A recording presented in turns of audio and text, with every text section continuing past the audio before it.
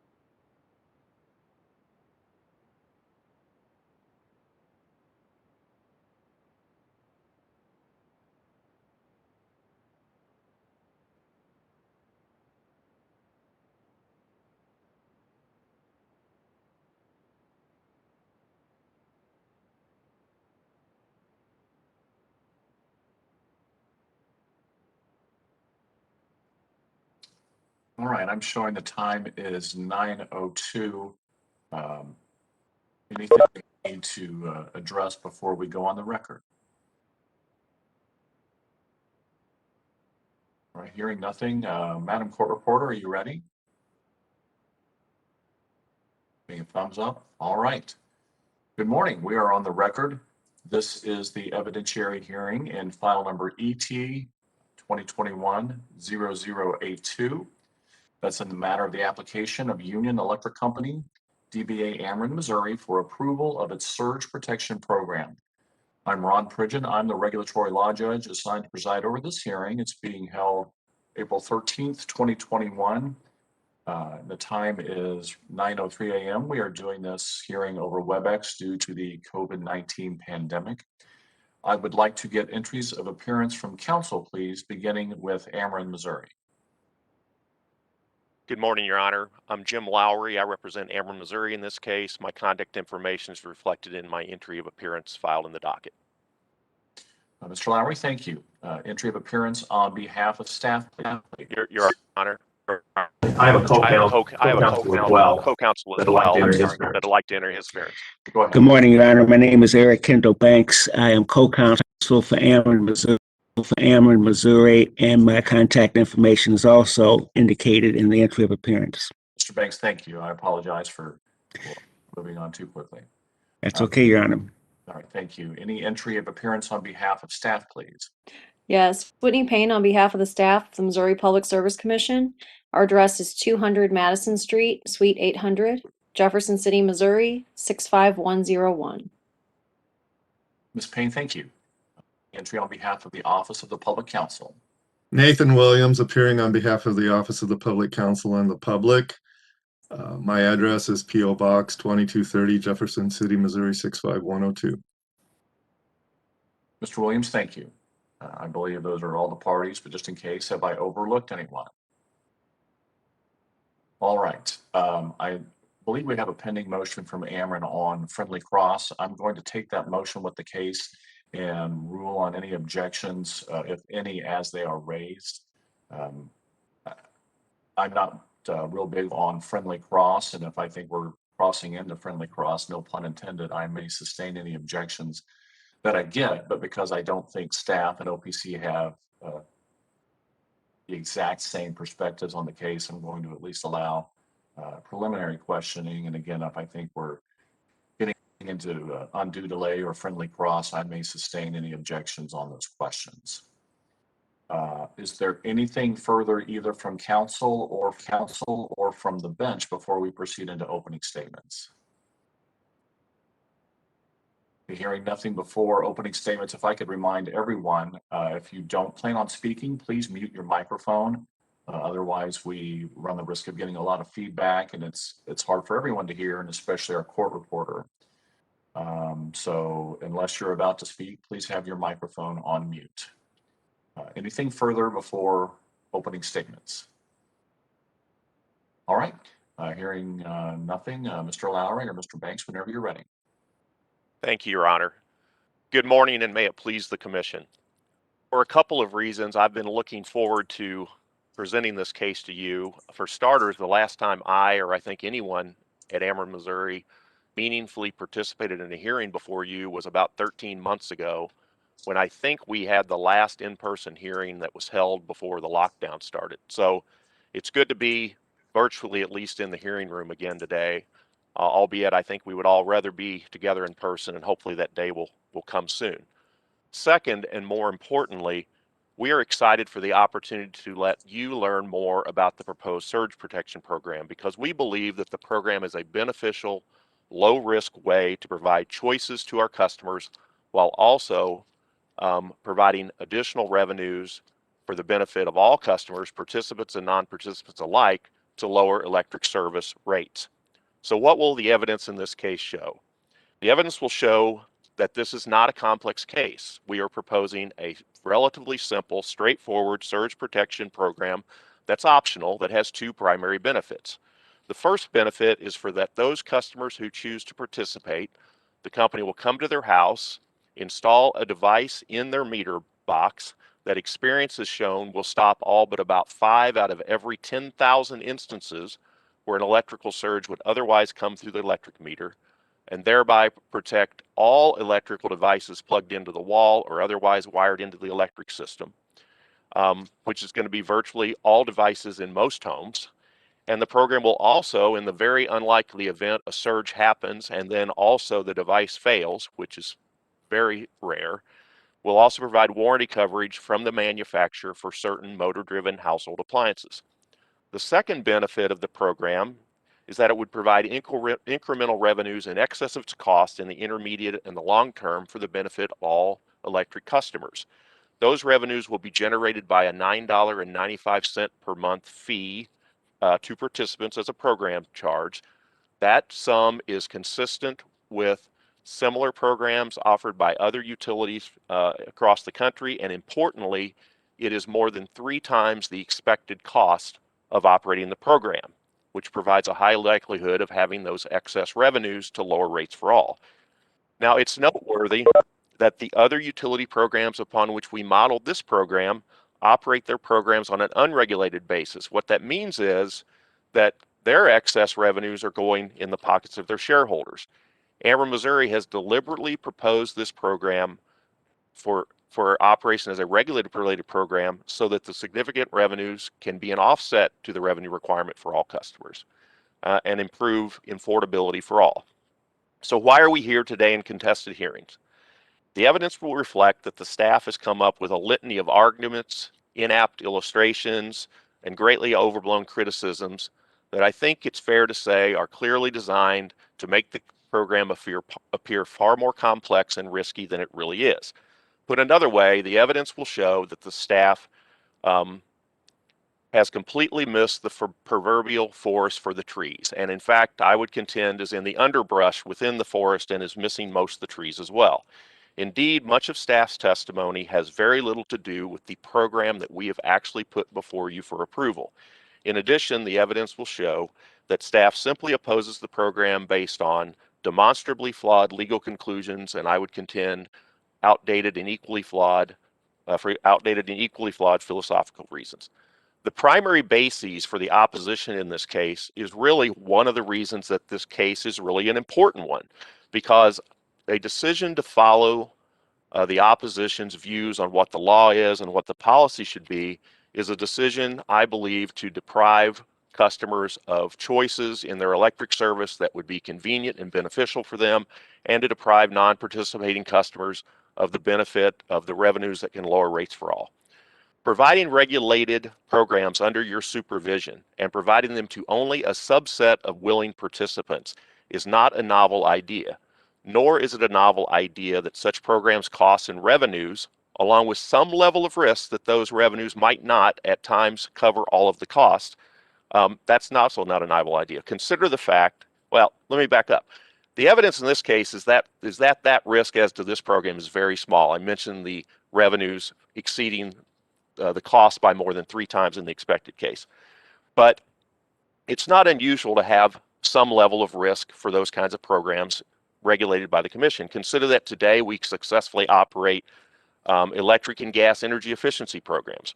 We have a successful community solar program. We have an EV corridor charging program. You recently approved a pay-as-you-saves program. You approved all of those programs as regulated programs for various policy reasons: promotion of EVs, conservation benefits, support of renewables.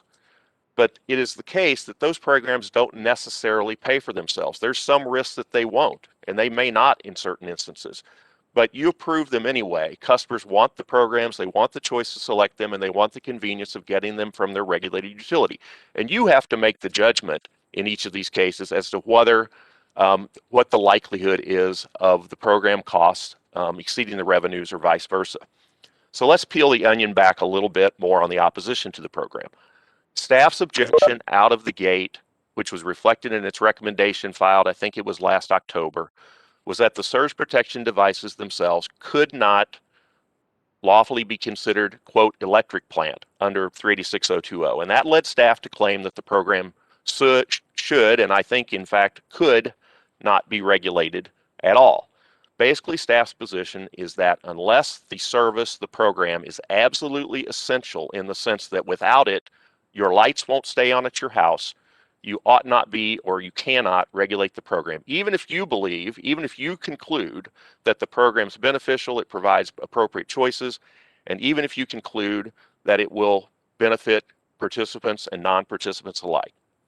Regardless, staff's position on this matter is patently at odds with the plain black and white terms of the statutes at issue.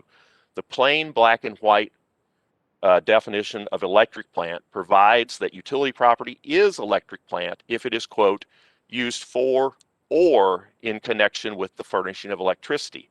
The statute doesn't say, and never did say, that the property must be, quote, used for and be in connection with the actual furnishing of electricity. The statute uses the disjunctive or, and there's a reason for that. Staff also misstates the law when it claims that if you do approve the program, then somehow you, and by you I mean future commissions, I think, will be deprived of reviewing the reasonableness of the program charge or the other program terms. To the contrary, this commission has ongoing jurisdiction over the program terms, program charge, etc., just like you would over any other program, which would allow you to change the program charge in a rate case, change the terms, or if there was a complaint and you found that the charge or the terms were unjust and unreasonable, you've got the power to change it. Moreover, and this is something my client probably would rather me not say out loud, but I'm going to say it anyway. If the company's operating a program that's losing money, it's not expected to make money, it's not doing well, and were to persist in continuing to operate the program, I would expect that the company would face a prudence disallowance as well, and you always have that authority as well. Speaking of prudence, the evidence will show that the company has so much confidence that approving this program is the right thing to do for its customers that it is affirmatively asking you to condition your approval on a requirement that the company come back after the program has operated for 3 full years and provide a financial analysis of the program. In fact, I would suggest that when you impose that condition, you specifically indicate that the submittal of that analysis will open a docket, that staff and OPC are entitled to discovery and hearing in that docket if they want it, and that you have the power in that docket to require changes to the program or outright a termination of the program if you judge after those 3 years that the program should not continue to be offered. Now, staff and OPC also claim, and in general, their positions are closely aligned in this case, they also contend that the program is unduly discriminatory. Again, apparently because it's only offered to a subset. It's offered to everybody, I should correct myself, but it will only likely be participated in by a subset of customers, yet the costs and revenues will be reflected in the rates of all customers. Not only is such an overly narrow view of the prohibition on undue discrimination, not supported by law or policy. But if that were the law, then these other programs that I was talking about that the company has, and I'm sure many other programs from other utilities, would also be unduly discriminatory. I would submit to you that it's not good policy for you to have a blanket viewpoint, which is essentially what they're telling you, that if you have programs that only are participated in by a subset, but the costs and revenues are reflected in the rates of all, that makes the program unduly discriminatory. That is the kind of things that would tie your hands in future cases, not approving this program here. In addition to rejecting staff's and OPC's flawed legal and policy arguments, you should also not allow yourself to be distracted by staff's extremely complicated and convoluted and highly technical analyses. Consider that staff witness Lange's rebuttal testimony contains, I believe this is the right number, I counted them, 19 different graphs and charts that purport to have something to do with the program. The fact is that many of those charts and graphs have nothing to do with the program that Ameren Missouri has proposed. There's an entire set of charts arising from a, quote, simplified example, end quote, that Ms. Lange herself states is not intended to depict the program we've proposed or its design or parameters. There are other charts and graphs that reflect Ms. Lange's conception of a totally different program design that she came up with that also don't have anything to do with our program that we're asking you to approve. And while there are some charts and graphs that use our modeling results, but with varied assumptions, in most cases, those results of those shown in those charts and graphs just make the overall benefits less positive, not negative. And in the cases where they are negative, you have a transient losses on the program during a program ramp-up phase because of startup costs and getting participants on board, that the impact of which never exceeds pennies per customers. Please note that our witness's rebuttal testimony has already addressed the most egregious and obvious flaws in the staff's analysis, and consequently, we do not intend in this hearing to go into the trees and underbrush with the staff and burden the record with a bunch of questions on these charts and graphs and analysis. Finally, the evidence will show that the company has provided detailed information, line by line, category by category, on the costs and expected revenues in this program at varying participation levels. And it will show that we conservatively modeled those analyses, and it will show that even in our worst case scenario, where we only are able after 5 years to get 2% of the eligible customers to participate, the program is still beneficial for non-participants on both a net present value and nominal basis. That same evidence will show that imagine a case where we operate the program for that 3-year period before we come back. Imagine a case where we don't get a single customer to sign up. The maximum amount of cost based on our projections of the cost, which we think we have a very good handle on, that we would incur would be about $2.8 million, not per year, but over 3 years. That's about 0.03% of our revenue requirement, if I did my math right. And customers would likely bear less than that because of regulatory lag and rate case timing. Shareholders would likely bear some of it.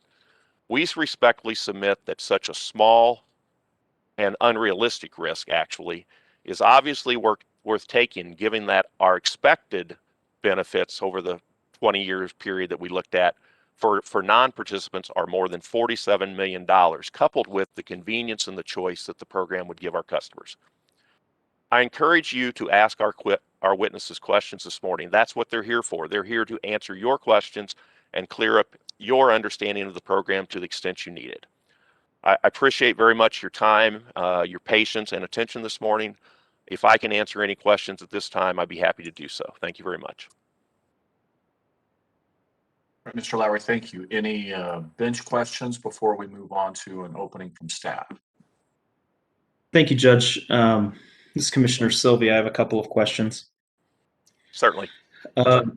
Thank you. So could Ameren offer this program right now through one of its affiliates? I believe, Your Honor, that Ameren could choose to offer this program as an unregulated program, if that's the question. Would they need any waivers from commission rules or anything to do so?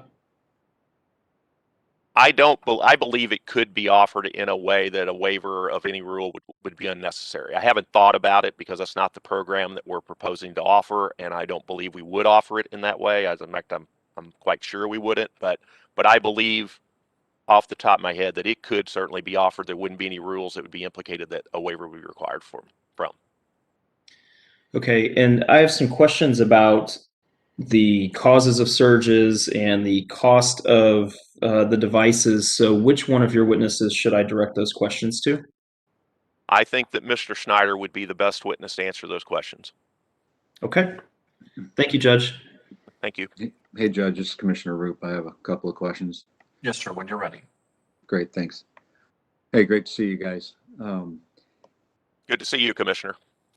So you in your opening, you touched on something that I wanted a little more clarification on is if no one were to enroll in this program, you stated the max cost would be about 2.8 million over 3 years, which is 0.03% of your revenues. What does that mean to rates? Have you done that calculation of, or did I not see it in the testimony? It point to where it is. So if no one signs up, what is the impact to all ratepayers as far as a rate? Your Honor, I certainly haven't done that calculation, and I don't think we presented that in our testimony, but Mr. Wills, I'm sure, could give you a reasonable approximation of it if you want to ask him about that. I mean, he's the guy that takes the revenue requirement and spreads it across billing units, and he has a good understanding of, I know it would be almost imperceptible because 0.03% of the revenue requirement is pretty darn small, but I think Mr. Wills could answer your question much better than I can. Okay, great. And Mr. Wills, when you're listening, I don't need an exact, I'm anticipating it's rather very, very small, but just I wanted to try to understand that on a rate, on the rate side. So let me ask this other question, along the same lines that if no one was enrolled, was anyone harmed? In the past, we've seen programs offered by your company that did not get an enrollment. I think there was a time of use rate from a decade or more long ago, where I don't think anyone used. I think there was an economic development tariff in the St. Louis region that I don't think anybody, ever used. And were ratepayers harmed by the lack of enrollment in those past programs? I'll take a shot at it, Commissioner. The time of use pilot that you referred to, and you're right, it didn't have a lot of participants. I happen to be one of them, but it didn't have a lot. I think it had about 800 or 900. Mr. Wills I think he knows off the top of his head. I don't think there was any harm because, having a tariff, and I don't think it was actively marketed, so I don't think there was any really marketing. So I can't see how there would be harm because I don't think there was any material costs incurred in even offering that time of use rate. In terms of the economic development, again, I don't believe we added incremental economic development employees or we did incremental marketing or anything because we had that particular tariff that you're talking about. So I don't believe there's been any harm. I will say we have current new economic development tariffs, I think, with which you're familiar, and we are having very good success because we were able to offer parameters that were actually attractive to customers, which I think under the old program, we really weren't able to do that. But I don't believe there was any material harm. And again, Mr. Wills probably could give you a little better answer than I can on those. Okay, yeah, I'm just trying to wrap my head around the offering of an additional option for consumers and who is going to participate, who is not, and where there is potential harm, where there's potential benefit, and trying to look at it from that aspect. So yeah, I'll address Mr. Wills. Yeah, go ahead. Commissioner, if I may, I mean, if you think about energy efficiency programs, community solar, the EV recorder charging program, those kinds of things, I mean, those have subsets of participants. They may very well not pay for themselves all of the time. If you might remember, and I know you participate in this case, in the EV charging case, I believe the evidence in that case was that the electricity sales from the charging stations, they were not going to pay for the program costs. And in fact, Jeff Mark of the OPC said that the company ought to have a hold harmless agreement because it might be that the additional electricity sales from more EVs on the road might also not pay. And you in fact declined to adopt that hold harmless because yes, there was some risk it might not pay for itself and only some people would get the incentives, but you deemed it to be worthy. The risk was small enough and you deemed it to be worthy to approve it. So that's an example, and there are others. I think all the programs I mentioned are examples of exactly the kind of thing we're talking about here. Great. Thank you. That's all I had right now. Thank you. Judge, this is Commissioner Holtzman. I have a question. Yes, sir. Go ahead. Thank you. Appreciate you being here this morning. So one of the questions I want to talk about the equipment. You may not be, you said Mr. Schneider may be the person to ask those questions to. Is that correct? Yes, good to see you, Commissioner. Yes, I think I certainly can't answer intelligently questions about the equipment, except I do know the device failure rate is, about 5 out of every 10,000 times. Okay, and then can you tell me what other programs Ameren runs where they act as an insurance policy? Because my understanding is that part of this cost, the $10 a month, you're going to insure a subset of appliances inside the home, and I'd like to ask some questions about which of those appliances are qualified and which ones are exempted out, and then what other programs do you operate where you're actually providing some form of insurance, and how does that work? So, Commissioner, I don't believe, to my knowledge, that there are any other programs where there is a warranty standing behind some product or service. So let me just clarify. Ameren Missouri isn't asking the customers, isn't going to have any cost, isn't providing the warranty. The manufacturer of the device provides the warranty, and the coverage will be according to that manufacturer's warranty. So the primary service that we're providing it as service, we're in all electrical devices plugged into the electric system or connected to the electric system, like your HVAC unit. Whether or not the warranty would cover that device if you actually had a surge and then you actually had a claim under the manufacturer's warranty. But directly answer your question, I think that aspect of this, where there is a manufacturer's warranty backing up the equipment being used in the program for the benefit of the participants of the program, I don't believe there's any other program like that we have. Now, when you say manufacturer's warranty, are you saying warranty for the surge protection device, or are you saying warranty for, say, the stovetop? It's warranty for the stovetop. So the device provides warranty. So it really is. It's really, warranty might be a misnomer. It's a warranty against the device failing and damaging those covered appliances. But if the device fails and your stove is destroyed, then there is coverage from the manufacturer for your stove.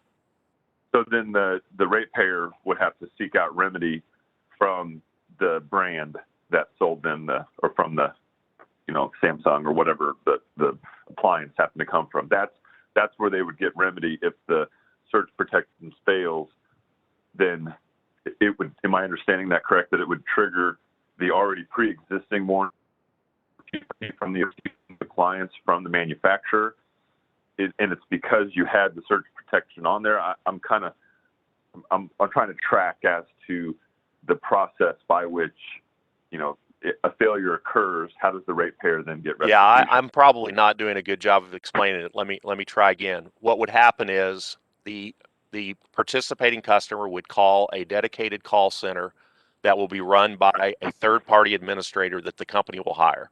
And that third-party administrator will then assist them in administering their claim with the surge protection device manufacturer, not Samsung, not GE, or whoever manufactured their stove in that example.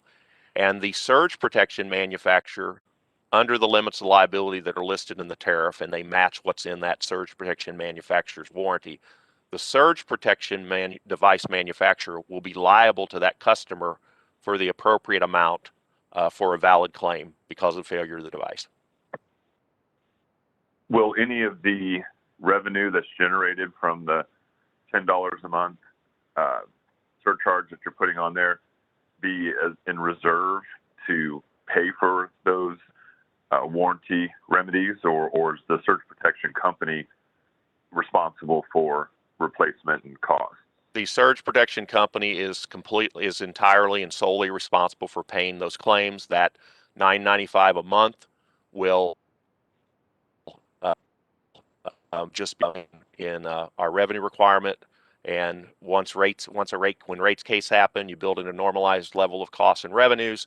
Then if the revenues exceed the costs, which is what we expect to happen and what our analysis show will happen, then the effect of that will be to lower rates for all customers. None of that goes to the manufacturer of the device.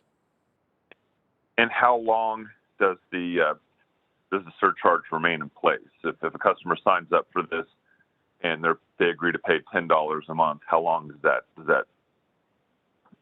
As long as they participate. They are paying for the protection provided by the device. And they also, as an ancillary additional benefit from the protection the device is providing, they are getting this warranty coverage from the manufacturer. And what do we have the device priced at right now?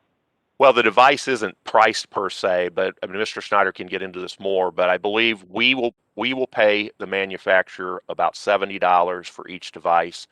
And it depends on how many installations there are in a year, because a third-party administrator is going to do the installations. And if we have more participants, they can spread their labor costs over more installations. But I believe in this expected case, the installation costs are about $45 per device. So our cost, pay the manufacturer to buy the device, pay the administrator to install it. In our expected case, I believe is about $115 installed. So an average ratepayer would expect to pay about $120 a year for the program. So after the first year, your installation and product costs are going to be recovered.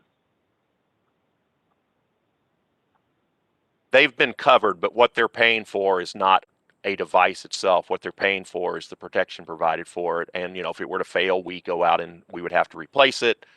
They're paying for that service. They're not actually buying the device. It's going to be our device in our meter box. But then none of that revenue goes towards the device, the third-party device company. So in year 3, the device company is still warranting a product that they're not seeing any of that revenue on. Is that my understanding? So the company continues to garner that $120 a year, but the third-party warranty or the third-party search device company is still on the hook for if a failure happens. The device manufacturer is on the hook if a failure happens over the 15 years following the installation of that device. And if let's say you participated, Commissioner, for 15 years, we're going to go out there and take that device off and put a brand new one on after 15 years if you want to continue to participate, and you'll have a new the clock will start again on a new manufacturer liability for damages the covered appliances. And I'm trying to just work the math out. You must have the devices must have almost a zero failure rate, because how can you, if you're the third party company and you're getting $70 for the cost of the device, and then the company is installing it for $40, and that's all I got was the one-time $70, and I don't get any of the revenue generated from the $10 a month, then where's the revenue coming from to cover the warranty if a failure happens? And I got to believe that the only way this works is that failure doesn't happen very frequently. I believe that's absolutely correct. So if you sell 10,000 devices at $70 a device, you get $700,000 of revenue, but you only have 5 failures out of every 10,000 instances, then I think the manufacturer fully expects that revenue to more than cover the warranty claims that they would pay over the life of that device. Okay. That's the failure rate. I apologize. 5 out of every 10,000. That's the failure rate. So you're right. Failures are rare. That is true. I'll have more questions about the actual device itself and how it compares to just on the market products that you can use on on the other side of the meter, on the ratepayer side of the meter. So I'll hold those questions.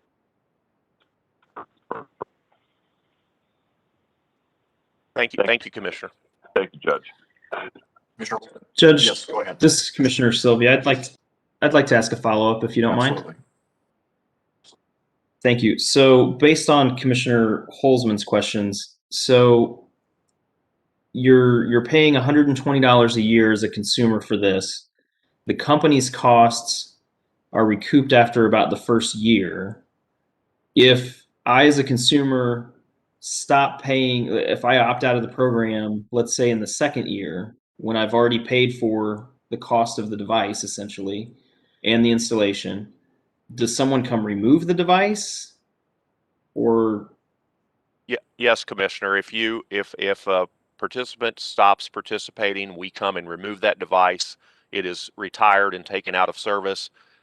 We don't take a device that's been on for a year or 2 or 5 or whatever, and then move that over to some new participant's residence, because each new participant gets a new device that has an expected life of 15 years and that warranty coverage for the 15 years. so are there options in the market for the consumer to do this directly? Because as the Commissioner Holzman pointed out, the math doesn't seem to be on the consumer side on this. Mr. Schneider can address this better than I can probably, but we don't believe there is any product on the market that is exactly the same as this product. Some of the differences are all the consumer has to do is sign up. We take care of the installation. We don't have to go in their house. They don't have to go hire an electrician, figure out if they get a competent electrician, hire them, bring them to their house, let them in. If that device were to fail that they might buy somewhere else, then they're responsible to then have somebody come back and replace it or repair it. They don't have to do any of those things. Our program, we're offering a service. We're not offering so much a product per se, a physical product. It's going to be our product, but we are offering a convenient service for them of getting this program from their regulated utility and getting it in a very convenient way. So we believe our service is different than they can get anywhere else. So over 15 years, you would pay $1,800 for this service, and you believe that that's good for the consumer to pay $1,800 for a $70 device and maintenance? We believe that some customers will find that valuable, and some significant number of customers. There's a number of programs across the country using these same devices, essentially the same program design, essentially the same charges, and customers, a significant number of customers, not a 50% of the customer base at all, but a significant number of customers find that to be a valuable and beneficial service. They don't want to pay a lump sum. They don't want to hire an electrician. They don't want to have to worry about it. They want this protection for their electrical devices in their homes. They sign up, they pay the $10 a month on their electric bill. They don't have to worry about it. And they know they have the protection. So we do believe that it brings value to some customers. And if a customer doesn't think it brings value, then of course they wouldn't sign up. They don't have to sign up. So does this device protect against lightning? If lightning causes a surge to come through the electric meter, then yes, it does. And keep in mind that that most, if you think about your own home, most things that are powered by electricity that are in your home are very likely plugged into your wall or wired into your electric system. And if lightning strike causes a surge to come through the meter, which then means it goes through the electric system in your house, then yes, it protects those against those surges.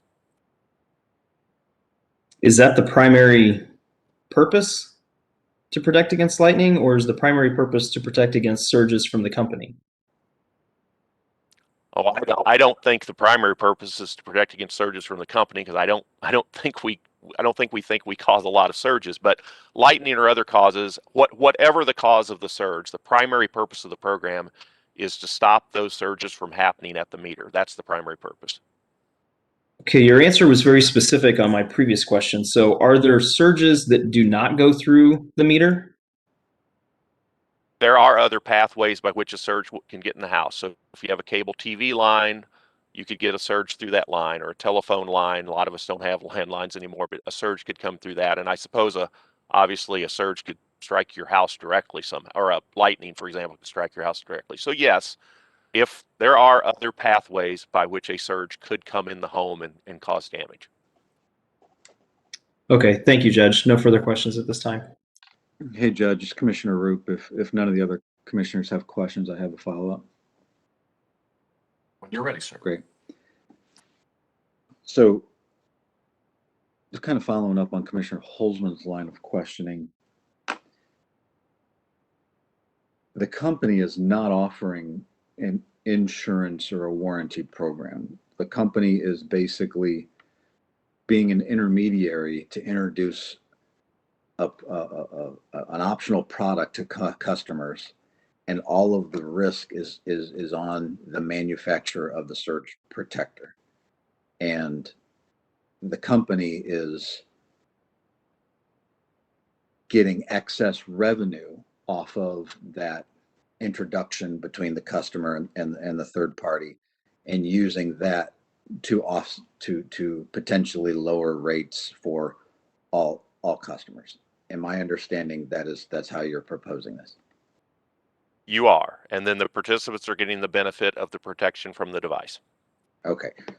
So it's not really that Ameren is becoming an insurance company or offering a policy. You're connecting. You're sensing that there is a need or there is a desire on your customer's part, and you're bringing an option to customers of whether or not they want to proceed. So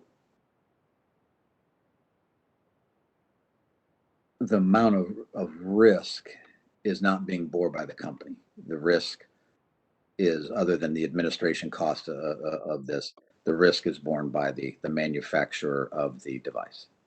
You understand it correctly, yes, Commissioner. Okay, very good.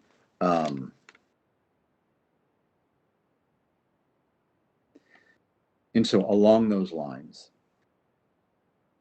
the value that the customer sees is, not all customers, but I'm making the assumption would see is not in the device itself, but in the peace of mind or the that I am protected from a loss that I don't have the cash for, and they're making that choice of paying a few dollars per month to avoid an expensive repair or something in the future. And that is how most of these types of products, the value proposition tends to work. Am I understanding that is how you see it as well? You understand it correctly, yes. Okay. All right. So from the company's standpoint, this is a value-added service you're providing to customers if they choose to participate. And instead of having it non-regulated and taking the excess revenue for shareholders, you want to offer that as a potential to lower costs for all ratepayers, those that do and do not participate. That is correct. Okay, great. Thank you. I do have a lot of other questions to follow on Commissioner Sylvie's point on the types of surges, the role that lightning plays and stuff, and who is the best witness to ask those to. Mr. Schneider would be the best witness to ask those questions. Great. Thank you, Judge. That's all I had. Commissioner Roop, thank you. Anything further from the bench before we move on to staff's opening? Yes, this is Commissioner Coleman. I have a question. Mr. Coleman, when you're ready, ma'am. Okay, so has this idea been tested anywhere, or did I miss that in your statement earlier? Good morning, Commissioner. Good to see you. Good morning. We specifically looked at 4 other programs: Florida Power and Light, Duke, Georgia Power, and Evergy has a program that are very similar in design and function, and in 3 of the 4 cases, very similar in terms of their program charge. One's a little higher, 2 I think are the same, and one's lower, but also we think has some different coverage levels. But those programs, the answer is yes, and some of those programs have been operating for 20 or 30 years. And You get participation rates in those programs that run from 3 to 5 to 8%, 9% or so of the eligible customer base. And when we did our analysis, we conservatively looked at 3 cases. A worst case that had 2% of our customer base after 5 years participating, 5% after 5 years in an expected case, which is less than we've seen in some other benchmarking, and 8% in a best case. But yes, the answer to the question is yes. There's certainly there is a subset of customers at utilities that have offered these that do value the protection the device gives, and then the additional manufacturer's warranty coverage that the manufacturer provides in the unlikely event of damage, value paying roughly what we're charging over a long period of time. And just like there we pay the $70 for the device, we would expect they're paying something similar to that as well. So we've modeled this after similar programs. The difference, and it is a difference, and we think it's an important difference, is we're proposing to give those excess revenues back to our customers instead of keeping them for shareholders to try to promote affordability of rates. All right, thank you. That answers my question. Thank you, Judge. Commissioner, thank you. Anything further from the bench before we move on to staff's opening statement? All right, hearing nothing, Mr. Lowry, thank you. Ms. Payne, when you're ready, ma'am. Thank you, Judge. May it please the Commission. To be clear, staff is not intending to discourage Ameren, Missouri to offer this program on an unregulated basis. However, as counsel for Ameren, Missouri has just reaffirmed, it does not want to offer this program on an unregulated basis. It only wants to do so through its commission promulgated tariffs. So without incorporating the customer protections that staff recommended in its rebuttal testimony, staff remains concerned about how this program is actually going to affect Ameren, Missouri's customers. Now, Ameren, Missouri has portrayed that its customers want a surge protection program with this warranty and insurance, and that they want it to be provided by Ameren, Missouri, and not to obtain it themselves. It also portrays that this program is going to be good for customer affordability. However, there is a multitude of ways that Ameren, Missouri could be achieving customer affordability outside of offering a voluntary program such as this.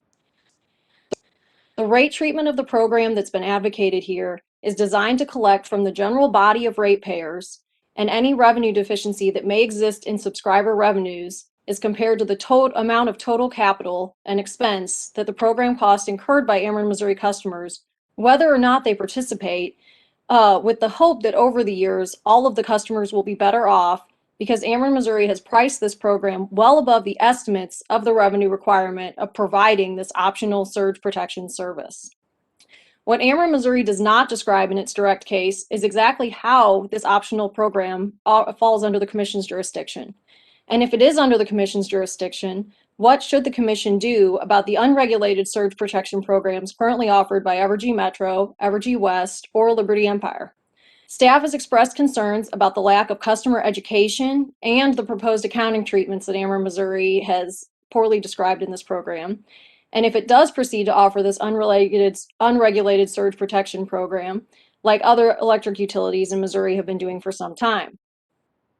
As proposed, the surge protection program would offer customers the opportunity to purchase this surge protection collar device, although, as it's been pointed out, they aren't actually purchasing the device, they're just paying a rental fee on it. But the cost of that device would be recorded in Ameren, Missouri's regulated rate base and its income statement. And under the proposal, Ameren, Missouri would be entitled to recover any deficiency in the program revenues received from the subscribing customers compared to the total cost of the program in each of its general rate cases.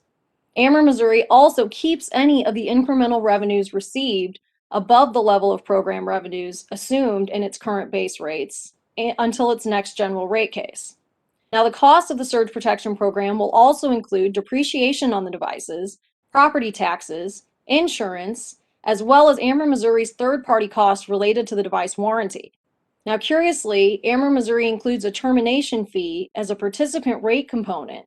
And while they testify that the fee is designed to recover from subscribing customers the capital costs associated with the device, it also proposes incorporating that termination fee revenue as a miscellaneous revenue, not as an offset to the rate base for the devices that are retired.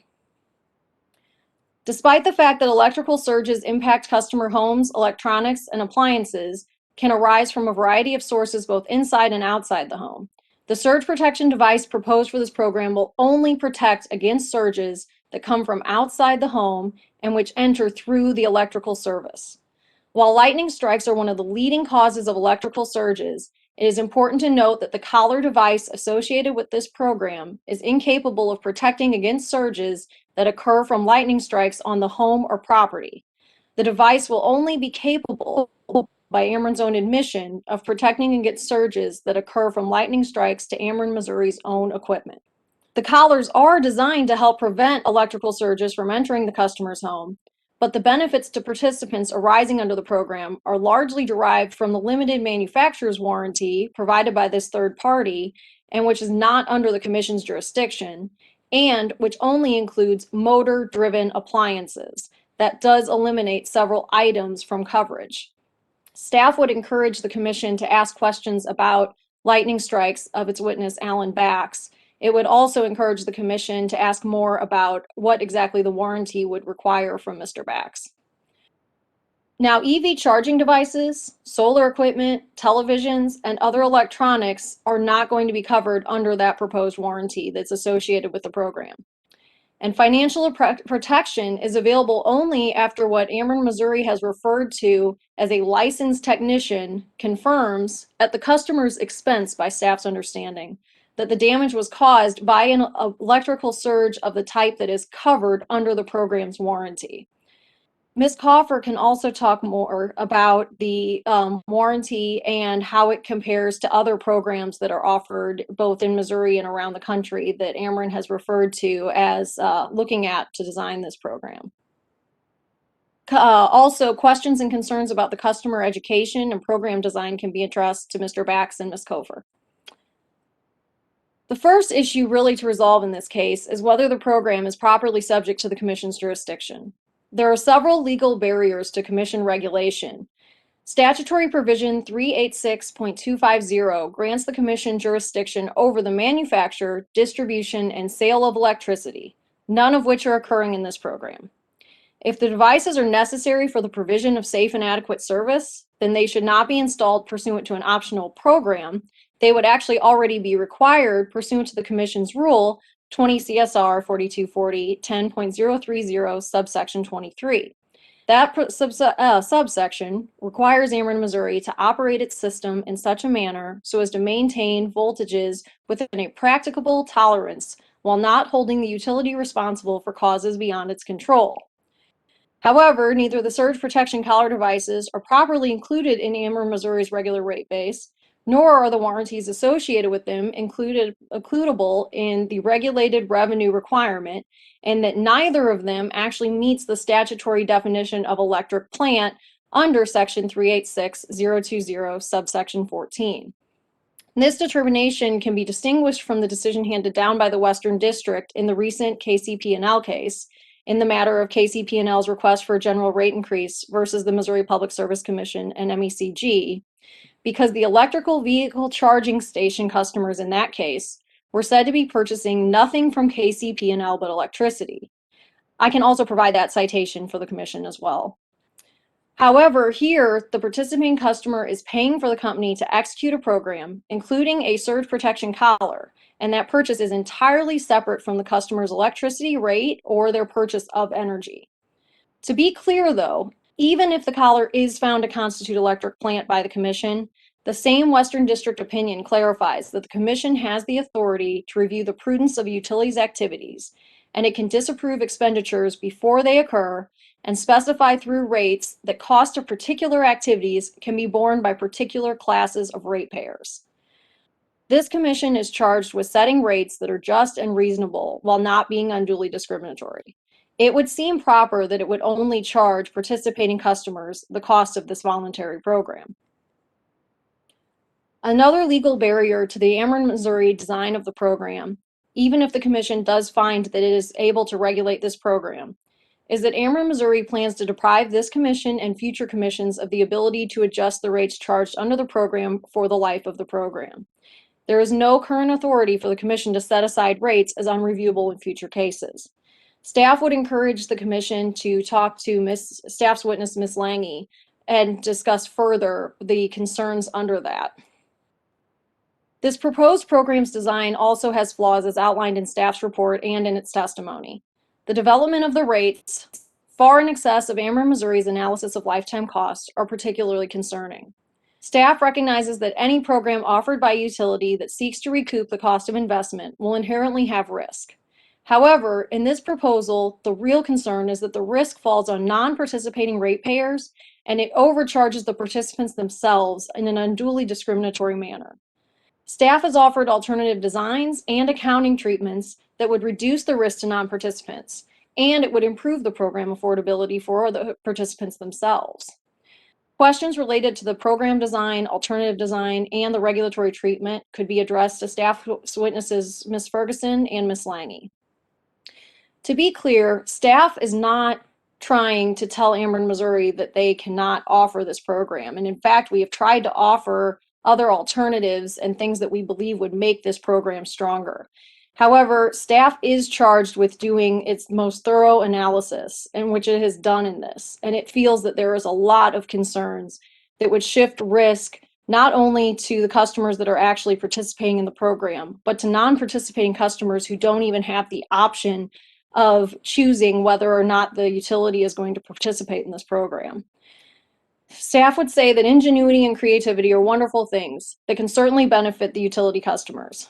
But a utility's interest in offering a program does not, in and of itself, provide benefits to customers that offset the costs that staff has identified in this case. And it cannot create jurisdiction where the commission's enabling statutes did not. Thank you, and I'm happy to take any questions. All right, Ms. Payne, thank you. Let me see if we have any bench questions. Mr. Chairman. No questions at this time. Thank you, Judge. All right, thank you. Commissioner Rube?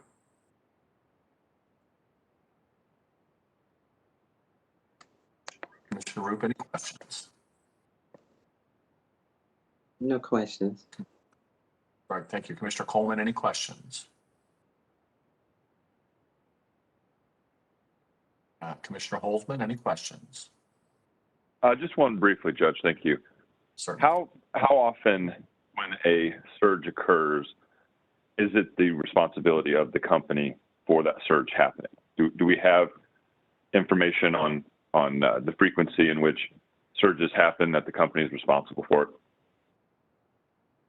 I personally do not have the data for how often a company has been responsible for surges, but certainly under our rules that I cited in the opening, they are required up to a certain voltage to ensure that surges are not occurring on the line to damage customer equipment. I'm happy to provide more information. Sure.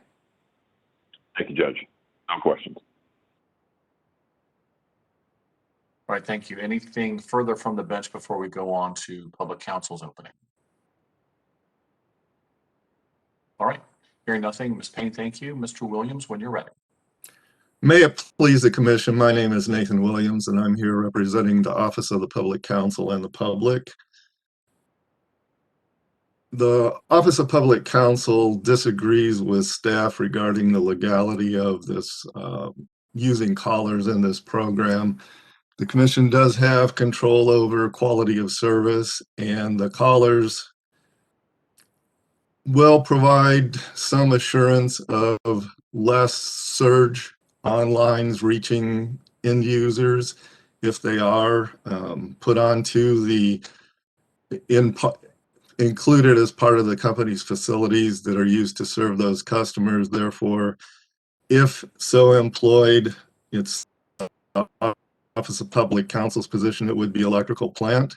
I think that if you ask the engineers in this proceeding, which should be Mr. Schneider for the company and Mr. Bax for staff, you can learn that these particular collars will provide the same protection to end users, whether they're on the company side of the meter or the customer side of the meter, as long as there's not something in between them. In other words, if they're immediately adjoining the meter on either side, I think they provide the same end user protections.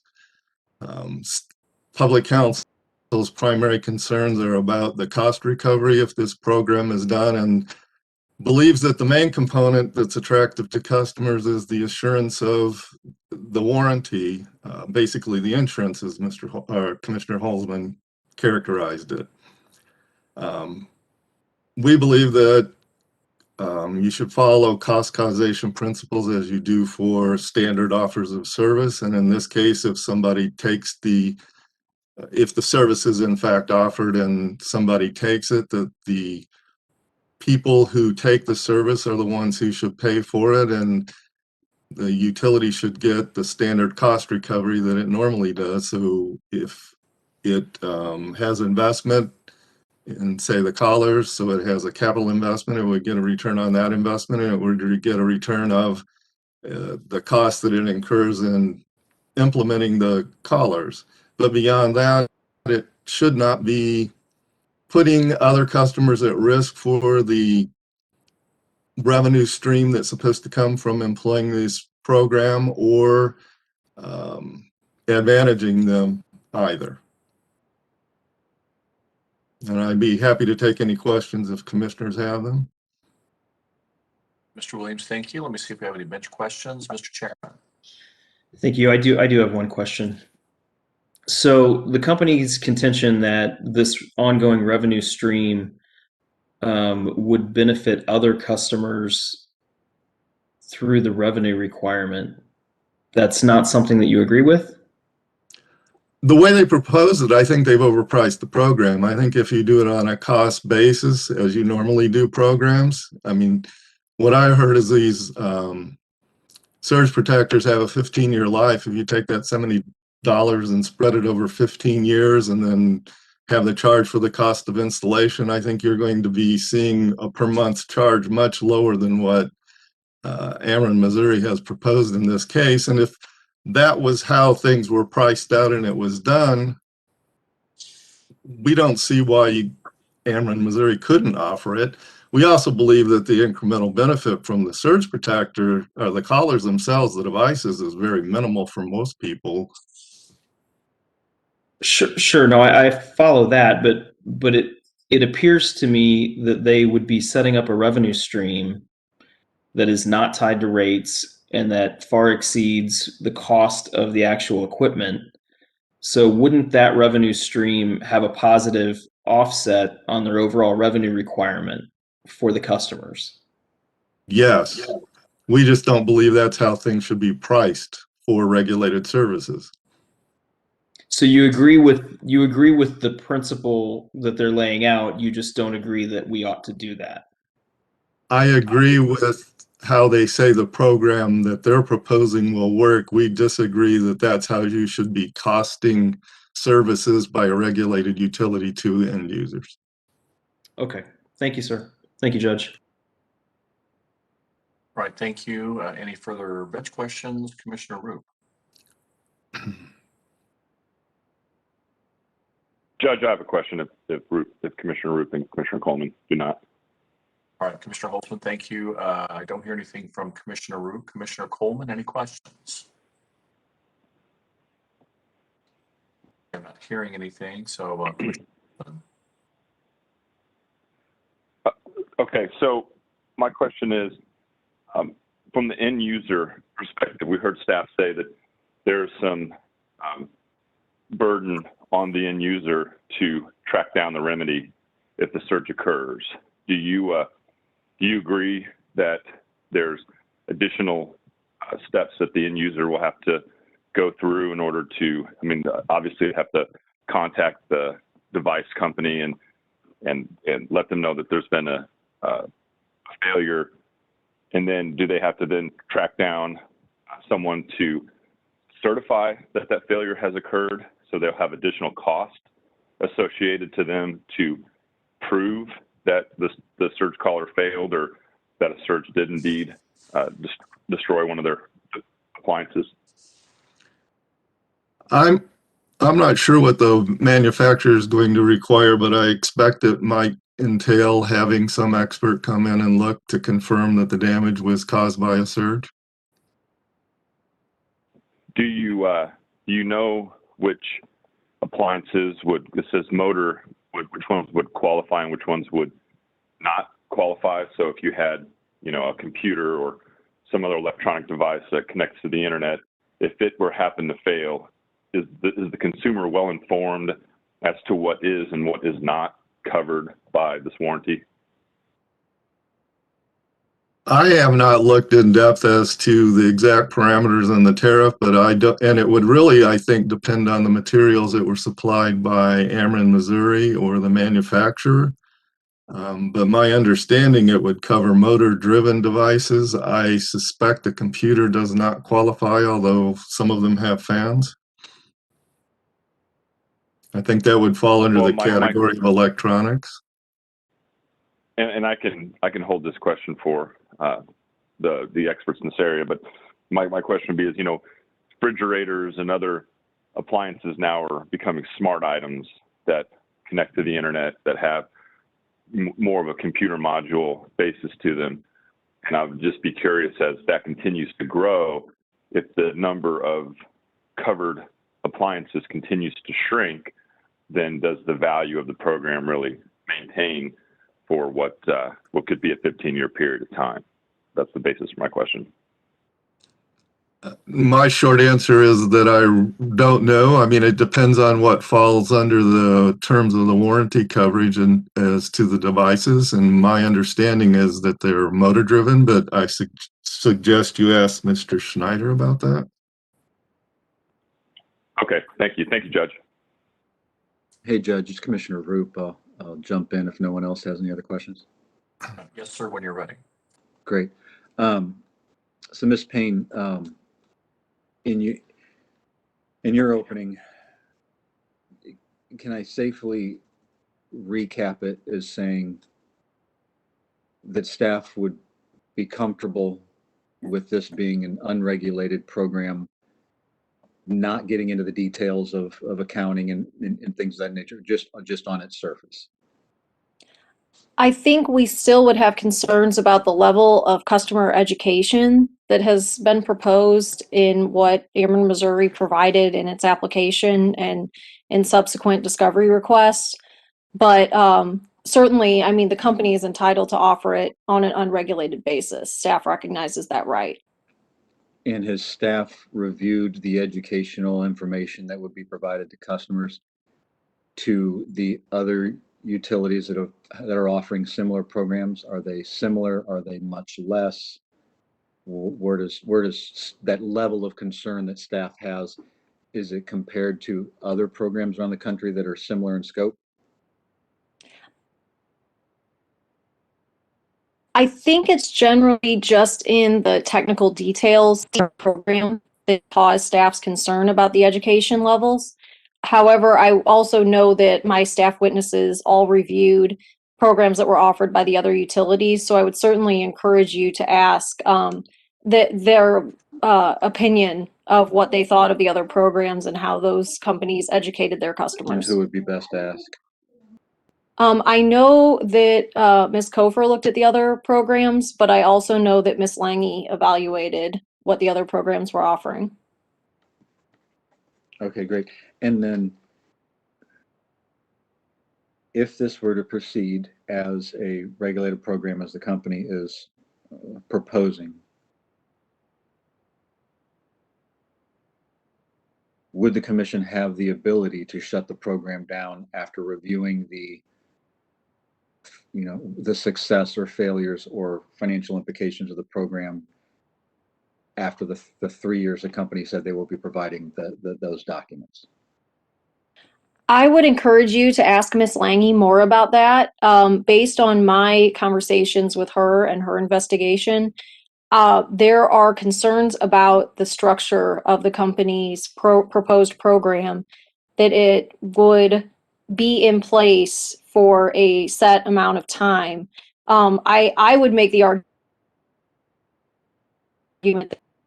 that certainly the commission always has the ability and of a utility. But we do certainly have concerns about the future setup of the program as it's proposed.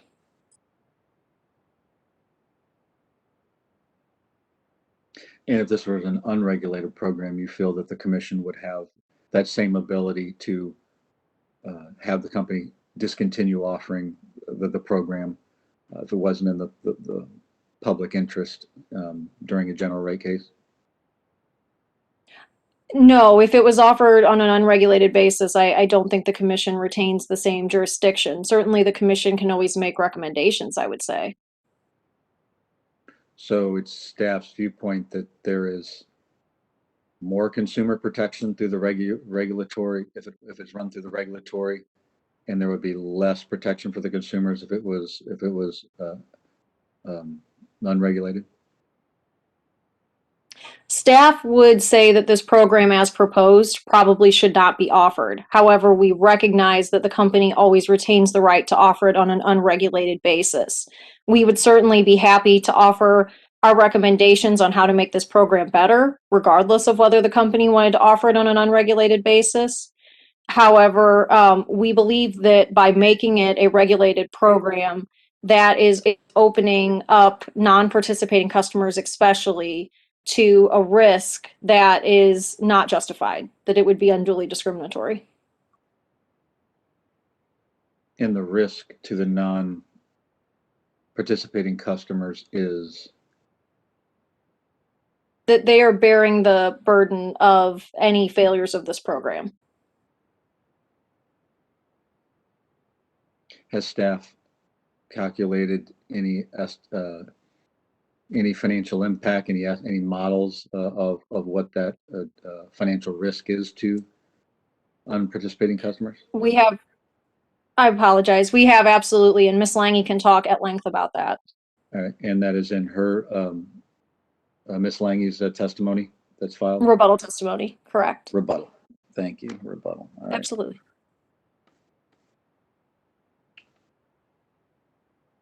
I believe that's all I had at this time, Judge. Thank you. Mr. Roop, thank you. Any further bench questions before we proceed to cross-examination? All right, hearing none, I believe the first witness is Mr. Byrne, and I will ask that he come forward to be sworn. I'm keeping an eye on the clock. I'm going to look for a natural break if I can find one sometime in the next 30 minutes or so to have a mid-morning break. If not, I'll interrupt and say, hey, let's take a quick break.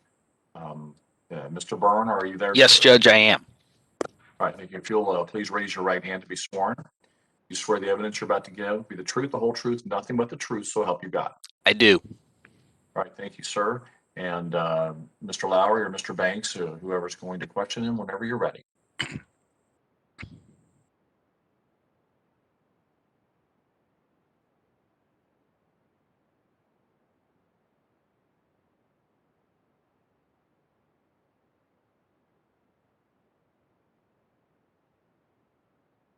May it please the judge.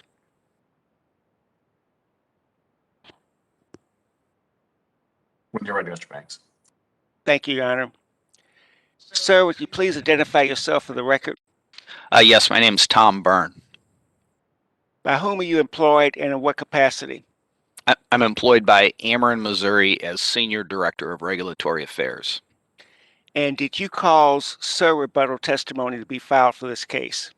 I did. Was it supported by an oath, affidavit, or attestation? Yes, it was. Is that sir rebuttal testimony true and correct to the best of your information, knowledge, and belief? Yes, it is. Do you have any corrections you would like to make at this time? I do not.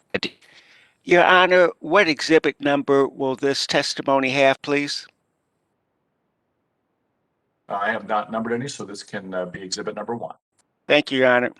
Your Honor, we move that exhibit 1 be accepted into the record, and we tender the witness for cross-examination. All right, Mr. Banks, thank you. Let me verify. I'm sorry, this was Mr. Burns' is it sir rebuttal testimony? Yes, Your Honor.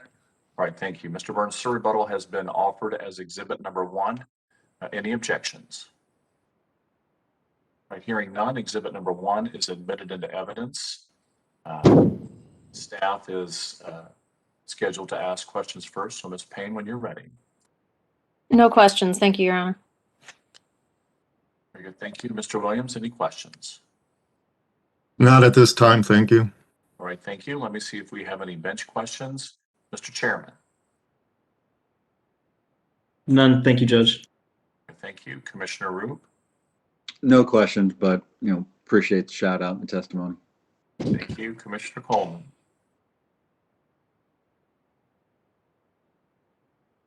Commissioner Coleman, any questions? You may be on mute. Commissioner Holzman, any questions? Sorry, Judge, I lost communication there for a second. I had to call back in. No, I'm okay right now. Thank you. All right, thank you. I think I'm going to have just a few questions, and then I will allow for any other time for bench questions. Give me just a moment. Mr. Byrne, if I can refer you to your SIR rebuttal, and I don't have the exact page, but I believe you mentioned a pole lease space revenues in your SIR rebuttal. Do you recall that? Yes, I do, Your Honor. Can you explain what a pole space lease is? Yes, there are other parties, telephone companies and cable companies that that lease space on electric poles, and they provide lease revenues to the electric company.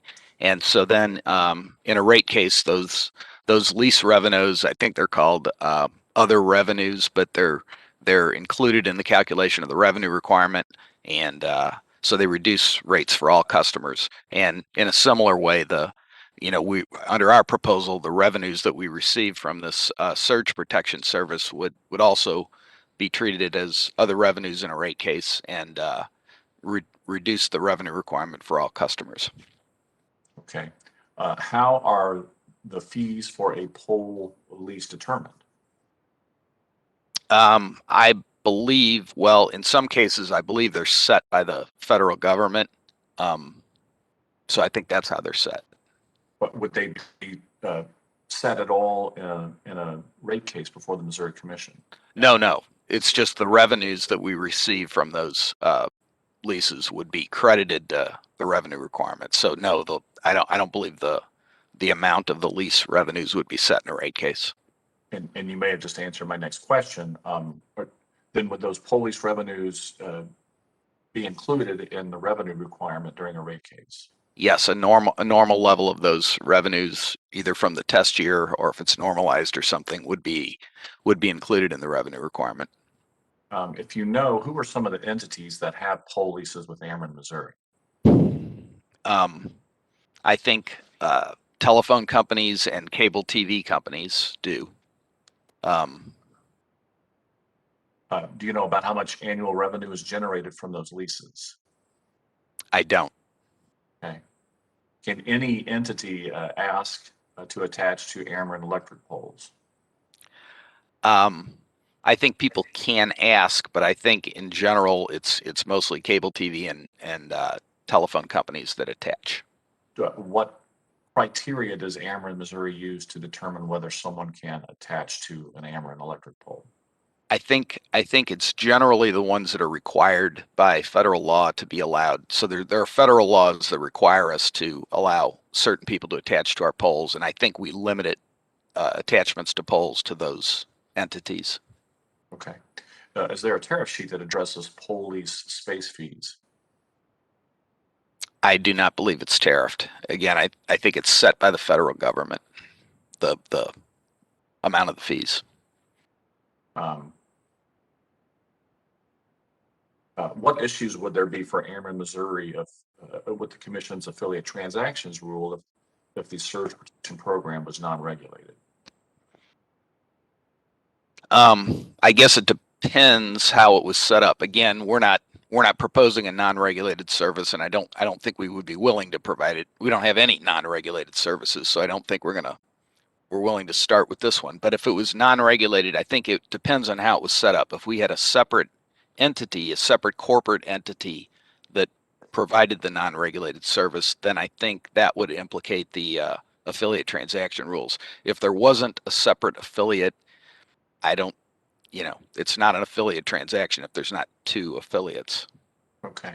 And was the commission's affiliate transactions rule something that Ameren, Missouri considered when deciding to propose this surge protection program as regulated? Not really. I mean, I think the main reason we proposed it as regulated is we wanted it to improve affordability for all of our customers. That's why we wanted to do it on a regulated basis rather than unregulated. And does the commission's affiliate transactions rule cause you, and when I say you, either you personally or Ameren, Missouri, concern for a regulated surge protection program? I don't think it would apply to a regulated surge protection program. So no, it doesn't cause me any concern. Okay. And I think last question, has Ameren been approached by any third party asking to provide surge protection to its Missouri customers? Not to my knowledge. Okay. Mr. Byrne, thank you. Before I move back to recross, are there any further bench questions before we see if we have any recross? Hey, Judge, Commissioner Roop, I have a question formulating in my head. Sure, when you're ready. So, Mr. Burns, I'm going to stumble through this question because it's not fully formed, so apologize in advance. But on the line of questioning of the pole attachments, is there a correlation between what Ameren is currently doing? So I have a cable TV company or a telephone provider that wants to use Ameren's system to interact with customers. Except the only difference in what you're proposing here is that I'm billing and forming that relationship directly with whatever cable company or telephone company. And in this case, the third party is just, you're collecting the payment for that service through their utility bill. Is there a correlation there between what you were just talking about and what you're proposing here from a conceptual? I mean, I think conceptually they're different. They're different things. I mean, the only thing they have in common is they provide revenues that offset the revenue requirement. But, in the case of a pole attachment, we're really not providing service. We're not providing service to anyone. We're just allowing the telephone company or the cable company to use our pole, primarily because we have to under federal law. In this case, we're providing a service to our customers, which we think participants will value, because other utilities across the country have had similar programs and people have signed up and wanted the service. So we believe we're providing a service that a certain segment of our customers want and would be willing to pay for. And then we, a side benefit of that is it'll improve affordability for the rest of our customers. So the service that you're providing in this proposal, is that not just offering this third party to use your system to lower the cost to reach all of your customers versus them individually trying to sell their product to an individual?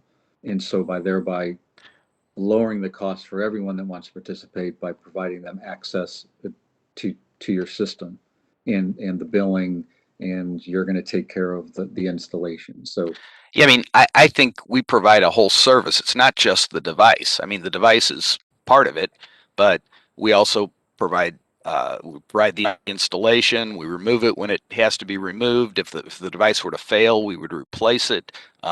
We help them process claims against the manufacturer. So it's not just the device that the manufacturer provides. We provide a whole litany of things in connection with this service. is that service unavailable to an individual if they were to go and purchase this on their own? If I wanted to put something similar on my house, is that service is still available to me as the customer? I'm just going through a different vendor. I think it's very hard to get exactly the sort of service that we're providing. For one thing, I don't think people can put surge protectors on our meters without interacting with us. So I think Mr. Bax, for example, talked about some other forms of surge protection that someone could could get. So you could hire an electrician, and he could come into your house, and he could put a surge protection device near your panel, your electric panel, and that could provide some similar surge. It's a little bit of a different product because you have to go find an electrician, you have to let him into your house. There's nobody that's servicing it. You'll be responsible for maintaining it, as opposed to Ameren, Missouri maintaining it. So I think in terms of convenience for the customer, all they have to do is call or email us, and that's all they have to do. They don't have to find an electrician. They don't have to let anybody in their house. They don't have to pick a product. We've already identified a high quality surge protection product. So, and we've already negotiated a warranty with the manufacturer, which might be different than they could get. So I think our products is a lot more convenient way to get the service, and I think maybe it's a better service than they could get on their own. So, in your opinion, you don't think this service is available to your customers except for through the way you're proposing it? You don't, when you compare apples to apples, you don't believe there is a similar type of service that is available to your customers other than what you're proposing. Right. And like I said, as Mr. Bax points out, there are other forms of surge protection that are available, but it's just they're different. They have different benefits and different costs and benefits than this. It's a different product than what's otherwise available. Okay, that's all I had, Judge. Thank you. Commissioner Roop, thank you. Judge, I have a question. Yes. Oh, go ahead. Let the chairman go. I'm Commissioner sorry. Holzman. Sorry. Thank you. I was going to follow up on Commissioner Roop's questions. If Commissioner Holzman has another set of questions, I can defer to him. No, I was going to follow up as well. So go ahead. Okay. Thank you, Judge. Mr. Byrne, if this is considered to be a profitable program for the company, why didn't the company look at doing this as an unregulated business and give the benefits to its investors? I mean, I guess there's a couple of reasons. One is our business model is not to provide unregulated service. Our business model is to provide the best regulated service we can. And part of providing the best regulated service we can is to provide customers options, to allow them to customize their service. Our belief is regulated service can be more than just basic provision of electricity. And so I mean, that's our business model. We don't want to have a separate I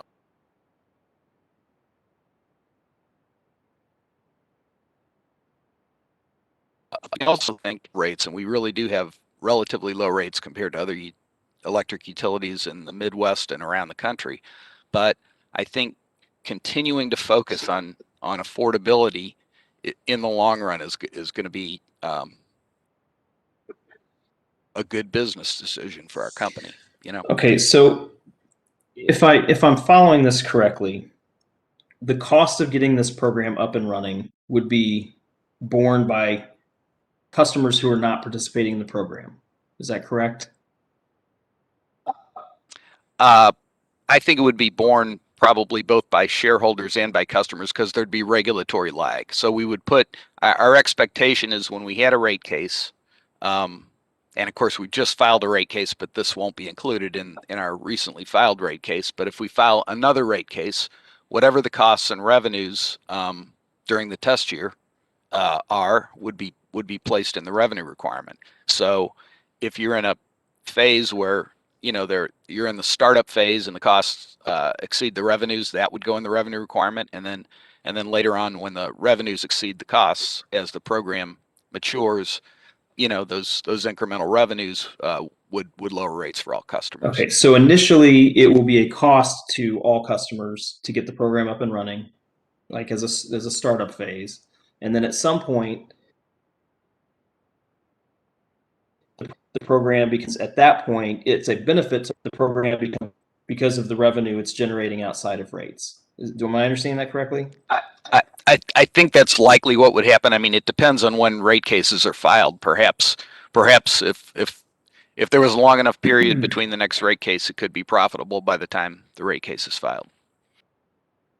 Okay, so how long does the company expect for it to become profitable? Where's that breakover point? I think in the expected case, and you might want to ask Mr. Schneider exactly, but I think it's a year or two. It turns. Okay.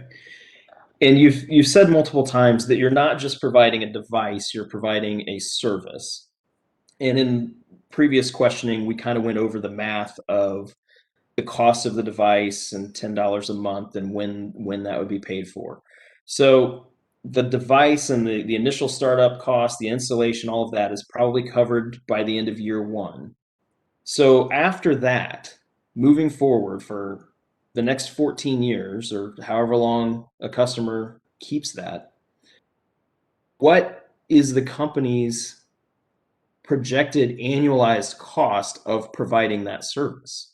I think we calculated, I think Mr. Schneider's testimony calculates or perhaps it's Mr. Wills. Anyway, we calculated a levelized cost of the program over 15 years of about $3 a month. So that's where we get the idea that the price we're charging for this service is about 3 times what the cost is. So there's other costs. Cost of. But does that include the cost of?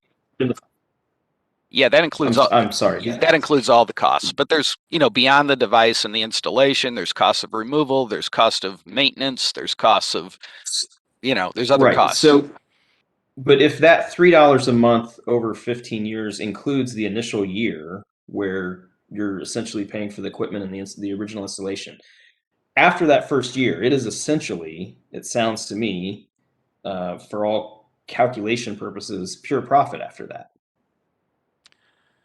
Well, like, I mean, we probably 90%. Is that? I believe that the profit is about. I believe the cost is about a third over the 15 years. I think the total cost we figured is about $3 a month over the 15 years. So we are charging a higher, a significantly higher amount than the cost of the program. It's not.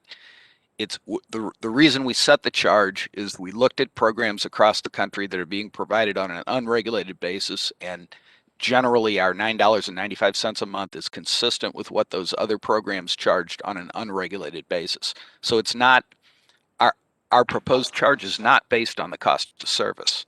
It's based on, I guess it's more based on the value of service, what people are willing to pay. And we believe that's appropriate since it's a voluntary program. Nobody has to sign up at all if they don't want to.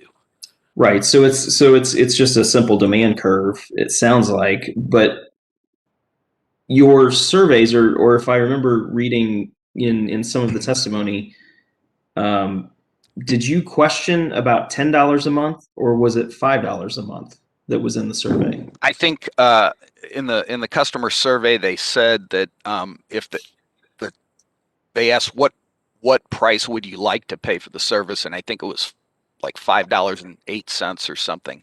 But they also said there was a range. They also said a range that went up to like $11 would be acceptable too. But we didn't price the service based on that survey. We priced it based on what other successful programs across the country are charging. Okay, so then to kind of circle back to my first question about where the breakover point is, you think it's about 1 to 2 years? Yes. So would it be appropriate for the commission to track that participation as a contingency for continuing the program after that to make sure you've hit your benchmarks? Well, I guess what we were proposing is that the commission examine the program after 3 years, and we believe after 3 years you'll be able to get a good view of whether the program is succeeding or not. I mean, it all kind of depends on how many customers choose to participate. but I think you'll get a good view of it after 3 years. And if after 3 years it doesn't look like it's working, you can terminate the program. Or if it is working, then you would presumably want to let us continue to do it. So if after 3 years it's not working, would that mean that the costs were not prudently incurred? Not necessarily. I don't think that necessarily follows. It could be, but just, you know, imprudence. You could be imprudent and not succeed. You can be prudent and not succeed sometimes. Okay. All right. Thank you, Judge. Thank you, Commissioner Holzman, for your deference. Mr. Chairman, thank you. Any further bench questions? Yes, Judge, I have a couple. Mr. Holzman, when you're ready, sir. Thank you. Do you have a third-party manufacturer of the surge collars identified? Yes. And I believe we have. Well, go ahead. I think we have a contract with them that will take effect if this program's approved by the commission, and we've locked in the prices and things, subject to commission approval. Is that manufacturer in multiple states? Then I suspect that if you're drawing from other states, then they must have a track record of providing the service. Yes, it's Mr. Schneider knows for sure, but I believe it's the most commonly used by the other utilities that have these programs. So yes, it's the leading manufacturer of surge protection devices. And so, if I understand the testimony correctly to this point, if ratepayer got a hold of this company directly and said, "I want one of your devices on my meter," then they would say to them, "Well, we can't do it in Ameren territory because this program is not established." Is that the response that you would get if you called them directly and asked them to put one on?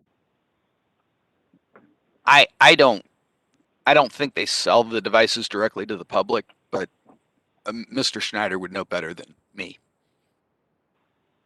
Okay, what is, so, we don't have this program today. How often is Ameren coming into surge failure contact with ratepayers that is, this idea that this would help all of the ratepayers out by establishing this program. Do we have a cost for what the ratepayers are incurring today because of the fact that this program doesn't exist? I don't believe that we keep track of like each person's damaged appliances from surges right now. So if that's the case, then we don't really know what benefit overall this would provide to all the ratepayers because we don't have an idea of what cost there is without the program. Is that accurate?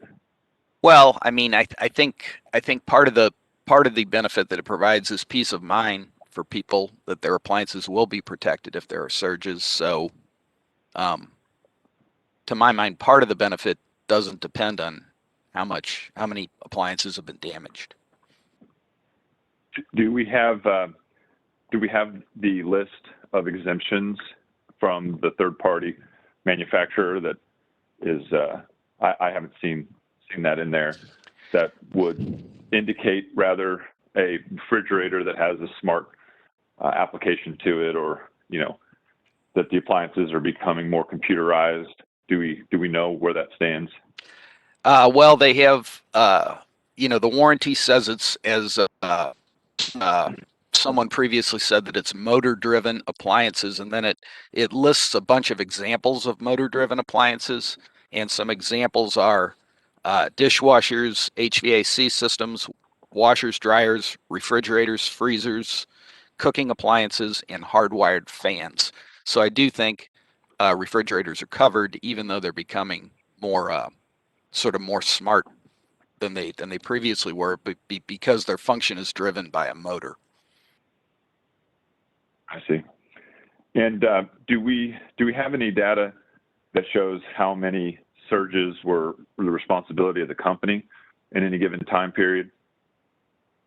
I don't know that off the top of my head. We do have claims that are made, and I think Mr. Schneider responded to a data request in this case that listed the claims over a certain period of time.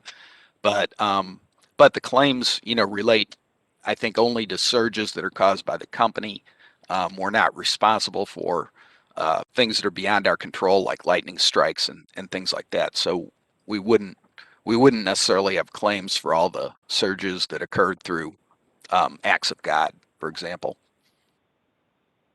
Okay, but you do have data on the claims that are because of operational surges. Yes, we did answer a data request on that, and I think Mr. Schneider answered that data request. Okay. All right, that's all the questions I have for right now, Judge. Thank you. Commissioner Holzman, thank you. Any further bench questions before we go on to recross? All right, hearing none. Recross based on bench questions, Ms. Payne. Yes, thank you, Judge. Mr. Byrne, good morning, Mr. Byrne, by the way. Good morning. Does Ameren intend to hire additional employees connected with the surge protection program? I think not, but Mr. Schneider knows exactly for sure. We're gonna hire an administrator, and we've done an RFP for the administrator that would and that administrator will do installations and removals, and they'll have a dedicated customer support staff. So all that's being done by an administrator. So Okay. I don't think we're hiring. I don't think we're hiring any, or maybe we're hiring one, but Mr. Schneider would know for sure. Thank you. So Ameren is not going to be doing patrols to check the devices regularly. That would fall to the administrator? Yes, and I think there's a as I understand it, it's a sampling type of a thing where they examine a sample of the customers over a period of time. And to be clear, the device warranty says that there is like a light on the device, and that if the light is on, then the device is functioning. Is that correct? I believe that's correct. And then if a customer would want to make a claim, then they would have to somehow have evidence that the light had gone off, thereby signifying that the device was no longer functioning. I think if they want to make a claim, they do have to provide some evidence that a surge caused damage to their appliances. So, yes. Okay. And when you say Ameren negotiated for the warranty, that the warranty that's provided is the standard manufacturer's warranty that Kenrick, I believe is the name of the company, provides to all purchasers of its devices. That's correct? I believe Mr. Schneider did this, but I believe we negotiated a slightly better limits or some aspect of the warranty that wasn't standard. But Mr. Schneider was involved in that, and he can tell you. And then you referenced when you were talking with Commissioner Holzman, a DR response. Would you agree that Ameren, Missouri provided staff with DR response 13 that says that Ameren, Missouri has made 1,003 payouts related to surge incidents from 2000 to 2020, I believe? I believe that's true. Would you mind if I just checked it real quick? Sure. It's DR, you're saying DR 13, staff's DR DR 13. 13. Okay. I would also say that staff is happy to provide a copy of the Kenrick warranty and also the response to DR 13 in relation to Commissioner Holzman's questions as exhibits. I can email those out over the break if we want to take those for consideration. Thank you, Ms. Payne. Yes, I did check DR 13. That is what it is. Okay. Thank you, Mr. Byrne. No further questions.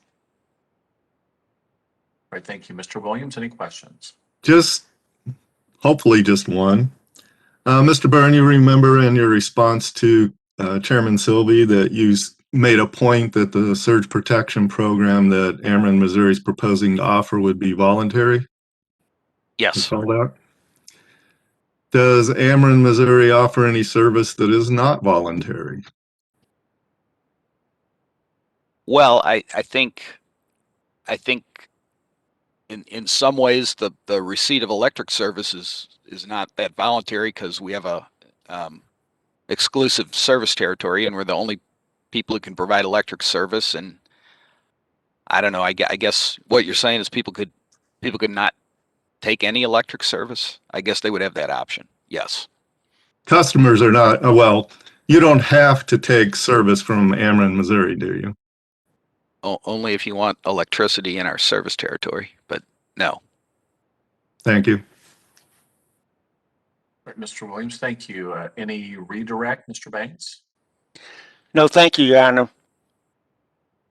Right, I believe that would then move us on to Mr. Lansford. This looks to be a very natural time to take a mid-morning break. I would suggest we go back on the record at 11 a.m. I'm showing the time to be 10:46, so if we can resume at 11 a.m. Anything from council or the bench before we take a break?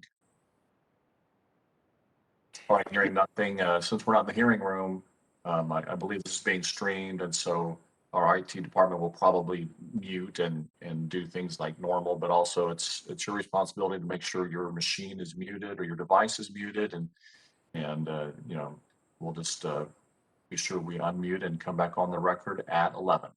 So we are in recess until 11 a.m. We are off the record.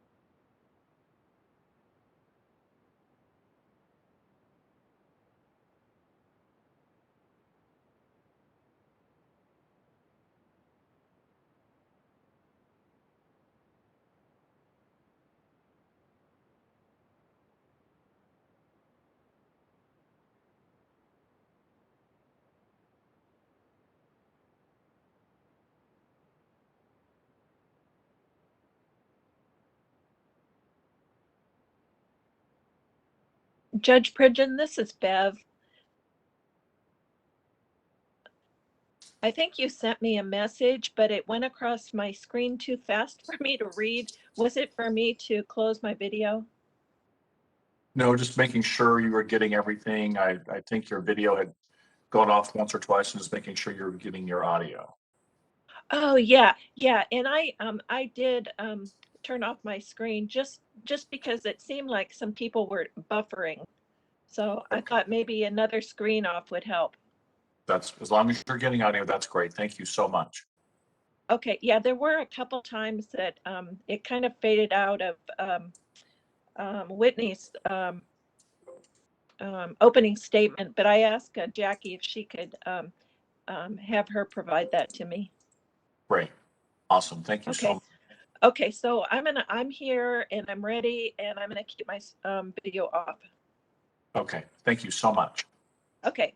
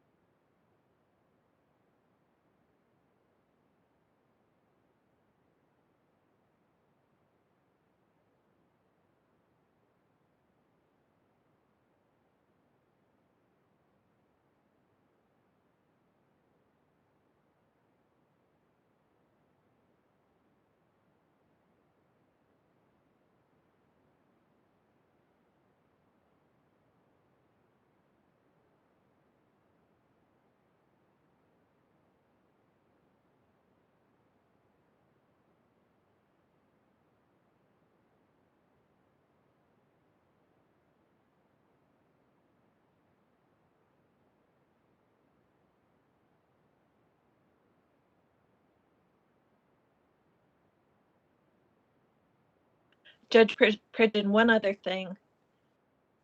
If something appears over the audio to get muffled, if you could catch that, because if it's getting muffled for you, it's probably getting muffled for me.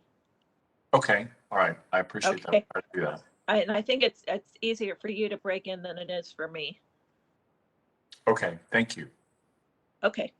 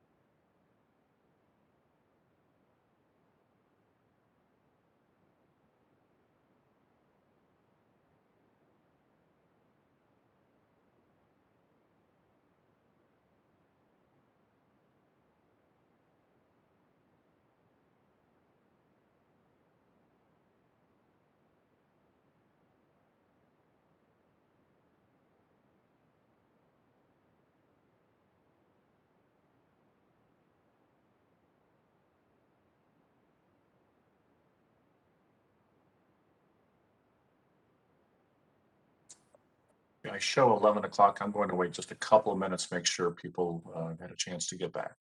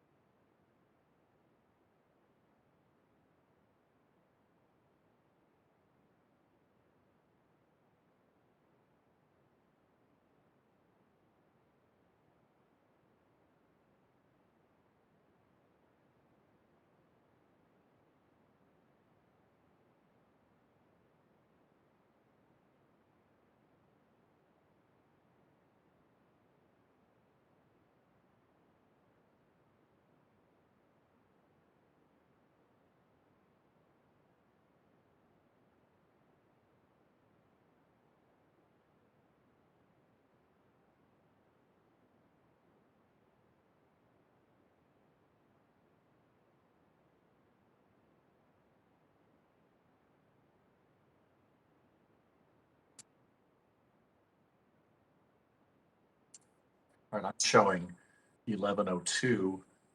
Madam Court Reporter, are you ready? Yes. Right. All right. On the record, please. All right, we are back on the record. I believe Mr. Lansford is the next witness. Anything further from the bench or from counsel before he is sworn in? Okay. Hearing nothing, Mr. Lansford, are you there, sir? Yes, sir. All right. If you'll raise your right hand to be sworn, please.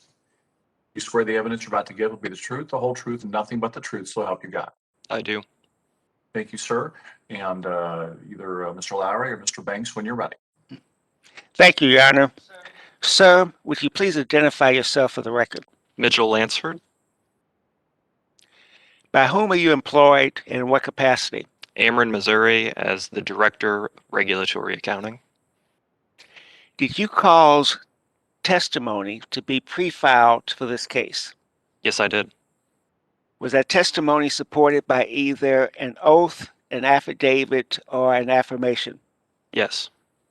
Was that testimony true and correct to the best of your information, knowledge, and belief? Yes. Do you have any corrections you would like to offer at this time? I do not. Your Honor, would Mr. Lansford's testimony be Exhibit 2?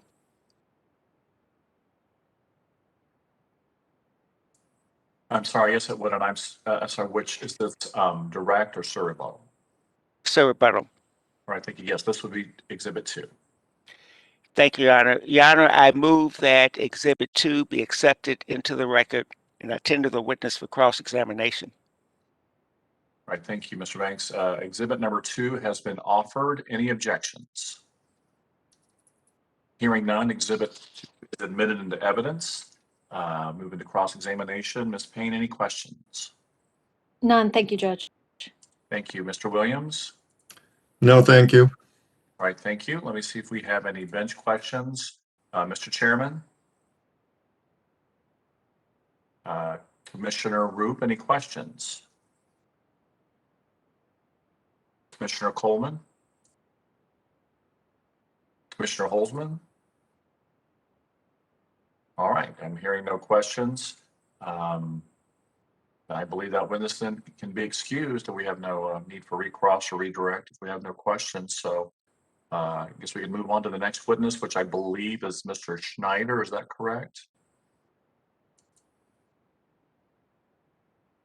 Yes, Your Honor. All right. Anything further before we move on to Mr. Schneider? All right, Mr. Schneider, are you there, sir?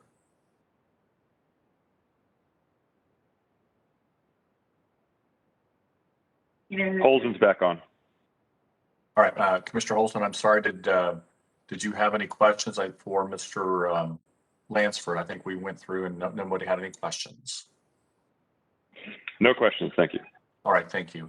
I believe Mr. Schneider is the next witness, if I'm not mistaken. I'm trying to find my witness list. Yeah, is Mr. Schneider available? I believe that he's just getting his headset on, Your Honor. Very good. Just if Mr. Schneider can let me know when he's ready, we'll move on.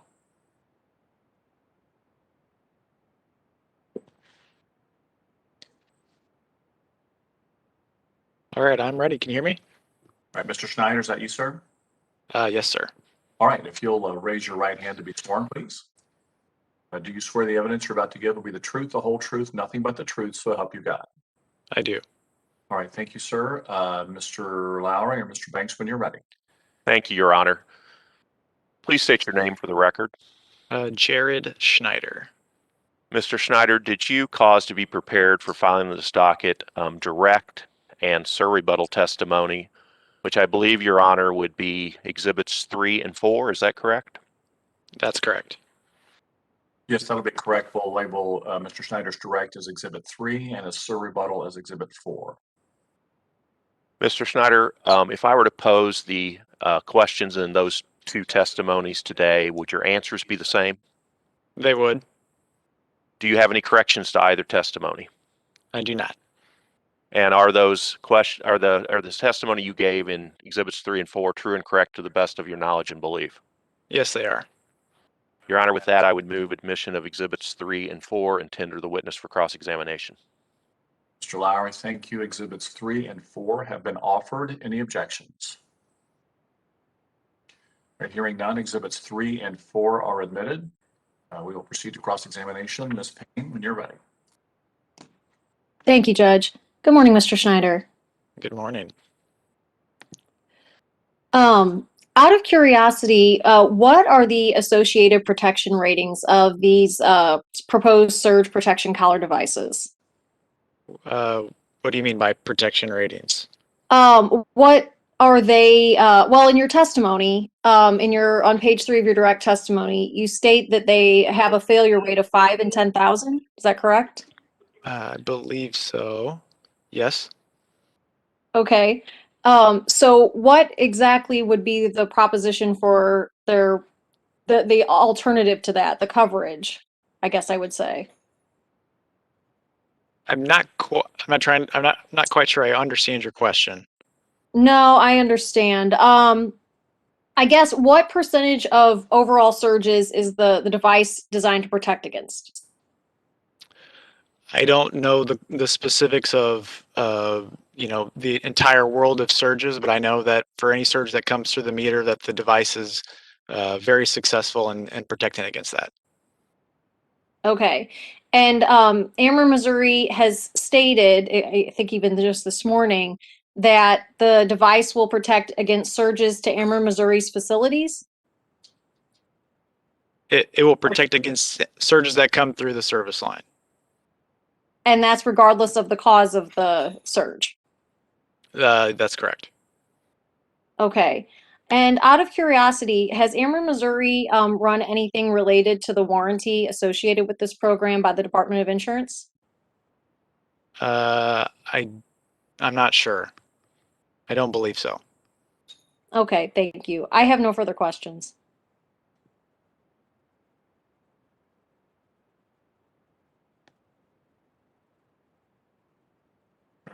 Ms. Payne, thank you. I'm sorry, I was shuffling through too many screens. Mr. Williams, any questions? Thank you.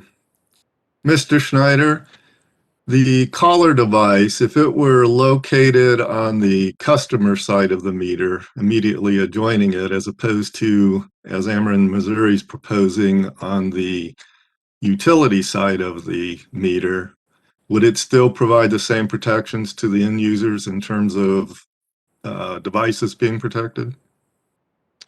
If you're saying that the device, if this exact device can't be installed at the panel, but I recognize, I think you're getting at the fact that there's other devices that could do something similar to what this device can do. I didn't say panel, I just said on the customer side of the meter. It does not have to be at the panel necessarily. All I'm really wanting to know is, does this device offer the same protection regardless of which side of the meter it's sitting on? Again, this specific device, I don't think it can't. It's installed inside the meter box. I can't say, like, this specific device, I don't think could be installed on the other side of the meter, if that's what you're referencing. Well, let's say that it is adapted so that it can be installed on the customer side of the meter. Would it still offer the same surge protection regardless of which side of the meter it's on? Your Honor, objection calls for facts, not in evidence. Well, I'll overrule and let, I think what he's trying to get at is if it's physically possible to do what he's asking, what would the result be? I think that's Your Honor, could we just clarify that he's asking a hypothetical question then? Is that correct? I've overruled the objection, and if Mr. Williams wants to rephrase his question, he can. So in this hypothetical scenario, yes, the device would likely provide the same level of protection. You said likely. What would cause it not to? Well, it's a hypothetical scenario, but the device specifications in the scenario that you've put forth would essentially still apply, whether it was placed where we've proposed it or it was placed adjacent on the customer side of the meter. What I'm really trying to get at, and maybe you've provided it by how you've answered, in terms of surge protection, does it matter whether that device or one equivalent to it is located on the customer side or the utility side of the meter? No, sir. Thank you. No further questions at this time. Mr. Williams, thank you. Let me see if we have any bench questions. Mr. Chairman, any questions?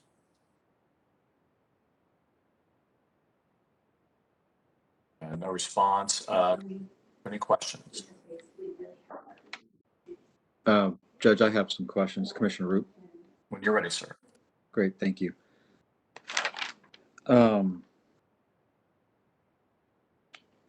questions about lightning we were directed to talk to you about.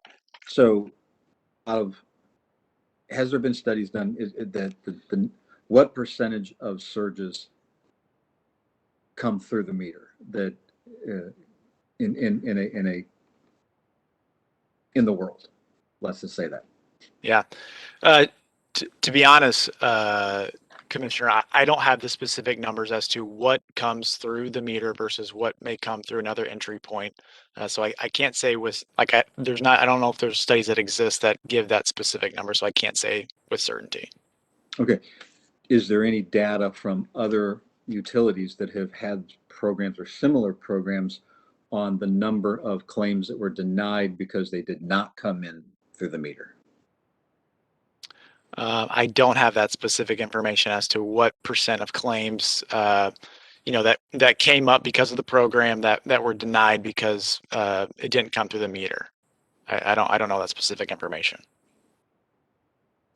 And so if lightning were to strike Ameren's system, how far down from the lightning strike typically would customers be affected? Or does it depend on if it's hitting a substation or if it's hitting a line? How does lightning interact with the system as far as causing surges? So I don't know if it, certainly if it did hit the substation, that there could be implications for each customer's downstream of that.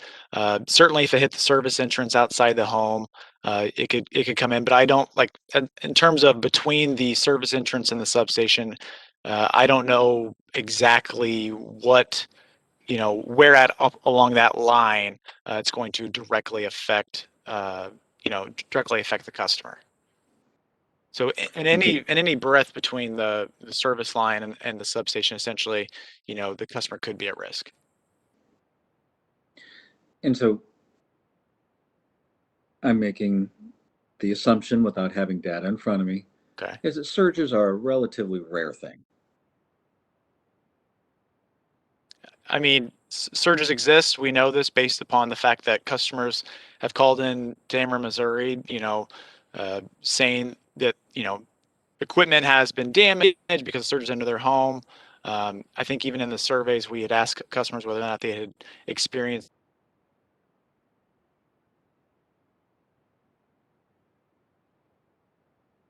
do exist. Is not the case. Okay, so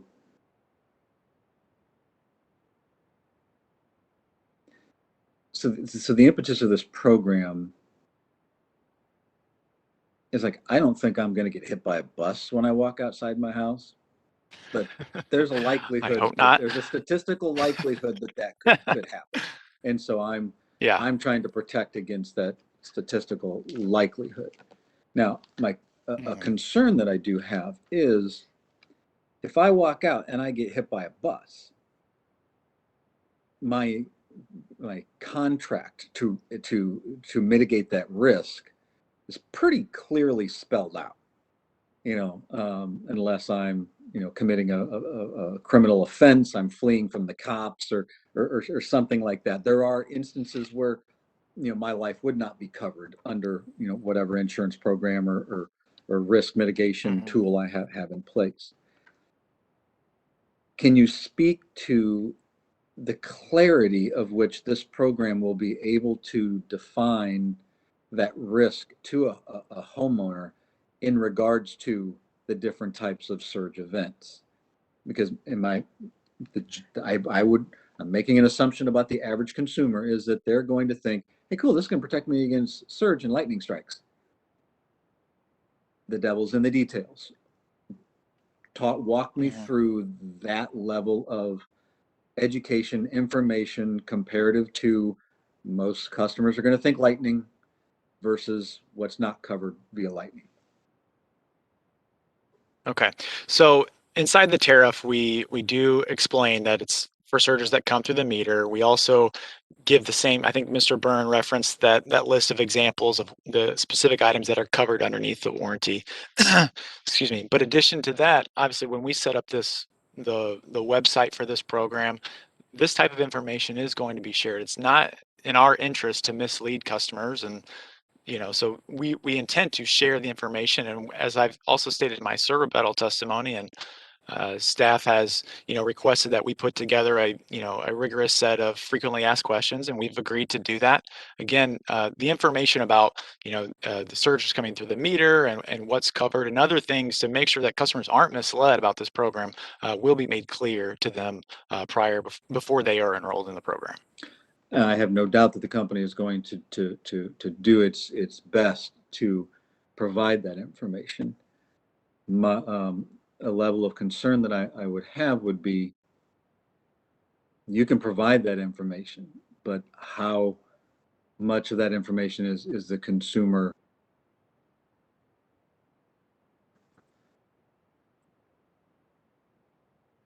fully understanding? And so to me, do you have information on the other utilities that have had some type of a similar program, maybe not apples for apples, and their complaint rate has other regulated entities, has just come up in other rate cases in other jurisdictions where they've, looked at the loss of goodwill amongst the customer base towards the company because of misunderstanding or lack of information or unclear information of what is covered in this product, and have other utilities discontinued the program due to that, or has they made changes? Can you speak to anything of that level of information? Yeah, I can't give the specific details as to customers calling in because they're dissatisfied. They felt like they were misled with the other utility programs. What I do know is that they have, as Mr. Lowry had alluded to in his opening statement, that some of these customers have 2%, 5%, 8% adoption rates for these programs. So we know that customers are joining, and some of these other programs also don't have a termination fee, and so they're free to go and leave the program whenever they like at their own leisure. So if they were dissatisfied, they can simply opt out of the program, and they no longer have to pay that monthly fee. So they do have the flexibility to leave that program.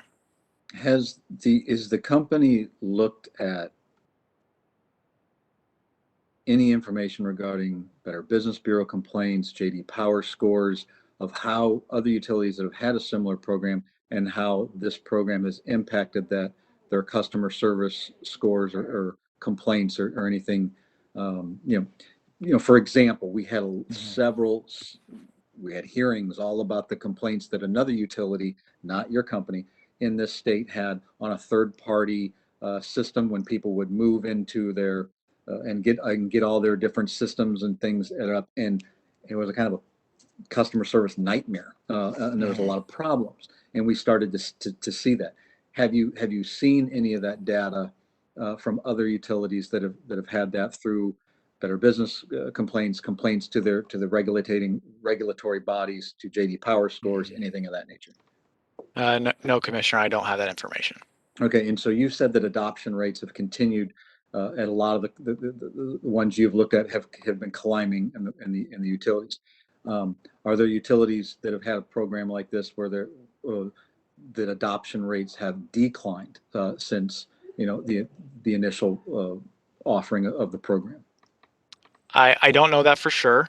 What I can say is that of the utilities, the other utilities that we've benchmarked, they've had these programs for 20, 30 years in some instances. So these programs have existed for a long time. Okay, and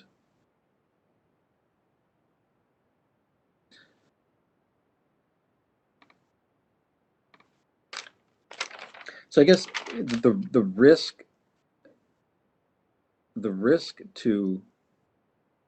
is is on the company that's providing providing the product, which their product then provides the warranty.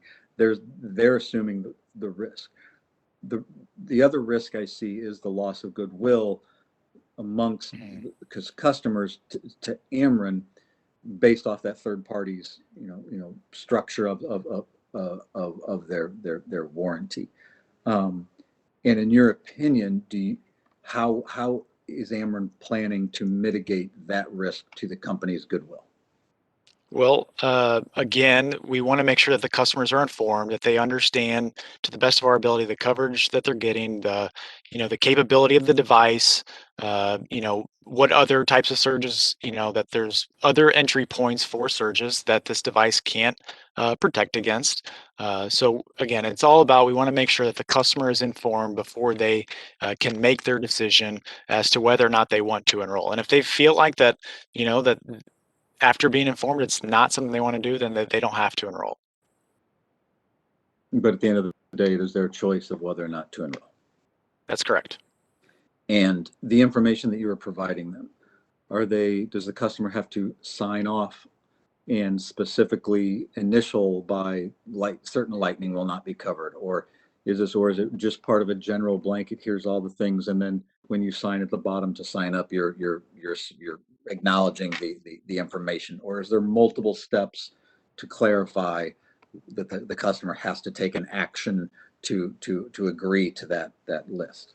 Yeah, I don't think we've outlined the specific details as to what they have to mark off to enroll in the program.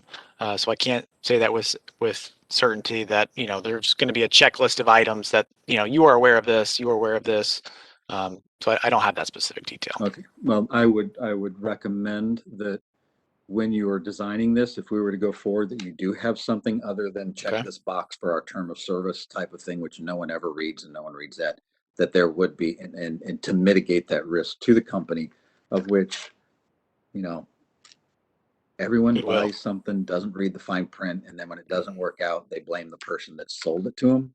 And the consumer will look at this as something that is Ameren's, not the third party. So I would encourage your development staff, if we were to move forward, to take those things into consideration. Yes, sir. Thank you. Thanks, Judge. That's all I had. Mr. Roop, thank you. Commissioner Coleman, any questions? Hearing nothing from Commissioner Coleman. Commissioner Holzman, any questions? Yes, Judge, I have a quick question. When you're ready. All right, thank you. So by my math, if you take 115 and divide it by 180 months, which is the 15-year useful life of the device, you're looking at about 63 cents a month. Now, we heard earlier that the cost of service is going to be about $3 a month, is what you've got it figured. Can you tell me, so if the installation is 40, and we know what the failure rate is on having to swap them out, and it has a 15-year life expectancy, where are you getting the additional $2.37 a month in order to provide service when the device itself doesn't actually require any maintenance itself? Can you tell me where those costs come from? Let me, if you don't mind, let me pull up my my work paper that has this. Give me 1 second here to find it.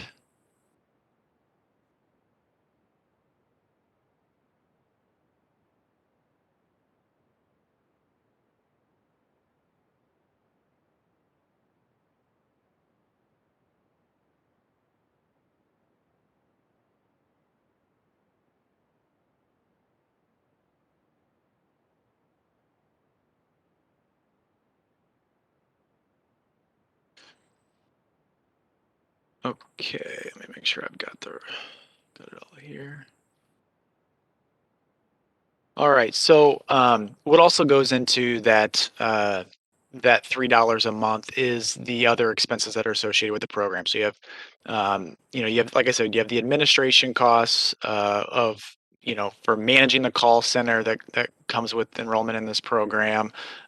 You have property taxes, insurance costs. There's other expenses in the program that go into that $3 number that you're referring to that are outside of just the direct installation and labor to install that device.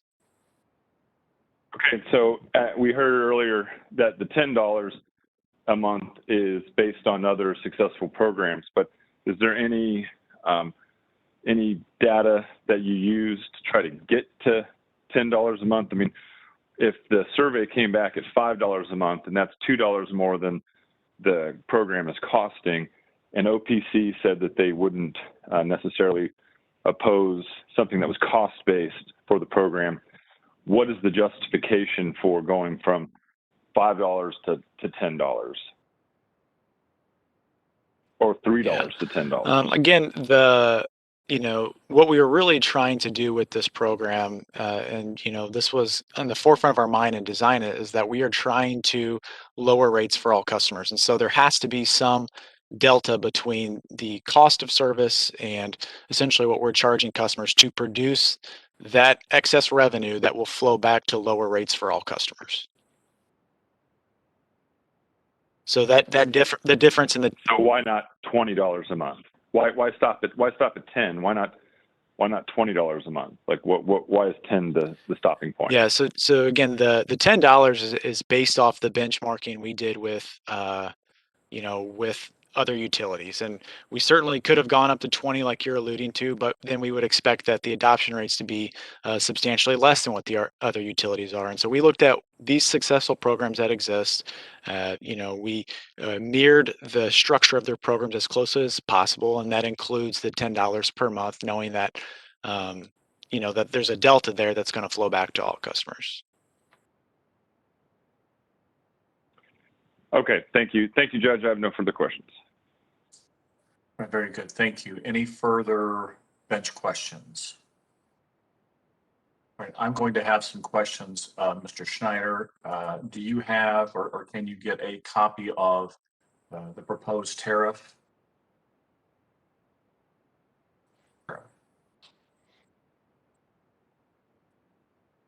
Give me 1 second here, if you don't mind.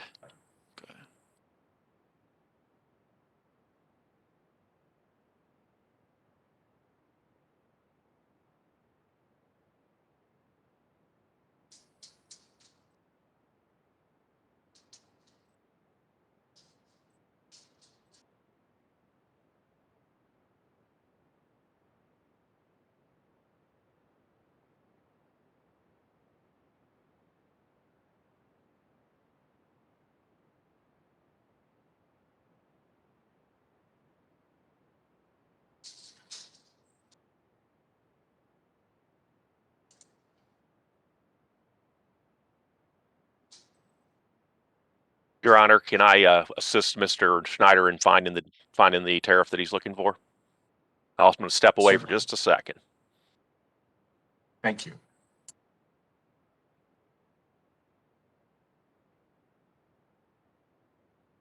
You didn't need my help after all, Your Honor. I got it figured out. Sorry about that.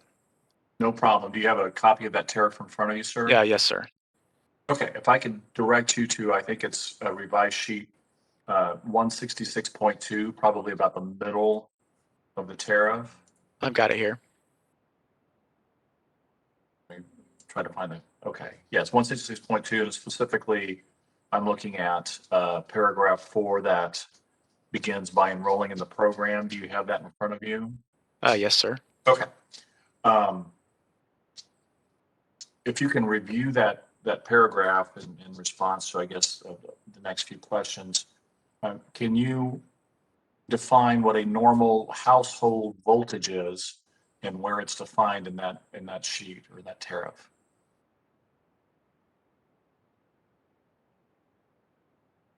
And specifically, I'm looking for under paragraph D. The tariff states, any overvoltage passing through the surge protection device, and overvoltage is a transmission at greater than normal household voltages and longer than a momentary surge. And I'm asking what a normal household voltage is and where it's defined.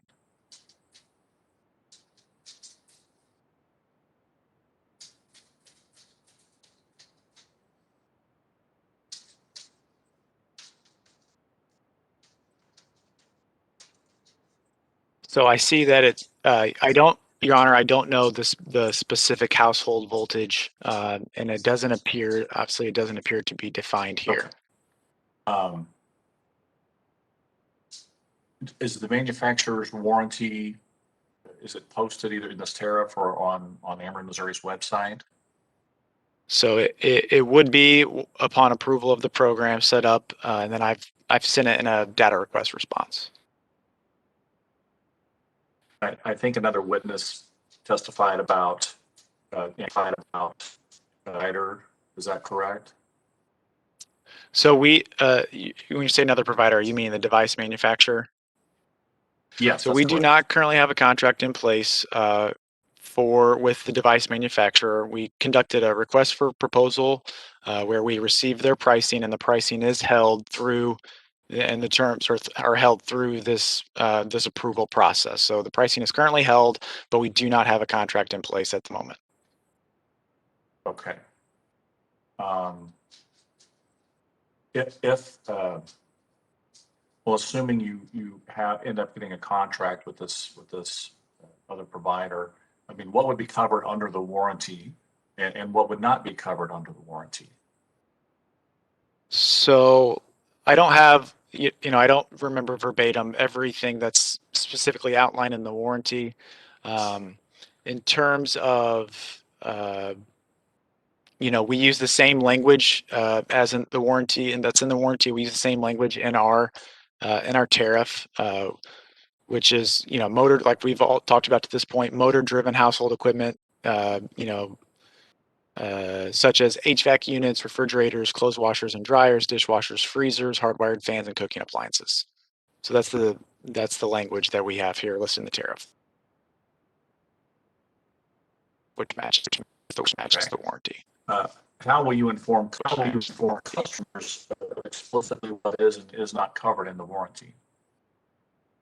So you mean that's outside this language, or what do you mean by that, sir? Yeah, I mean, I guess how else will you communicate besides just this language? How will you reach out to customers to let them know what is and is not covered? So I would recommend that if there's, specific items that are, beyond the, the specific scope of, this language that you're referring to, and that there's not necessarily clarity about, that they could reach out to the call center who would be in contact with the manufacturer. They can reach out to the manufacturer directly to get specific clarity as to what, if there's an item that they're unsure about is specifically covered. Okay. And I guess that kind of leads into where I was going. I mean, what do you plan on mail inserts or phone contacts or online? How do you plan to share the scope of this program?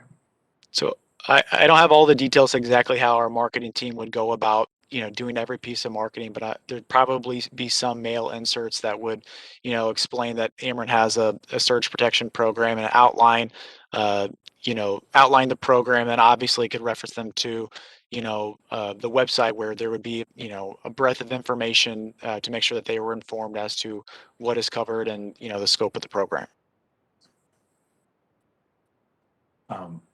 Okay, thank you. If only normal household voltages are covered under this program, what exactly does the surge protection program cover? There's probably some, and I don't want to speculate here. I'm not, an electrical engineer. I don't know all the specific details with this, but I think if there was, yeah, I don't want to specifically, speculate on that. But, I can't say that. I don't know. I can't say that with certainty. Okay. When, if ever, would a normal household voltage be considered a surge? And would that be normal if it damages an appliance?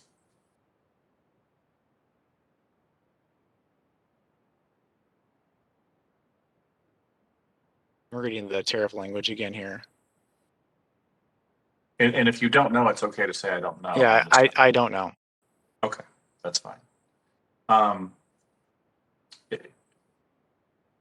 If a homeowner can have a whole home surge protector and pay a one-time installation and equipment fee for, in a hypothetical, anywhere from $250 to $500 and can get a discount on their homeowner's insurance for installing it, why would they enroll in Ameren's regulated program instead?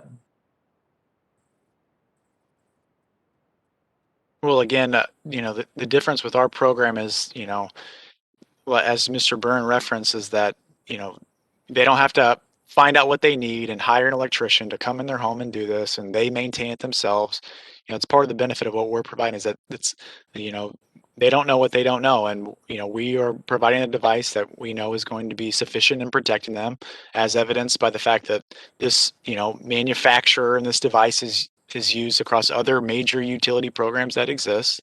And so it's not just the let alone protection, it's the fact that it's the peace of mind that they don't have to rely on their own knowledge to get the right device and worry about hiring an electrician to come in and do this. Okay, thank you. If I can direct you back to, I guess it's sheet 166.1 up at the very top where it says monthly charges. Yes, sir. Okay, thank you. Under that monthly charges section, is the $9.95 per month fee charged in perpetuity, or is it charged until it's canceled? How long is that charged? So it would be charged for that 15 years, which at that point, we would have to replace them with another device, and at that point, there'd be a decision about whether or not they want to continue to enroll.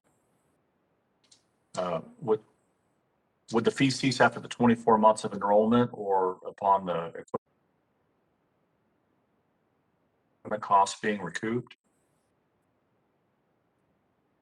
Program, they are going to continue to be charged $9.95 a month. Okay. And then under the enrollment term section of the tariff, it's just the paragraph right under monthly charges. Yes, sir. I think according, and you may, do you have staff's recommendation handy if you need to review it? Give me a second here. Okay.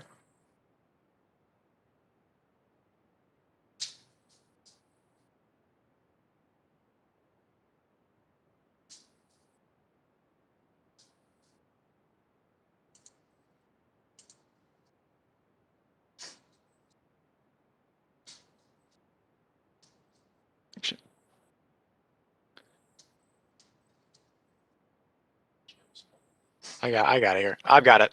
Okay, thank you. I believe according to staff's rec, Duke Energy has a program that includes a $60 removal fee, but no cancellation fee. And Georgia Power has no cancellation fee. So why not offer a program that's more similar to Duke or Georgia Power's cancellation fees? Yeah, so a couple things. I've also submitted in one of my data requests, they pulled this table from one of my original data requests, and then I've supplemented a different table which provides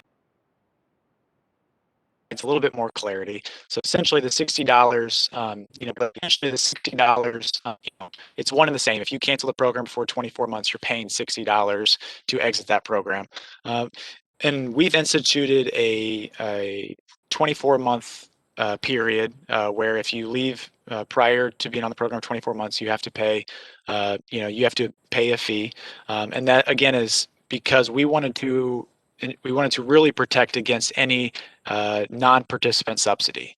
And so we wanted to recoup the cost that we felt, we wanted to recoup the cost that we needed to ensure that there was not going to be a customer subsidy. Okay. If a customer cancels within the first 24 months, are the remaining unpaid fees accelerated and the remaining balance due? I believe so, yes. Okay. And if that same customer cancels inside the 24 months, will Ameren, Missouri or someone else come remove the protector from the home? Yeah, so if the customer elects to leave the program, then we will remove the device from their meter. Okay. Will the customer get any sort of credit for the removal and the return of the equipment? No. And then back under the additional program terms, I think that's where we started, Mr. Schneider, there on 166.2. Okay.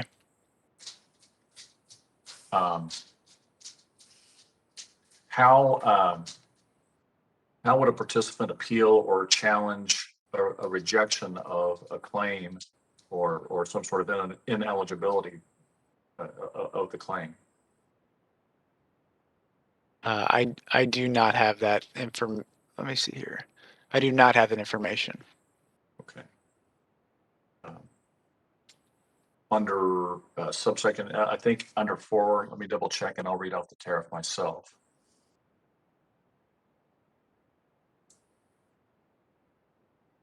Under, I guess it's under 166.2, you'll see a list beginning in paragraph 4. There are several different sub paragraphs, A, B, C, et cetera. Yes. Okay. Yep. Under section F, would lightning be an act of God?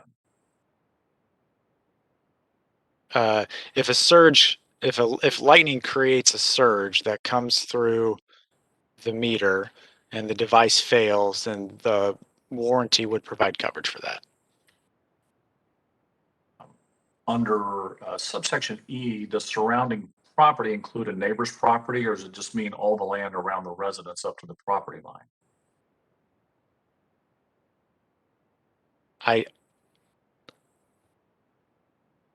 I don't know that specific information. Okay. If lightning strikes the utility pole or equipment or meter that serves the residents, would that claim be covered or denied? If this lightning struck the utility pole and a surge came through the meter, through the service line, then yes, that would be covered. Okay.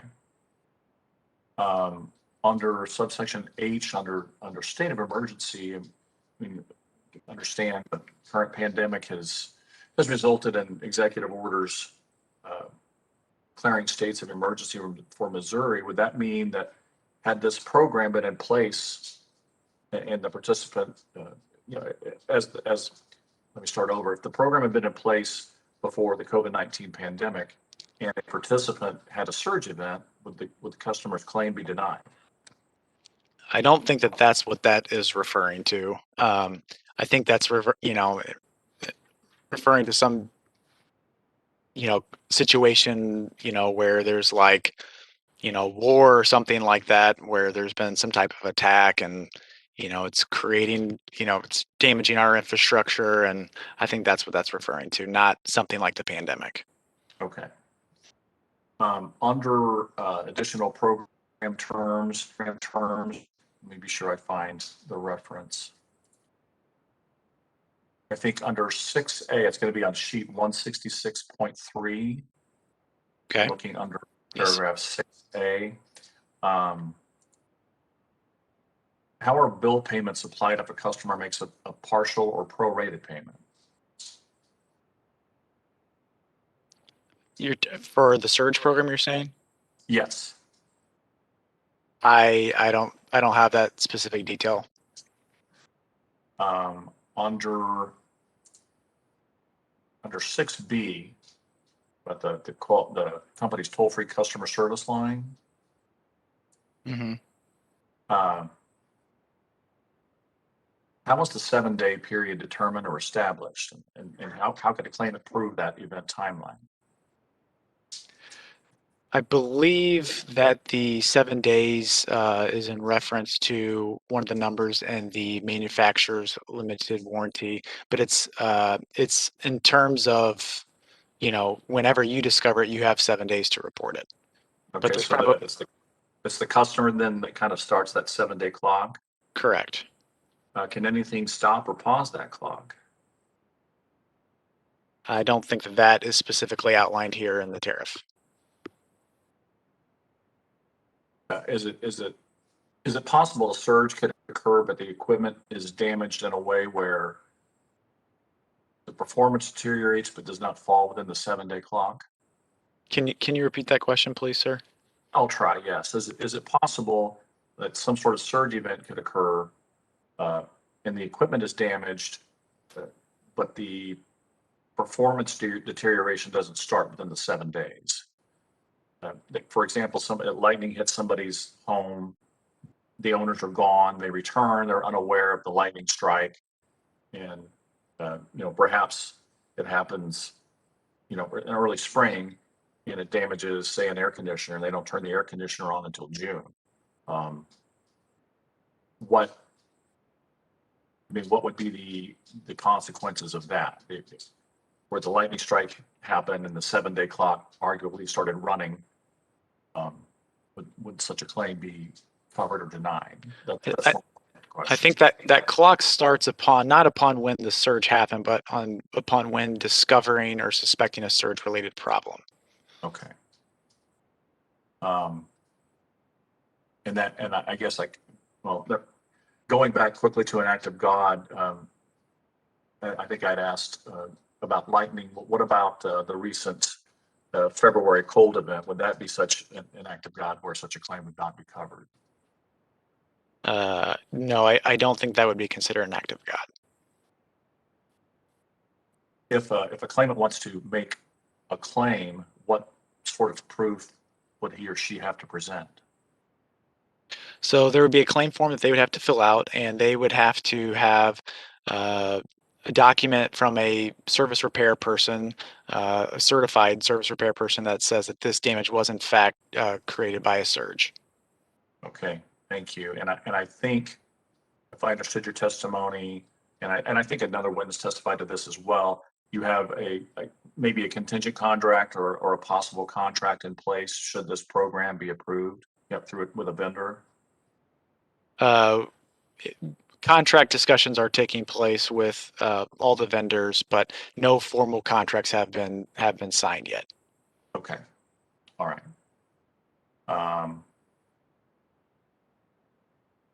I think that's all I have. Let me see if we have any further bench questions before we go to recross. Yeah, I don't hear anything. Let me see if we have any recross. Ms. Payne, any questions? A few, thank you, Your Honor. Hey, Judge. I'm sorry. Judge. I'm sorry. Can you hear me? I'm sorry. I'm muting. That's quite. Is this Commissioner Holzman? Yes, it is. I'm sorry. When you're ready, sir. Okay. Thank you. Apologize for that. What will the policy be on when someone moves and a new owner comes into a home and they would inherit the device and the $10 payment, and they decided they didn't want to pay the $10 anymore? Is that something that then automatically just come out and take off? So anytime a customer leaves the program, whether it's because they've moved or they don't want to be on the program anymore, the device will be removed.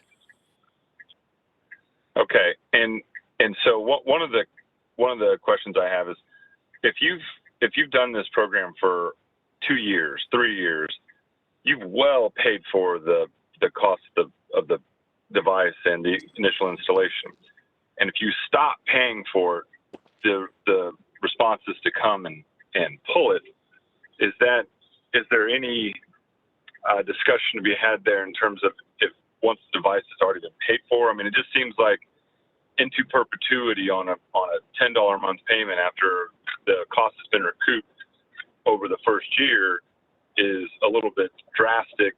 I'm just having a little bit of question about that part of it. I mean, I don't know how I formulate that into a question for you, other than to maybe just express, a little bit disconcerting I have for it. Okay. Judge. Well, Yeah, I don't have a question for you. I mean, so okay. I guess the question would be: is the device and the installation paid for after the first year of paying the $10? I can't say with certainty to be like exactly right after the first year. We've made essentially the term before when they have to pay a cancellation fee. We've made that 2 years. I think the specifically the installation and the labor to install it, the cost is about $115. But again, if they elect to leave the program, then we have to come out and remove it. So there's a cost associated with that. So the way that we've designed the program is that we believe after 2 years of being on the program that's enough to recoup all the costs associated there with them having initially enrolled.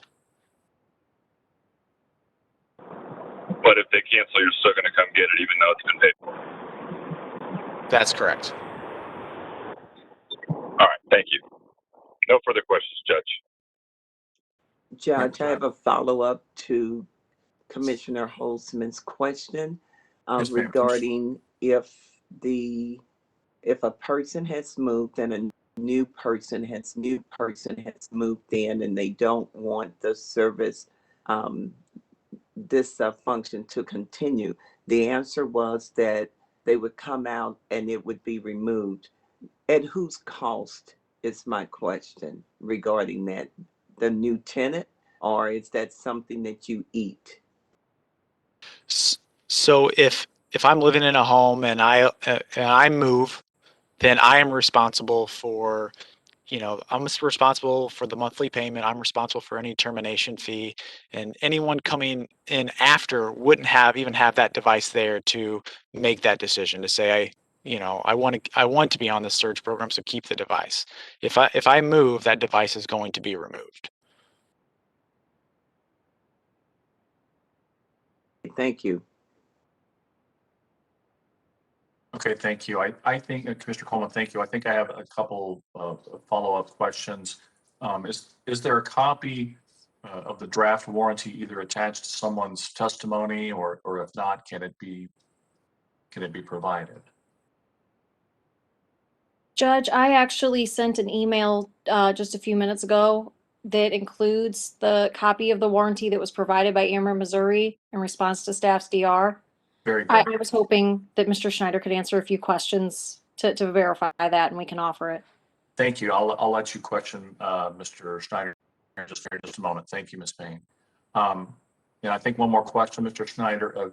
Doesn't a claimant have to get a certified professional's attestation about damage to their property? Yes, that's correct. Okay. Why wouldn't the cost of getting that attestation be reimbursed to the program participant? Upon approved, validity of that claim, it would be. It falls within those claim limits. Okay. And is there a tariff language that says, this is how this is done? I don't know if we have that explicitly stated in the tariff. Okay. All right. Thank you.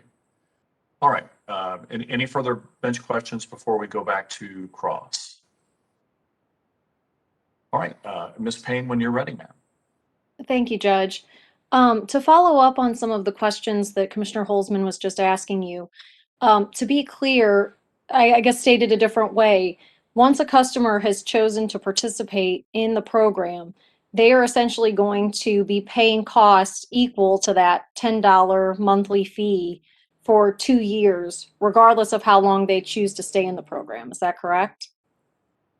Spread out over that initial 2-year period, $9.95 a month. Unless they were to stop participating in the program prior to the 2 years, then they would pay it all at once, correct? That's correct. That's correct. Okay. And also for the record, even if they choose not to participate in the program for a full 2 years or even beyond 2 years, that device is still going to be incorporated into rate-based costs after that 2 years, correct? That is correct, but the 2 years being on would cover the subsequent return for that being in rate base. But essentially, it's still going to need to be considered in rate base, actually going forward for 15 years, correct? Yes, I believe that's correct. Okay, thanks. I'm hoping your counsel provided you with the documents that I sent. Let me see here. I don't know if it's in this. Well, he has access to them. Maybe I can short circuit this a little bit, Whitney. We don't have any objection to you putting these data request responses in the record. I'd like the entire response to be in the record. I don't think you sent maybe the actual responses in all cases. You just sent some attachments. But, Your Honor, we will stipulate these responses that Ms. Payne has sent around can be admitted into the record as our accurate data request responses, as long as we put the entire response in. I appreciate it. Yes, I was kind of assembling them while we've been questioning, so I admit I think I missed the cover sheet on one for sure. I'll turn them into more appropriate exhibits to offer over the lunch hour. But essentially, just to clarify, they are the Ameren, Missouri response to DR 24, which included a copy of the warranty that's offered by the manufacturer of the device. And then DR 13 included a spreadsheet that shows the claims that were made to Ameren, Missouri from 2000 to 2020 related to surge incidents. And then also DR 23, which included a spec sheet for the device itself. Does that sound correct? Are you asking me? Is that to me? Yes. Or to Jim? Yes, that's correct. I'd take an answer from either. And just to clarify, I don't know if you have the spec sheet in front of you, but that's what was provided in response to staff's DR 23. Okay. Would you clarify that the voltage rating on that spec sheet says it's 120 over 240?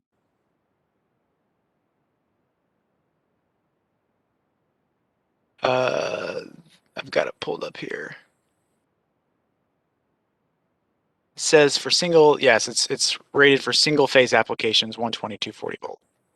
Okay, thanks.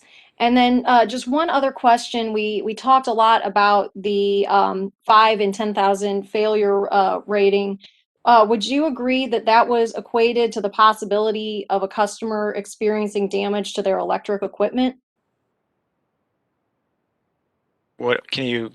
I'm not sure I understand your question. Can you maybe ask that a different way? Sorry. So the actual determination of this 5 in 10,000 failure rating was actually it was actually calculated based on the possibility of a customer experiencing damage to a piece of electrical equipment.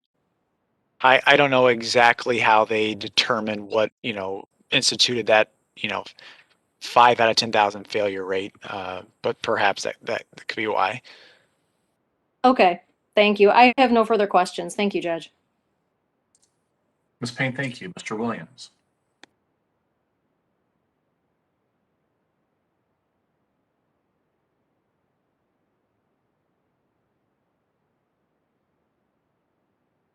Mr. Williams, any questions? I don't know if we have lost Mr. Williams. I still see him showing on our screen without video. Let me see if we have any redirect to keep things moving, and if need be, we'll come back to Mr. Williams and give him a chance to cross, and we'll go from there. I don't know if he has any cross or not. Any redirect? I do have a number of questions, Your Honor. When you're ready, and we will likely break for lunch after this witness. All right, very well. Mr. Schneider, you were asked, and I'm probably just going to mostly go in reverse order just for primacy of the questions. You were asked some questions about this technical specification sheet, which is included in DR number 23, I believe. Do you have an understanding about why the 120 and 240 is listed in the technical specification sheet? I don't have those specific details as to why that was necessarily listed there. Do you know what kind of installations this is the device is meant to be installed for? Yeah, this is meant for essentially residential applications. That's what this thing is meant to be used for. So do you have an understanding of whether it would be intended or properly functional at a higher voltage than those? I don't know that for sure. Okay. You were asked some questions, I think, about whether the devices that have been removed will still be reflected in the company's rate base for the remainder of the 15 years. Do you remember that? I do. Do you have an opinion about whether or not the 24 months worth of fees that will have been paid for each device, either because somebody participated for the whole 2 years or they left in less than that and paid a termination fee? Do you have an opinion about whether or not those fees are equal to, less than, more than the return and depreciation on the devices for the remainder of the 15 years? Yes, I do have an opinion on that. And what is that opinion? That the fees for the 2 years would be enough to cover the associated costs with that device and rate base. There were a number of questions, I think, about the termination fees and so on. Do you know what the magnitude of those fees are in terms of your overall economics of the program? They are a very small percentage. I think the termination fees in our expected case are about 1.1% of the overall revenue for the program. About how in dollars? About how many? What is that? I think it's about 726,000, I believe. And do you know what those figures are for your worst case scenario and your best case scenario? Yes. In the best case scenario, it's about 672,000, which is about 0.5% of the total revenues. And then in the worst case, there's we said that there'd be no termination fee revenue. Commissioner Holtzman, he asked you a number of questions, and I think we both understood what he was getting at, and I think he even expressed, I don't remember if he used discomfort or exactly the word he used, but he had some questions about why are customers going to pay $9.95 per month instead of, I guess, paying $9.95 for a period of time and then not paying any more. Do you remember those questions? I do. Can you just try to put in your words, explain your rationale, the company's rationale, for what these customers are getting and why you're charging $9.95 a month, as opposed to somehow tying this to the cost of the installed device? Yeah, again, customers, I believe, they want convenience. They don't know a ton about surges, and they may not know a lot about all the devices that exist at retail, and so they may not want to hire an electrician to come in and install a device, and so we're proposing to make it very easy for them to get the protection of a surge protection device, where we take care of it, we install it.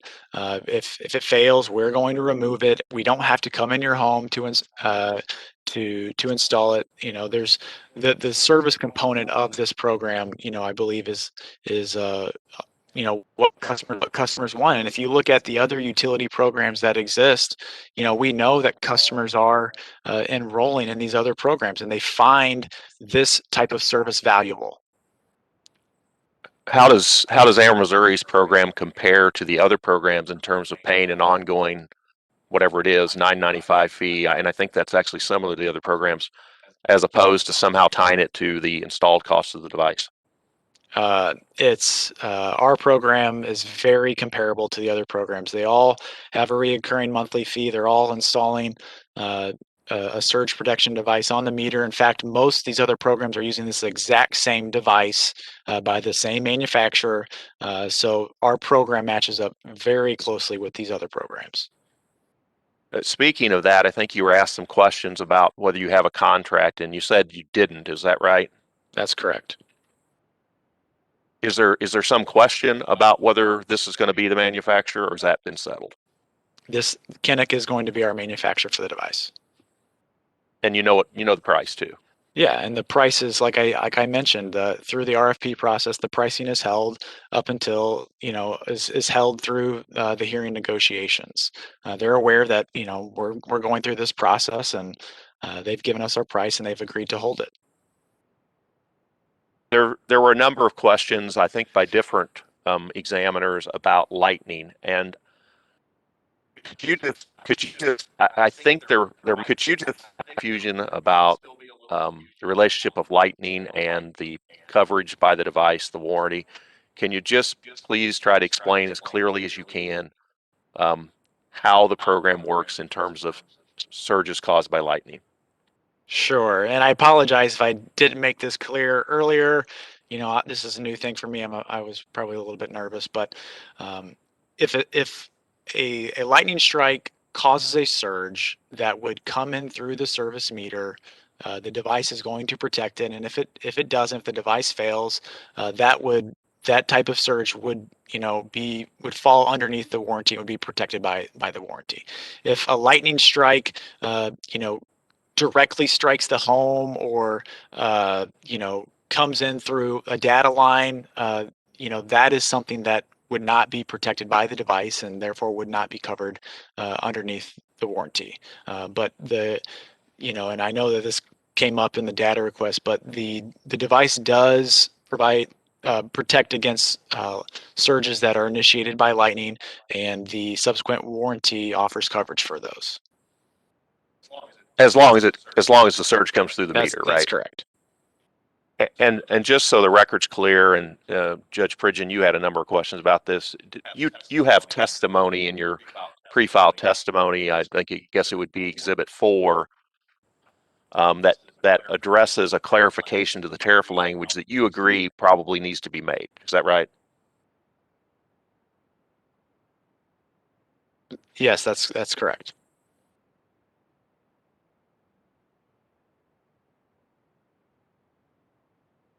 You were asked some questions about Duke's and Georgia Power's termination fees.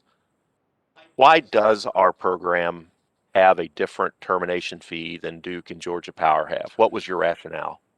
So we're instituting a termination fee because we are trying to ensure that there's little risk for any non-participant subsidy. We want to make sure that we're recouping as much cost as we can to ensure that non-participants aren't paying for any aspect of this program. It's truly to eliminate that risk. Was it a judgment call as to what the right level should be? I think so. I mean, we could have instituted, no potential termination fee and, hoped that, potentially more customers would enroll, but we felt like that this was the best approach to, again, ensure that there's little risk to non-subscribers. You were asked some questions, I think this was Judge Pridgeon, about the warranty and whether it's in the tariff and so on. What's your expectation about potential participants' access and ability to understand the warranty before they sign on the dotted line, so to speak, and sign up to participate? Do you have an expectation? Yeah, I would expect that they would be very informed about what the warranty does and does not cover. And they would, know the aspects of the program and why they're enrolling. And yeah, I believe they will be informed and understand the warranty. I think Commissioner Roop asked you some questions, and also I think was giving some advice. What is your expectation about making sure that the enrollment process, whether it's on the phone or in the website or whatever, requires customers to acknowledge and understand what they're not getting? Do you have an expectation about that?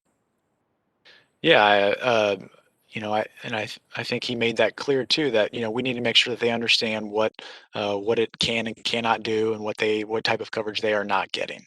And so we want to make that clear before any customer elects to enroll in the program.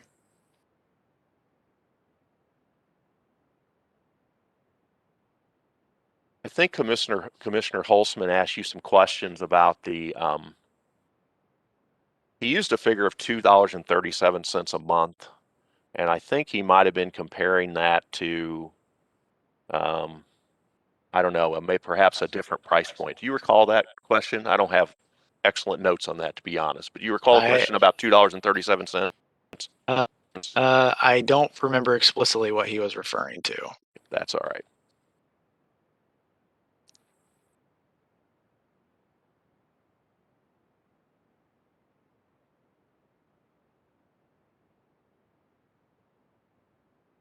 I think it was Commissioner Roop was asking you about adoption rates of other programs. Do you remember that? I do, yes.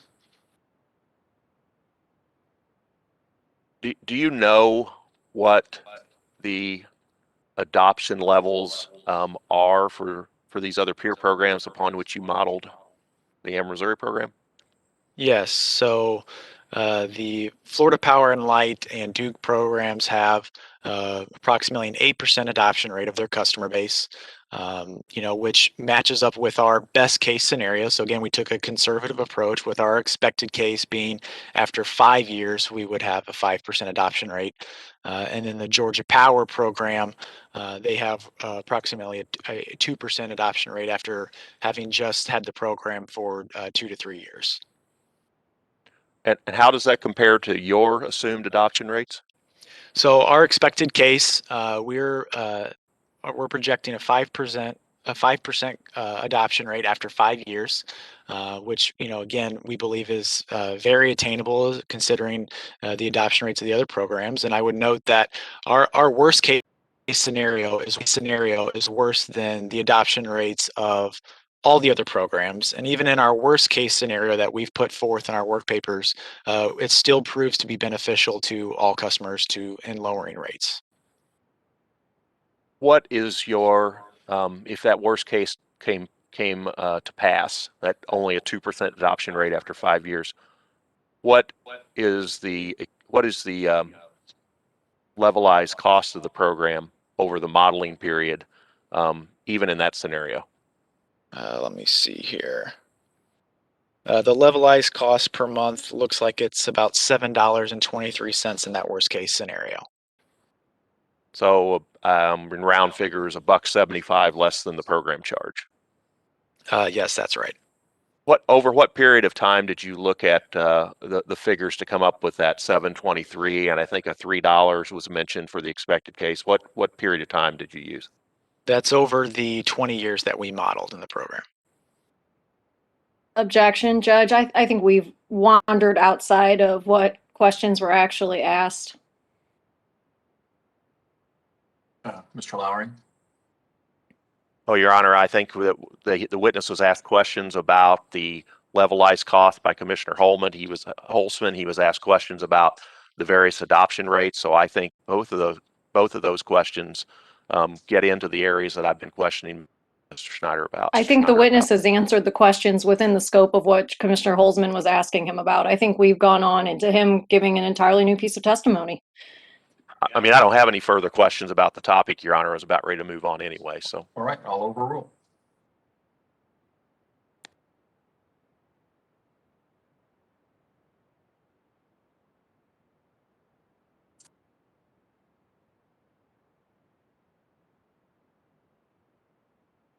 bear with me just a second, Your Honor, but that may be all my questions. Unless I flipped one, I might have missed a page. So let me take a quick look here.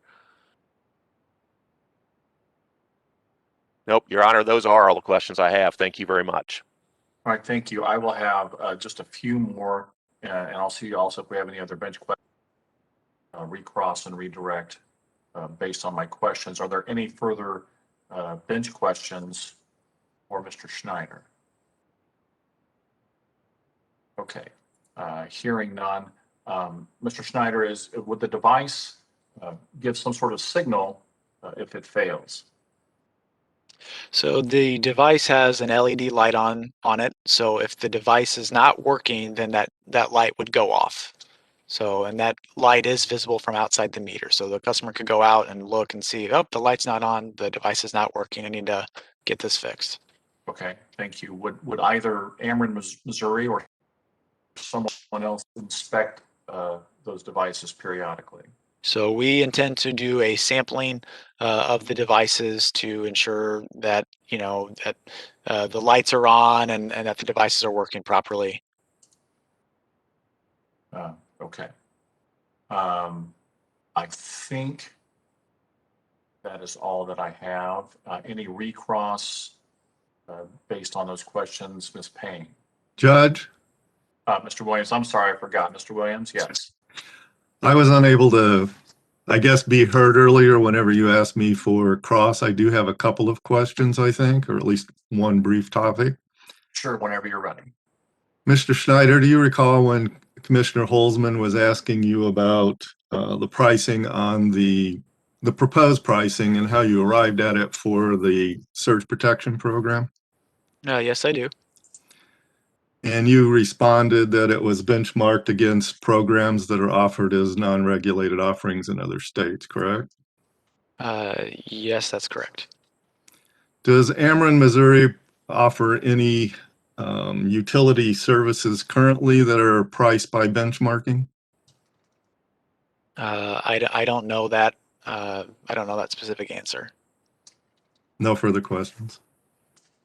All right, thank you, Mr. Williams. Ms. Payne, any further cross? No questions. Thank you, Judge.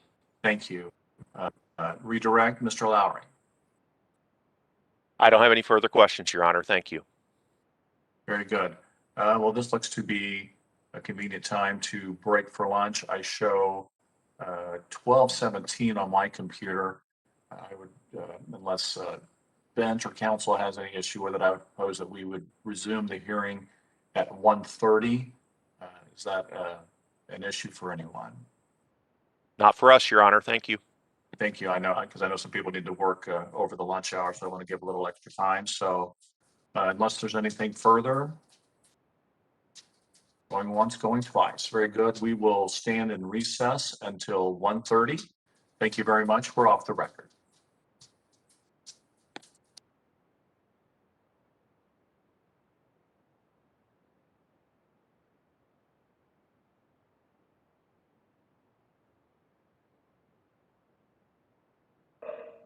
Ron, I'm going to leave this open on my computer just so we have the meeting still active.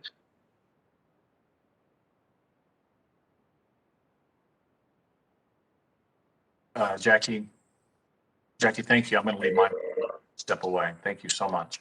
Okay, no problem.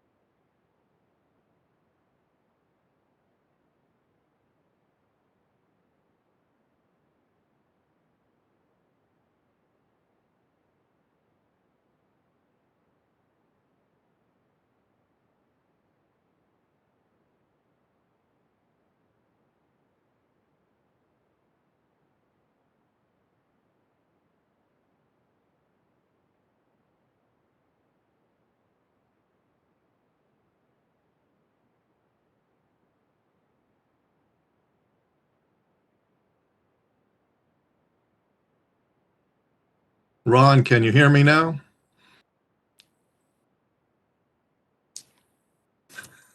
Yes, I can hear you. I really don't know what happened. I could hear you guys, but you couldn't hear me. Well, we lost you very briefly right before lunch, just for a few minutes.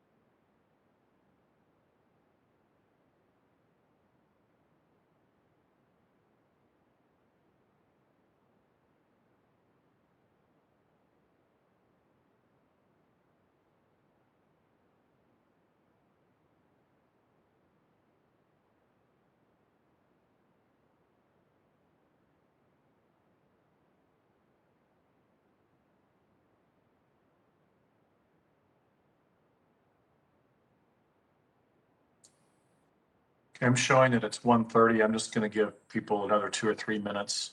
If we have some people who are a little late getting on, and then we'll get started.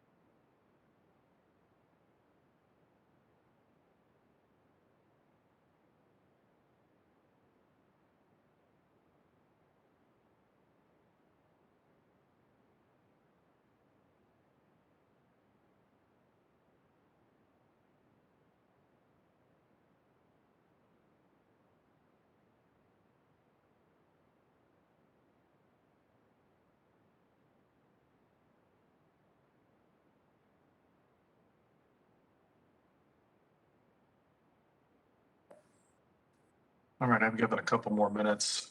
Madam Court Reporter, are you ready? Yes. Very good. All right, on the record, please. Good afternoon. We are back on the record. I believe as we left before lunch, finished with Mr. Schneider, and we'll be moving on to Mr. Wills, who is Ameren, Missouri's final witness for this case. Is there anything council needs to bring up before we call him to the stand? No, Your Honor. All right. Hearing nothing, Mr. Wills, are you there, sir? Yes, I'm here, Your Honor. Thank you. Very good. If you'll raise your right hand to be sworn, please. You swear the evidence you're about to give will be the truth, the whole truth, and nothing but the truth, so help you God. I do. All right. Thank you, sir. And Thank you. Valerie or Mr. Banks, whenever you're ready. Thank you, Judge. Would you please state your name for the record? Stephen Wills. And Mr. Wills, did you cause to be prepared for filing in the docket direct and corrected rebuttal testimony, which I believe, Your Honor, will be Exhibits 5 and 6 respectively? Is that correct? Yes, that's correct. Thank you. And yes, I did. And Mr. Wills, is that testimony true and correct to the best of your knowledge, information, and belief?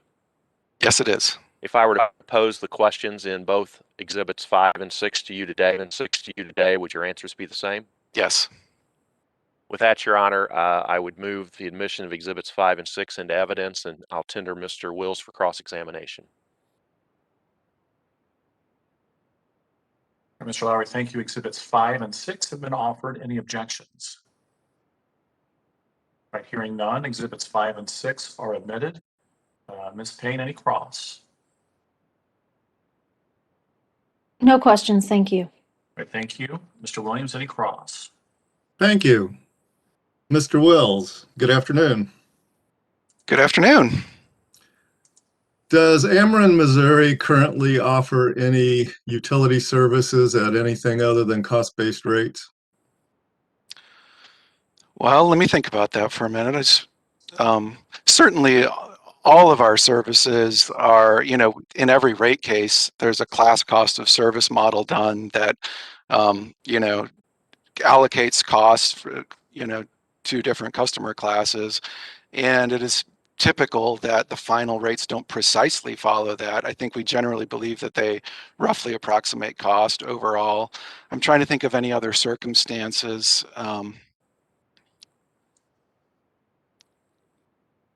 I think in general, the cost of service standard is typically what we're going to, our rates are based on in terms of the basic electric services that we provide through our standard tariffs to customers. Does Ameren, Missouri currently offer any utility service based on a benchmark pricing and benchmarked against services provided by non-regulated entities? I can't think of any benchmarks provided against non-regulated entities. I think that certainly some of our incentive programs like Charge Ahead and perhaps energy efficiency, I'm not quite as close, I was very involved in Charge Ahead. One of the things that we looked at as far as the level of incentives paid to customers was other utility programs and how much they paid for charging infrastructure incentives. That's not a rate per se, but it's an incentive that we pay under a tariff. There were certainly no unregulated entities that would have been included in that benchmarking.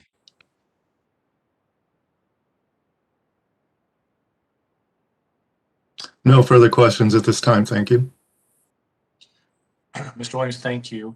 Let me see if we have any bench questions. And Commissioner Coleman, I think you're the only commissioner in attendance right now. Do you have any questions?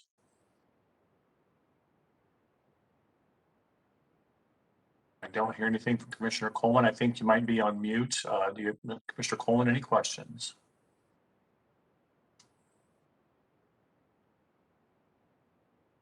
All right, I don't hear any questions. I just have a few.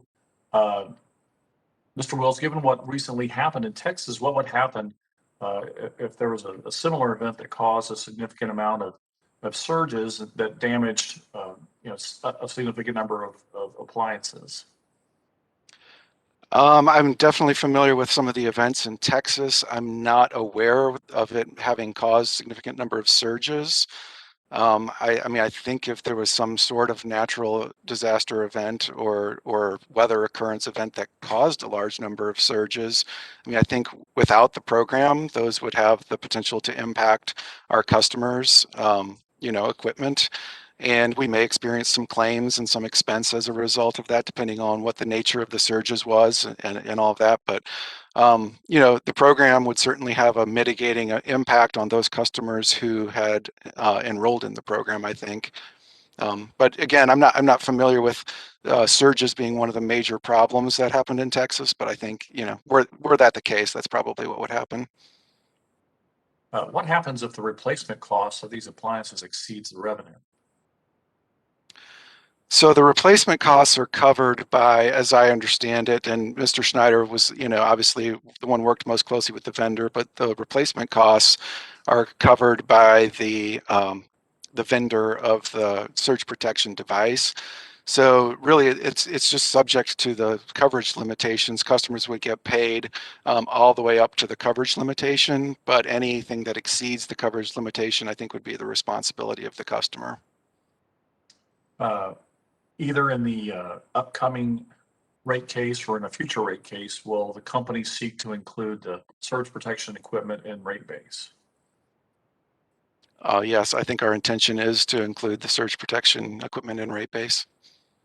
And did I understand? I think from a prior witness, it would not be in the test year in the rate case that Ameren, Missouri just filed, so it would be in a future rate case. Is that correct? I think that's by far the most likely outcome. I think the currently pending rate case has a proposed true update through September. I think it's highly unlikely that we would be through this proceeding and we would have an approved program that was up and running before the true update. Okay. Based on customer studies that Ameren, Missouri has performed, what are the general demographics of the customers that have expressed interest in enrolling in this program? I apologize. I've seen the documents that Mr. Schneider provided in terms of the customer surveys, but I'm not intimately familiar with them. So I can't really speak to the makeup of the customers that were included in that surveying. I'm just not familiar enough with the makeup of that panel. Okay. All right. Thank you. I think those are all the questions that I have. Let me see if we have any recross based on bench questions. Ms. Payne. No, thank you, Judge. Mr. Williams. Yes, thank you. Mr. Wills, you heard, do you recall Judge Pridgeon asking you about Texas and you responded about surges? I recall that question, yes. There's been a lot of talk about surge here. I'm not sure anybody's actually defined it. What do you mean whenever you use the term surge?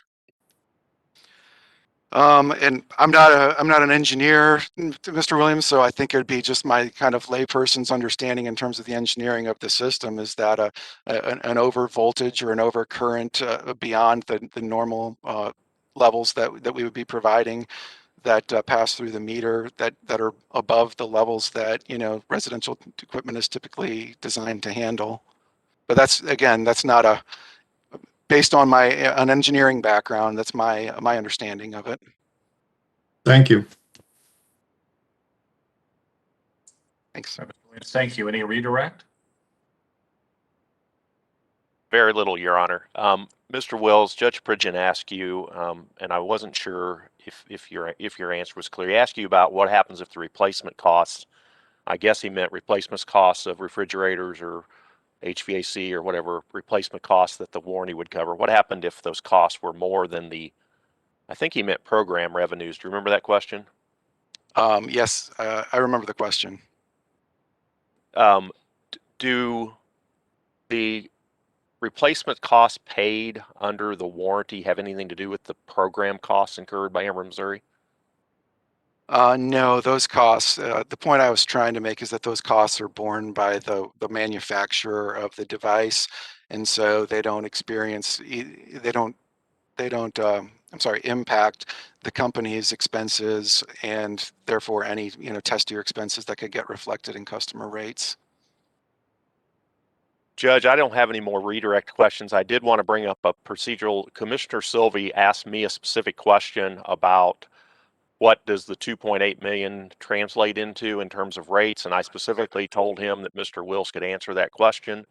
He's not here, but Mr. Wills, of course, hearing that, did calculate that number. Would you like for me to ask him so he can provide that to the commissioner? Yes, please. So, Mr. Wills, you heard the exchange I just had with the judge.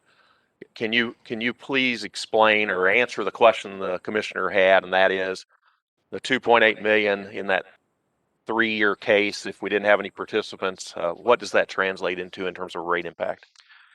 Sure. Thanks, Mr. Lowry. I think the question that I heard Commissioner Sylvie ask was about a worst case financial outcome. And the 2.8 million, what that looks at is the really the first 3 years of O&M expense, because the very worst case would be no customers sign up and we get no revenue, and we've got to cover all of those O&M costs with no revenue. And across those 3 years, it'd be about 2.8 million. So that's a little under $1 million per year.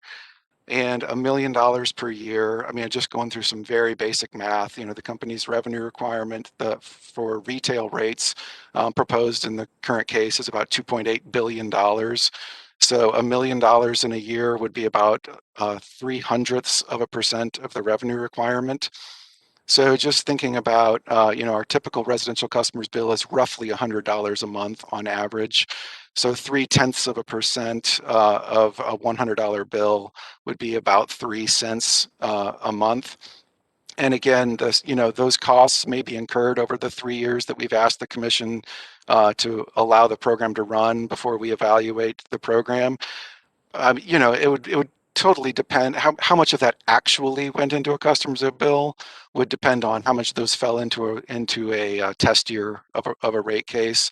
But if you took that average of $1 million, you'd think about 3 cents a month for the length of duration that rates may be in effect during the case. So there's a lot of little nuances that can influence the precise amount. But I think one of the points that, you know, that we'd like to make is just that the nuances make a difference between 3 cents and 1 cent or 0 cents or something, but the overall economics of the program are not going to be impacted, but, you know, significantly by any of those kind of differences that may occur.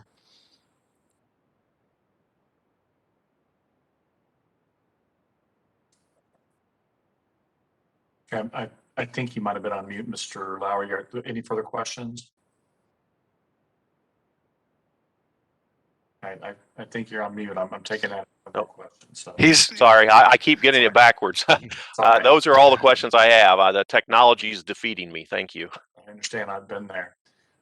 Because that was an answer to a bench question, let me quickly go around and see if we have any other bench questions first. And I think Commissioner Coleman might be with us. I don't know if any other commissioners are with us. Any other bench questions? Hearing none. Any recross based on that bench question, Ms. Payne? No, I would bring up, there is a OPCDR 1102, in which the company provided the results of the customer surveys that were taken, of its customers, and which it's basing some of its, testimony on for, how it established the program. I wondered if that exhibit would be helpful in light of the questions that you asked about the demographics of the customer interest. I mean, that's something, if you wanted to offer that, I mean, that's something the commission would be happy to look at if that's something you wanted to offer into evidence. Okay, because it's OPC's DR, I didn't know if they would prefer that I provide it or if they would want to provide a copy of that.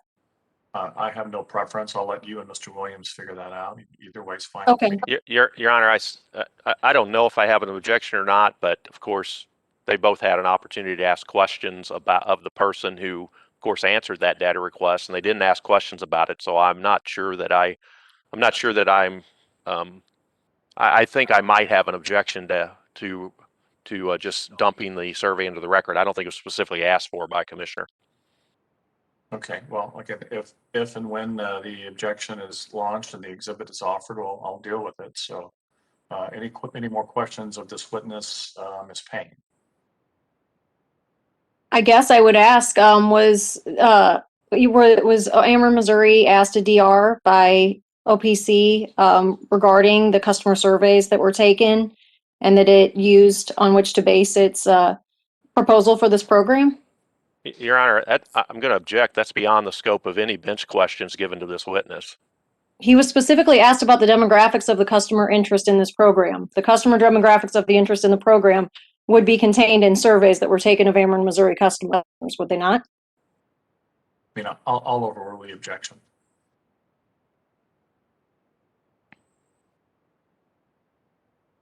And you might need to ask the question again. Oh, yes, that'd be helpful. Mr. Wills, I apologize. So Ameren, Missouri did perform customer surveys to gauge the interest in a program of this sort, did it not? That's my understanding. Yeah, I mean, I've seen some of that information. And were you aware that OPC asked a DR request of Ameren, Missouri in relation to this case in which it asked for copies of the results of those surveys for review? I believe I was aware that there were some data requests on that topic. I didn't respond to them personally myself, but yes, I think that there were some questions asked. Okay, thank you. No further questions. Ms. Payne, thank you. Mr. Williams. No questions, thank you. Thank you, Mr. Lowry. Any redirect? No, thank you, Your Honor. All right, thank you. All right, I believe this witness can be excused, and then I think we would be now going on to staff's witnesses. And I'm sorry, is it Ms. Kofer who's the first witness? That's correct. Staff would call its witness Amanda Kofer to the stand. All right, Ms. Kofer, are you there?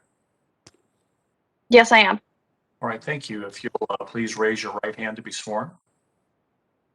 You swear the evidence you're about to give the truth, the whole truth, nothing but the truth, so help you God. Yes, I do. All right, thank you. Ms. Payne, when you're ready. Yes, would you please state and spell your name for the court reporter? Amanda Kofer. That's Coffer. And by whom are you employed and in what capacity? The Public Service Commission as an associate engineer in the Engineering Analysis Department. And are you the same Amanda Kofer who prepared or caused to be prepared portions of staff's report in this matter, as well as rebuttal testimony? I am. And do you have any changes or corrections to make to any of your testimony at this time? I do not. And if I were to ask you the questions that were contained in that testimony, would your answers be substantially the same today? Yes, they would. Okay. Your Honor, I would offer her rebuttal testimony. I'm not sure what exhibit number you'd like to mark that as. I have it as exhibit number 7. Okay, that's great. Then I would offer exhibit 7 into the record at this time. And so exhibit 7 has been offered. Any objections? No, Your Honor. Hearing no objections, exhibit 7 is admitted. And I would tender the witness for cross. Ms. Payne, thank you. Cross-examination, Mr. Williams. Thank you, no. All right, thank you. Cross-examination, Mr. Banks. None on behalf of Ameren, Missouri, Your Honor. All right, thank you. Any bench questions? Let me see if any commissioners, I believe Commissioner Coleman. Was there any bench questions? Going once, going twice. No responses. I don't think I have any questions, but let me double check.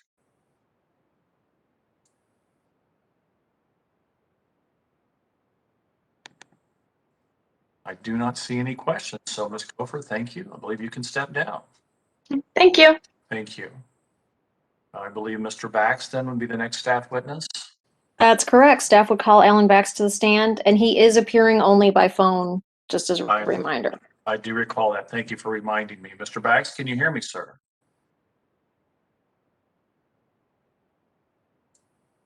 I don't hear Mr. Bax.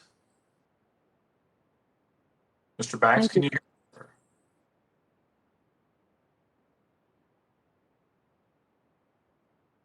sir? I'm not getting any kind of response. Ms. Payne, did you want to check? I guess let's go ahead and take the next witness. And in the meantime, I will reach out to him and find out if he's having difficulties. Judge, If I may, if they're on the phone and they've been muted by our system, they'll have to hit *6 on their telephone to unmute.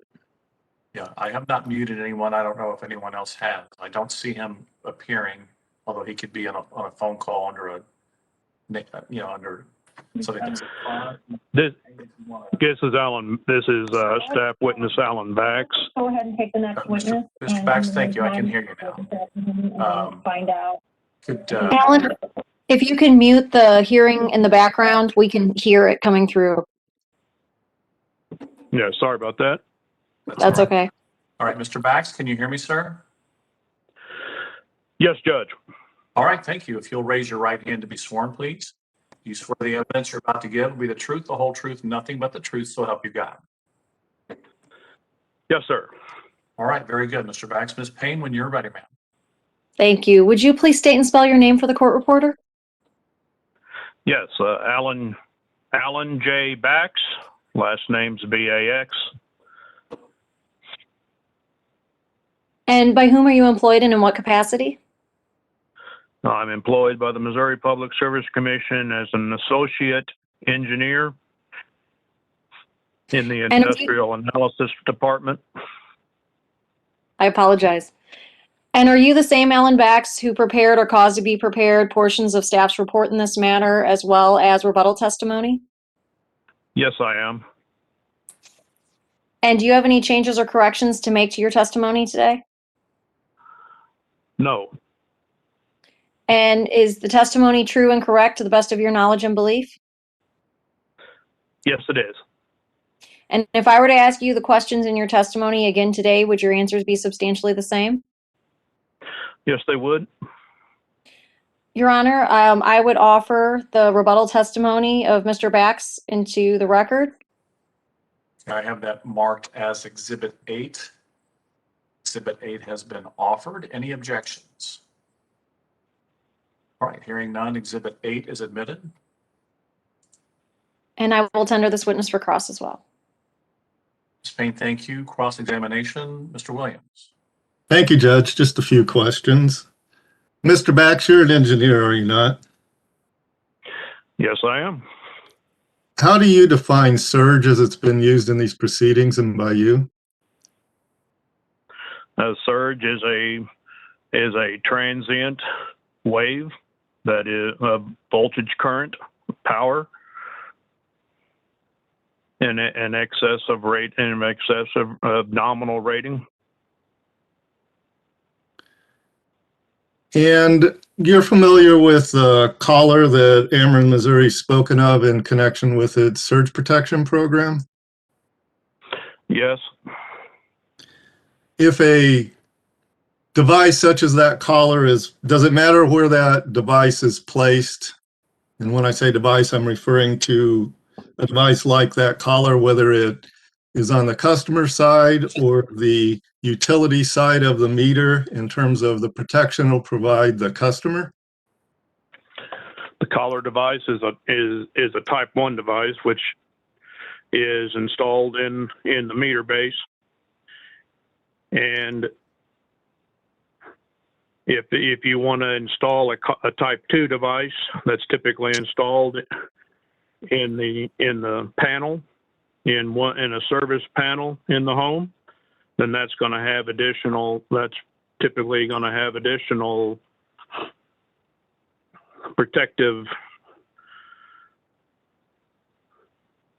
protection provided. What I'm really getting at, does it matter which sequence is between a surge protection device and the meter in terms of the customer benefit? A type 1 device is part of customers should seemingly also have a type 2 and a type 3 for full protection. Well, I'll do a hypothetical. Let's assume we have a surge protection device that has the same capabilities, no matter where it's located on the system. And does it matter whether it's on the utility side of the meter or the customer side of the meter in terms of the protection it'll provide the customer? Objection asked and answered. Yeah, I'll I'll overrule. I'm not sure what his answer was, so I'll let him answer. A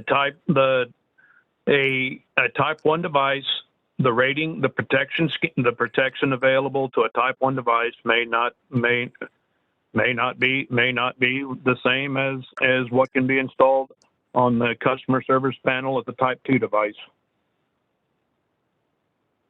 Let's get away from type 1 and type 2 devices. Let's just assume we're dealing with a type 1 device. What I'm asking is, does it matter in terms of the protection it'll provide which side of the customer meter it's located on? Same objection. Yeah, overrule.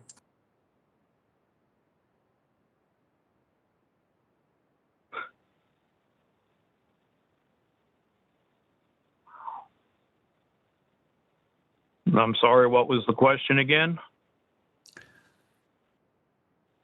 We're dealing with a type 1 device. And let's assume it can be installed on the customer side of the meter or the utility side of the meter. I'm asking you to make that assumption. What I'm really getting at, does it matter what sequence that device is relative to the meter for the protection it would provide a customer? A type 1 device is installed in the meter base.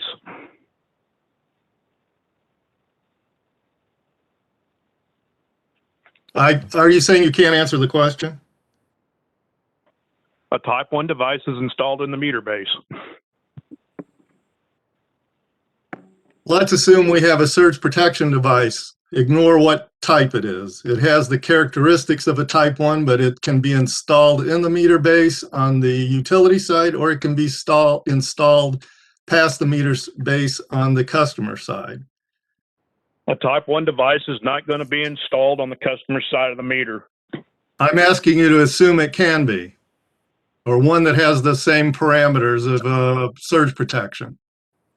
Okay? You understand that? Objection calls for facts that are not in evidence as well as speculation. I'm going to overrule. He's asking a hypothetical, and I think he's just trying to get an answer to a hypothetical. Can you make that assumption? If you install a type 1, if indeed you could install a type 1 device on the customer side of the meter, then there would most likely be additional protection available in that device. I'm asking you to assume it provides the same protection regardless of which side of the meter it's located on. Can you do that?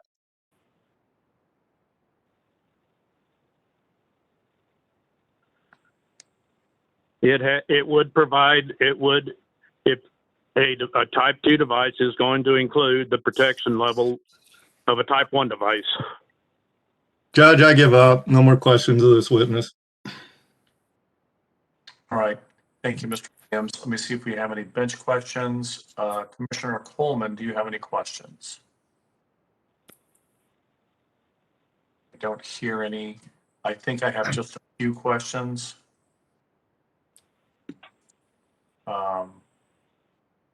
Mr. Back, did you, I think you indicated in your testimony you assisted in developing a surge protection program at Empire District Electric. Is that correct?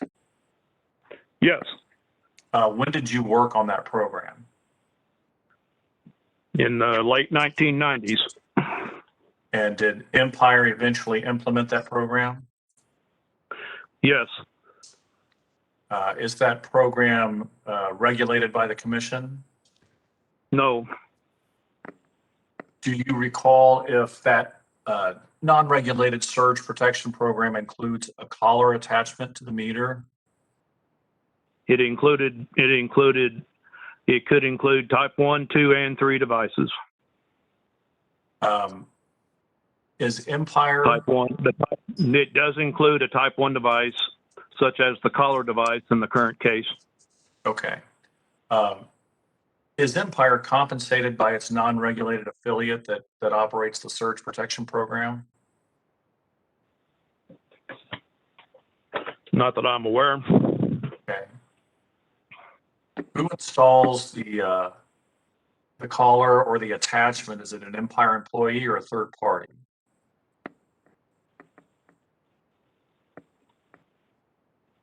Well, in this program from the 1990s, this was installed. This was installed by Empire. Okay. To your knowledge, does Empire have any other non-regulated programs that serve Empire customers?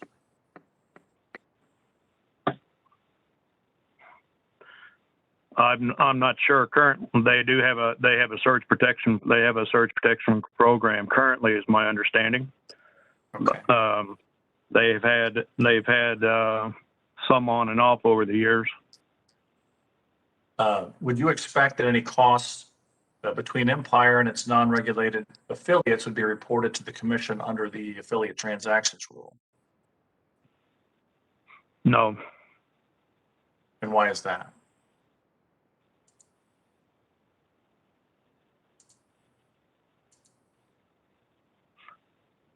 Well, since it's an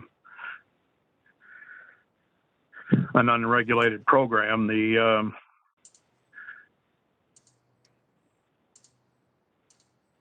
costs associated. They may ask this question of Sarah Lange or Lisa Ferguson, but the fact that it's an unregulated program, there wouldn't be reporting to the commission. All right, thank you. I think that's all I have. Let me see if we have a recross based on bench questions. Mr. Williams. No, thank you. Ms. Payne, or excuse me, Mr. Banks. No, thank you, Your Honor. All right, thank you. Any redirect, Ms. Payne? A few, thank you. Mr. Bax, when you were asked about the collar device, just to be clear, were you referring to the collar device that Ameren, Missouri is proposing in this program? Yeah, the collar device that, if I understand the question, the collar device. You're talking about the program at Empire? Well, you were asked initially by Mr. Williams about the collar device that's being used, and in that instance, you were talking about the collar device that is being proposed in Ameren, Missouri's program. Yes. And Mr. Williams was asking you some questions about the side of the meter that a device is installed on. Is there a difference as to the level of protection that might come from any device, whether it's installed on the utility side or the customer side of the meter? Yes. And that can be dependent on what level or type of device is being installed? Yes, and also the corresponding ratings of the device being discussed. But to be clear, the device that Ameren, Missouri is proposing using is only to be installed on the utility side of the meter. That's right. Okay. And then you were asked some questions by the judge about the work that you did on the Empire Surge Protection Program and how it's similar to the one that's being proposed by Ameren. What did you identify differences in the two programs? No, I don't think it was similar. It was deregulated, and it included more equipment, and it included more equipment for the customer. And you were in support of the program that was proposed by Empire? Yes. But you do not support the program that's being proposed by Ameren, Missouri in this case? No.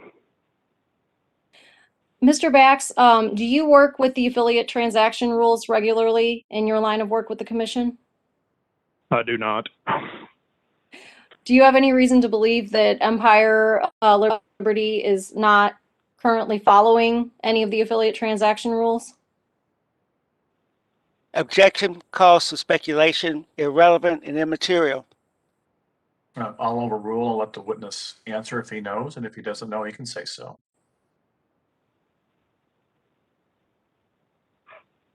Yeah, I don't know. To your knowledge, they are not in violation of any rules. To my knowledge. Thank you. I have no further questions. Ms. Payne, thank you. And I think that will be it for that witness. And let me check, is Ms. Ferguson the next witness? Is that my recollection? That is correct. All right, Ms. Ferguson wants to come forward and be sworn.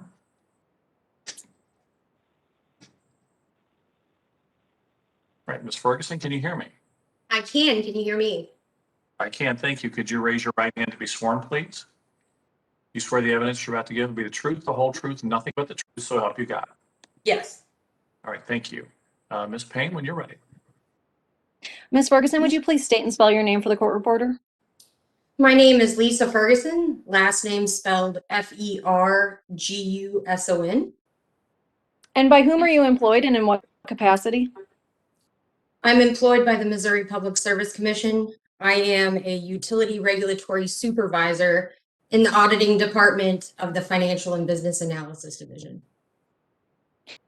And are you the same Lisa Ferguson who caused to be prepared portions of staff's report in this matter, as well as rebuttal testimony? Yes, I am. Do you have any changes or corrections to make to your testimony today? No. And is your testimony true and correct to the best of your knowledge and belief? Yes.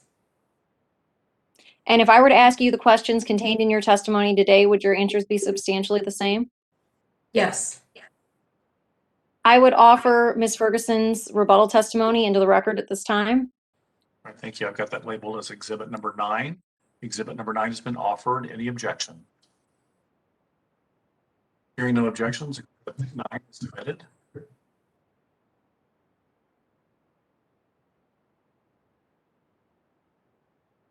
And I'm sorry. Your Honor, at this time, would it also be proper to offer the DR responses that I provided over the lunch hour that we were discussing earlier? We can certainly do that if you'd like. And I scanned over those, and my thoughts were to simply lump each DR with its answers as one exhibit. So, for example, DR 13 would now be, I guess, exhibit 10. DR 23 and its answers would be exhibit 11. DR 24 and its answers would be 12. I think the answers to DR 13 were confidential, if I remember correctly. So that is correct. So we would need to have an exhibit 10 and exhibit 10 HC. So is it my understanding you're offering those now? I would offer those. I know we discussed them earlier, but if my witness needs to qualify them further, she can. Well, they've been offered. Let me see first if we have any objections. No objection, Your Honor. No objection. Thank you. I'm hearing no objections. So, and I will type this while I'm talking, but exhibits 10, 11, and 10, HC, 11, and 12 are admitted. Thank you. I also proposed offering the response to OPC's DR 1102. Unfortunately, I've not been able to provide a copy of that. Is that something that we want to take up at the end of the day? We certainly can. Okay, then I will reserve that for then, and I will tender Ms. Ferguson for cross. All right, thank you. Just one moment, please. I'm sorry you broke up. I've got Ms. Ferguson available for cross-examination. So, Mr. Williams, any cross? No, thank you. Mr. Banks or Mr. Lowry? No, thank you, Your Honor. All right. Let's see if we have any bench questions. I'm not sure which commissioners are here. Commissioner Coleman, might you have any questions? I don't hear a response. I don't have any question. Oh, I might take that back. I think I have a few. Just a moment.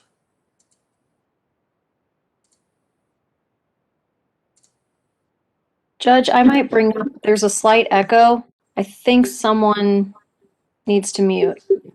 Okay, thank you for the reminder, Ms. Payne. If you're not speaking, if you could please mute, that does cause problems. So if you're not speaking or planning to speak, if you can mute, I would appreciate it. And Ms. Ferguson, I have just a few questions for you.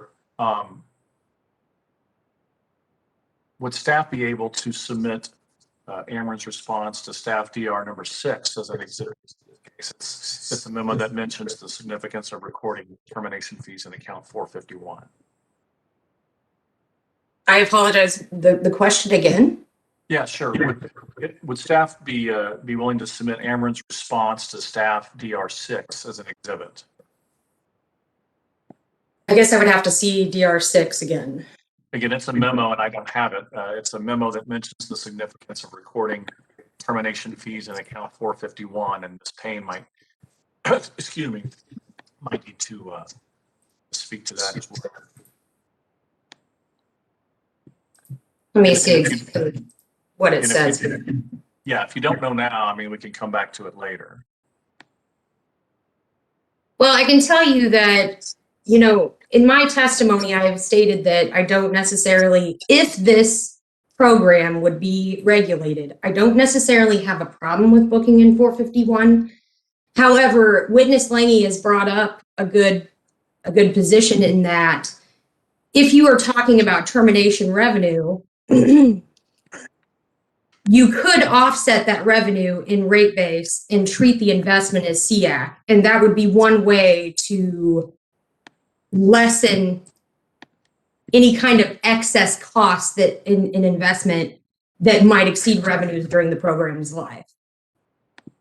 So, I mean, that is one area, but I mean, staff has multiple, you know, proposals. I myself proposed to remove any kind of excess cost over program revenues if this. Your Honor, I'm going to object. I think that she's gone well beyond answering your question, and the rest of this response is not responsive to your question. I'd move to strike. I'm going to overrule because she perhaps can read my mind. I was going to ask questions about 451 and SEAC anyway, so I'm gonna overrule. She's answering questions I was about to ask. Very well, Your Honor. Thank you. And I'm sorry, Ms. Ferguson, and I guess that I think you're answering where I'm going. I mean, if the commission requires and record the cost of the callers as SEAC, could it do so and still consider the protection as regulated? Yes, I'm sorry. Could you start again? You were kind of muffled. Yes, let me re-ask the question. Could the commission record the cost of the callers as SEAC or CIAC and still consider the program as regulated? Yes. And would that eliminate or minimize the risk to non-participating customers? I believe that if you record that revenue as SEAC instead of as 451 revenue, that would immediately remove some risk to the non-participants because then that investment's not going into the cost of service calculation. So it is an option, yes. All right, Ms. Ferguson, thank you. Let me see if we have any questions based on my questions. Mr. Williams, any questions? No, thank you. All right, thank you. Mr. Lowry? No questions, Your Honor. Thank you. Any redirect? Ms. Payne? I would just say, first of all, that I would offer the DR6 response into evidence, and I apologize. I was trying to get that sent out before we got to the stage. That's no problem at all. Have you sent that? Have you published that to the parties in an email, or have I seen it yet? No, I'm about to send it. It's just a one page. If you would like to give me 1 second, I can. Sure. Thank you. I can actually send that. Judge, this is Lisa Ferguson again. Can I clarify my response just a little bit that I gave you? I'm okay with it. I mean, I'll certainly give parties a chance to ask questions on that, but yeah, I'm okay with you clarifying your response. I just want to make sure that it's understood that any revenues that offset investment, that's not all of the cost of the program though. So it's not going to remove all possible detriment, maybe just a portion of it. Does that make sense? It does. I think I asked earlier if that would eliminate or minimize the risk. So yeah, it's going to be a minimization, not an elimination. I understand. Thank you. Let me see. And since we had clarification, do we have any further questions from Mr. Williams? No, thank you. Mr. Lowry. I might have one or two, Your Honor. When you're ready. Ms. Ferguson, the company is not proposing to have the customer pay for the device and it become the customer's device, is it? No, it's not. No, we switched it to August. I'm sorry, Judge. I think we have some folks who need to mute their microphones. If you can double check, Judge, everyone, if you're not speaking, if you can mute your microphone, I would appreciate it. Thank you. Judge, this was Bev. Yes, ma'am. Could Mr. Lowry ask his question again? That I couldn't hear for that background noise. All right, thank you. Mr. Lowry? I'll try, Your Honor. Ms. Ferguson, the company is not proposing to charge the customer for the device so that it becomes the customer's device, is it? It will not be the customer's device. It will remain in rate base and be a company asset. Can you define a contract? I think we're still getting feedback, Judge. I'm sorry, we are getting feedback. It looks like everybody's muted except the people speaking, so I apologize. I think Okay, I'll try. I just didn't know if you wanted me to wait a minute. No, you're fine. Thank you. Judge, Yes. it appears that Justin's not muted. I don't know if that's the problem. Okay, I'll just ask everybody who's not speaking, if it's not Mr. Lowry or Ms. Ferguson, if everyone else could mute. Judge, it's Justin McKenzie. I have two streams going. The one that was unmuted was the one that's actually hosting the live stream. So it's pretty much got to stay as is, but there's no background noise to it.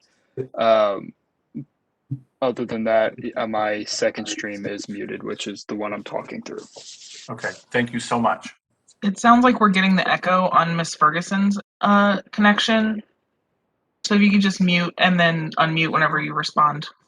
Okay. I apologize about that. I don't have anything on, so I didn't know it was me. No problem. Mr. Lowry, when you want to ask your question again, go ahead. Thank you. Your Honor, I think those are the only questions I have. Thank you. All right, thank you. I believe those are all the questions for Ms. Ferguson, unless I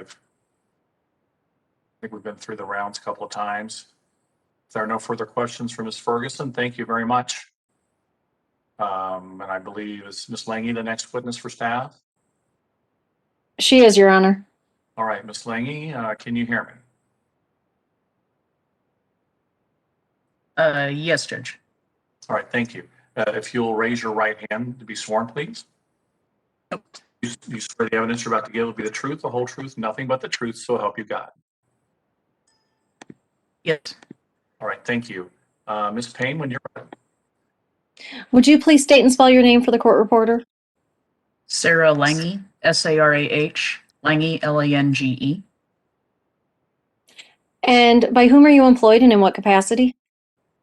I'm employed with the commission on the staff in the tariff and rate design unit, I think is our title now. And I believe my title is economist. There were some recent changes to that, is the confusion there. I also am not always aware. Are you the same Sarah Lange who prepared or caused to be prepared portions of staff's report as well as rebuttal testimony in this matter? Yes. And do you have any changes or corrections to make to your testimony at this time? So in the staff report, I stated some corrections to the staff report in my surrebuttal testimony. And within my surrebuttal testimony at page 8, line 5, the word bar should be line. And just to be clear, you mean your rebuttal testimony, correct? Oh, yes, I do. I'm sorry. That's fine. I just want to make sure it's clear for the record. And with that change, is your testimony considered true and correct to the best of your knowledge and belief?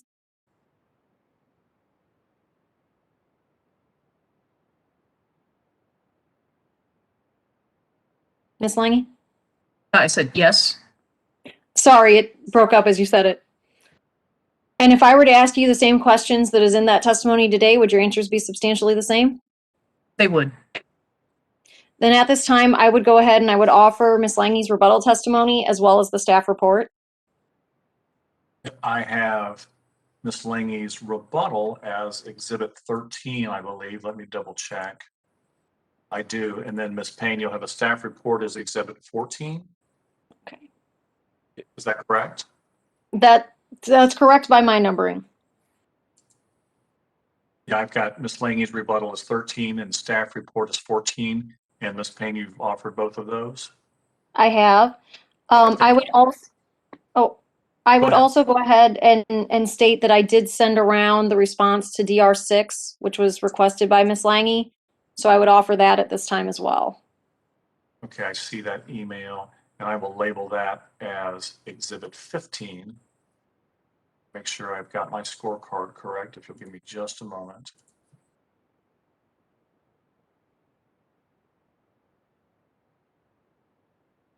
All right, so 13, 14, and 15 have been offered. Any objections? Your Honor, I do have an objection to Exhibit 14. I mean, the staff report is filed in the docket, of course, but we have a procedural schedule in the case. We called for pre-filed testimony. That testimony was filed. I think it would be unusual, to say the least, that we're going to then admit as an exhibit in the case a pleading that was filed in the docket when we ended up having a procedural schedule and we had testimony. I don't have objections to the other two exhibits. All right. I would respond if I can. I think that particularly in this case, that staff would have filed direct testimony had it not been under the understanding that its report was going to be considered as part of the record in this matter.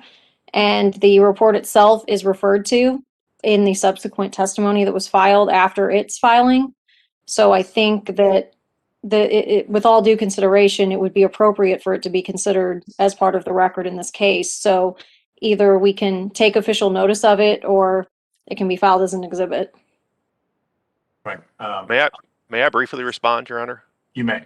It is referred to in the testimony in one footnote where Ms. Lange acknowledges that a mistake was made or a misapprehension was made in a particular graph, and that was fully corrected. I don't know why Ms. Payne said staff would have filed direct testimony in a case where the company has the burden of proof, and the company filed direct testimony to initiate the case. I think the typical process, in fact, happened in this case. We filed direct, they filed rebuttal, and we filed sur rebuttal as the proponent with the burden of proof. I don't see any justification at all that pleadings are now going to become exhibits, evidentiary exhibits in the case. Right. The objection is overruled. Exhibits 13, 14, and 15 are admitted into evidence. And Ms. Payne, did you have any further questions? I do not, and I would go ahead and tender the witness. All right, thank you. Mr. Williams, any questions? No, thank you. Mr. Lowry? No questions, Your Honor. All right, thank you. I think I may have just a few questions. Let me see if we have any bench questions first. I don't know if any commissioners are with us, but let me just pause for a moment and see if there's anybody. Questions No from the bench. questions. No All right, questions from me. Commissioner Coleman, thank you. I have just a few. Ms. Lange, if you know about how many customers does Ameren project will sign up for this program? I don't know that Ameren projects that anyone will sign up for the program. I think Mr. Schneider, I apologize, I don't recall the pronunciation, uses a couple scenarios saying that if this percent install at this rate, here's the levelized cost that results. But I have not found in Ameren's testimony anything that I would categorize as a projection. I think the scenarios he used, I recall the most aggressive one, I believe, is a 5% uptake rate over 5 years, but I'm not certain on that. What would be the impact on projected revenues and costs if there is a much lower actual customer participation?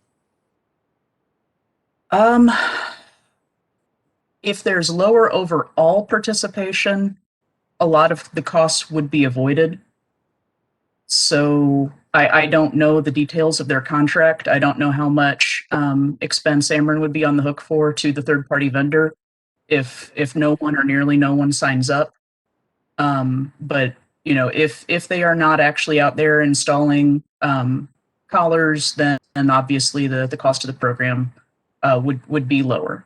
And I'm not sure if that answered your question or not. No, I think it does. and I have kind of a couple questions on timing. What would be the impact on the length of time before the program is profitable if only half the projected customers sign up?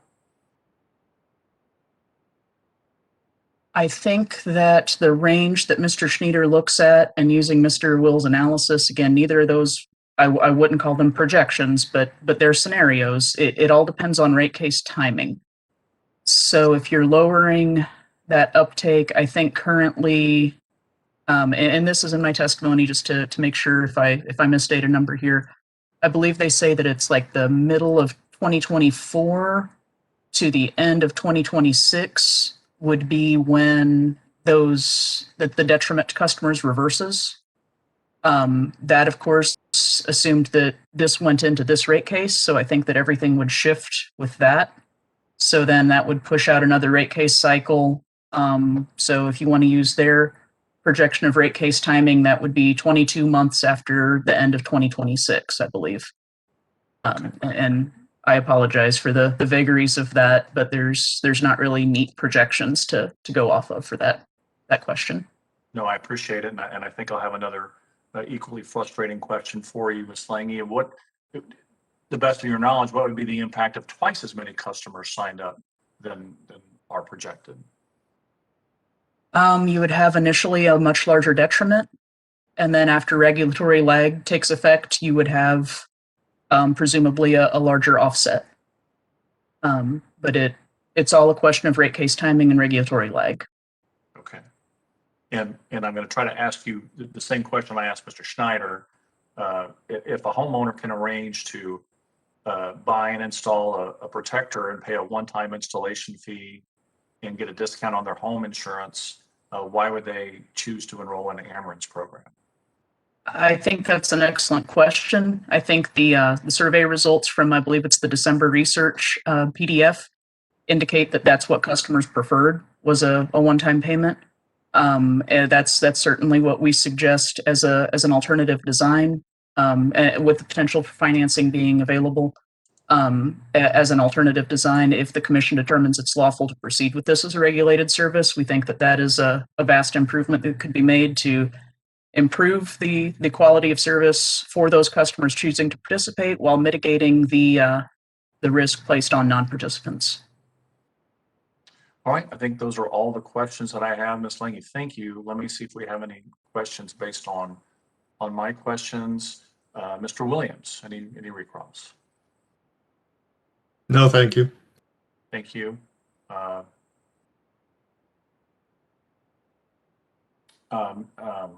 Where am I? Mr. Lowry. Mr. Lowry, thank you. There you are. I found you.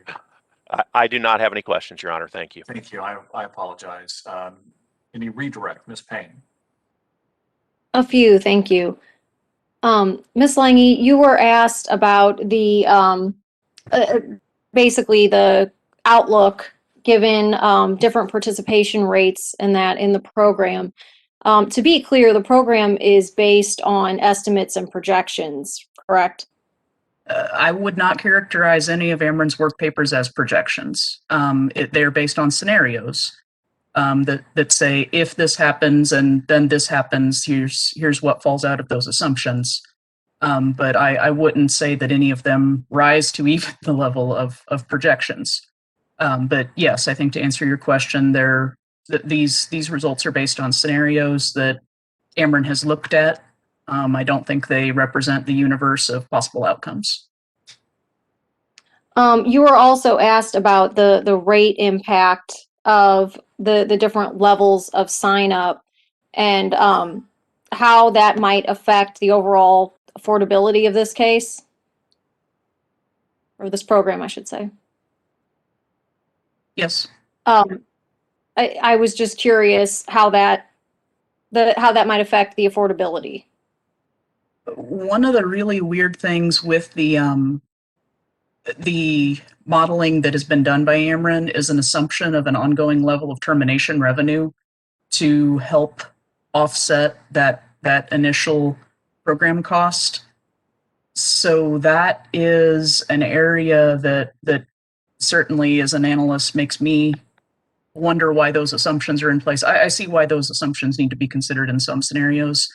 But it's not just the uptake that needs to be considered, it's also the revenue stream that Ameren is assuming will come from those termination revenues. So that is another sort of curious element of the modeling. Are any items really in the program right now known and measurable? Objection. I don't believe any questions were asked about whether the items are known and measurable by any of the questions by anybody. Certainly not from the bench or from you, Your Honor. I would say it progresses naturally from concerns about the rate impact of the program, Yeah, which the witness was asked about. Yeah, I'm going to sustain. I agree with Mr. Lowry. Finally, you were asked specifically about the survey of customer interest that was taken. You referenced specifically the one in December. What did staff see was the overall customer interest based on the surveys that were conducted? If I recall correctly, it was preferred to I'm the sorry, extent. Your Honor, pardon me, Ms. Lange, but I couldn't get off mute, but I'm going to object to that question as well. She wasn't asked any questions about the surveys. She responded in an answer by talking about the surveys. She wasn't asked about the surveys. Ms. Payne. I would say that she talked about the surveys in her response, thereby in the line of questioning, the surveys naturally became part of her scope of her cross. Yeah, I'm going to sustain that one as well. I don't think it's in the scope of cross. I have no further questions. Right, Ms. Payne, thank you. Any further bench questions before Ms. Lange is excused? All right, hearing none. Ms. Lange, thank you very much. You may be excused.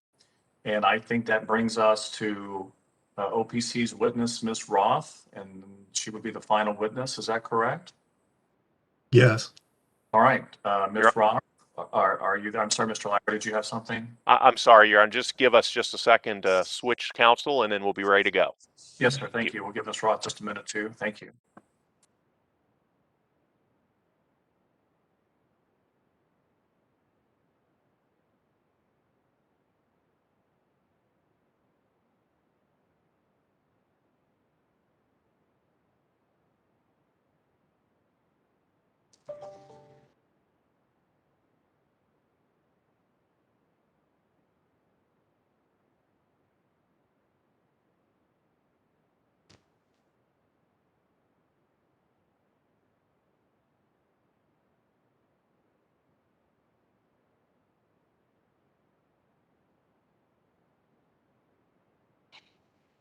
All right, Mr. Banks, are you ready, sir? Yes, Your Honor. Thank you. All right, thank you. Let me swear in. Roth, if you will, ma'am, please raise your right hand to be sworn. You swear the evidence you're about to give will be the truth, the whole truth, nothing but the truth. So help you God. I do. Thank you, ma'am. Mr. Williams, when you're ready. Judge, I'd like to have an exhibit marked now. It's the rebuttal testimony of OPC witness Carrie Roth with the errata sheet attached. I believe it would be 16. Let me double check.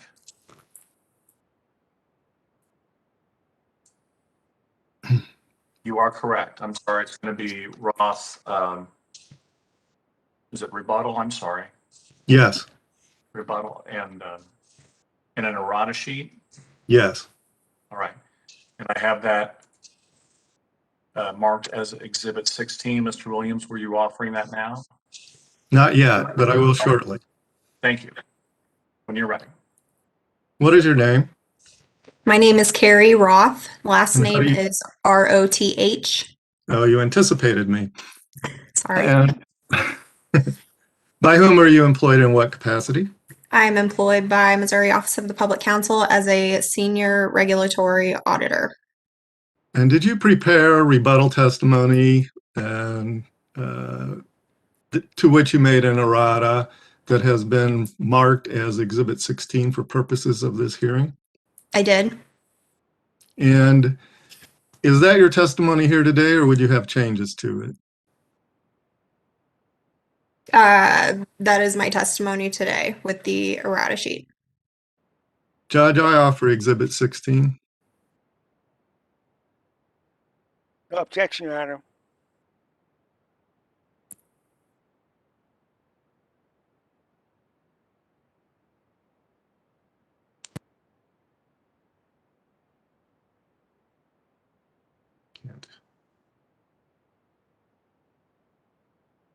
Judge, you're muted. I'm so sorry. Thank you. Mr. Banks, I may have misunderstood. Did you say objection or no objection? No objection, Your Honor. Thank you. I appreciate it.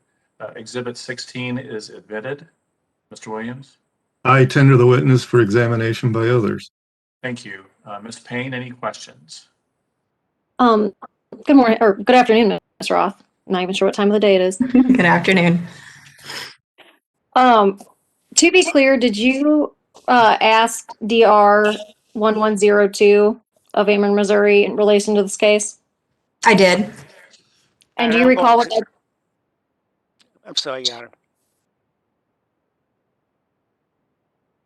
and do you recall what the purpose of DR 1102 was? Just to find out the customer interest gauged about the program or something similar to. Okay. And did you derive customer interest based on what was provided to you in response to DR 1102? I reviewed the information and I wrote about my conclusion and what I thought of it in my rebuttal testimony. And the position you took in rebuttal was partly based on your review of the survey results contained in 1102? Yes. Judge, I apologize, I haven't offered it, but I will go ahead and say that I think that it's been qualified at this time. I will provide the document following the hearing, and we can lobby objections at that time if that's okay with you.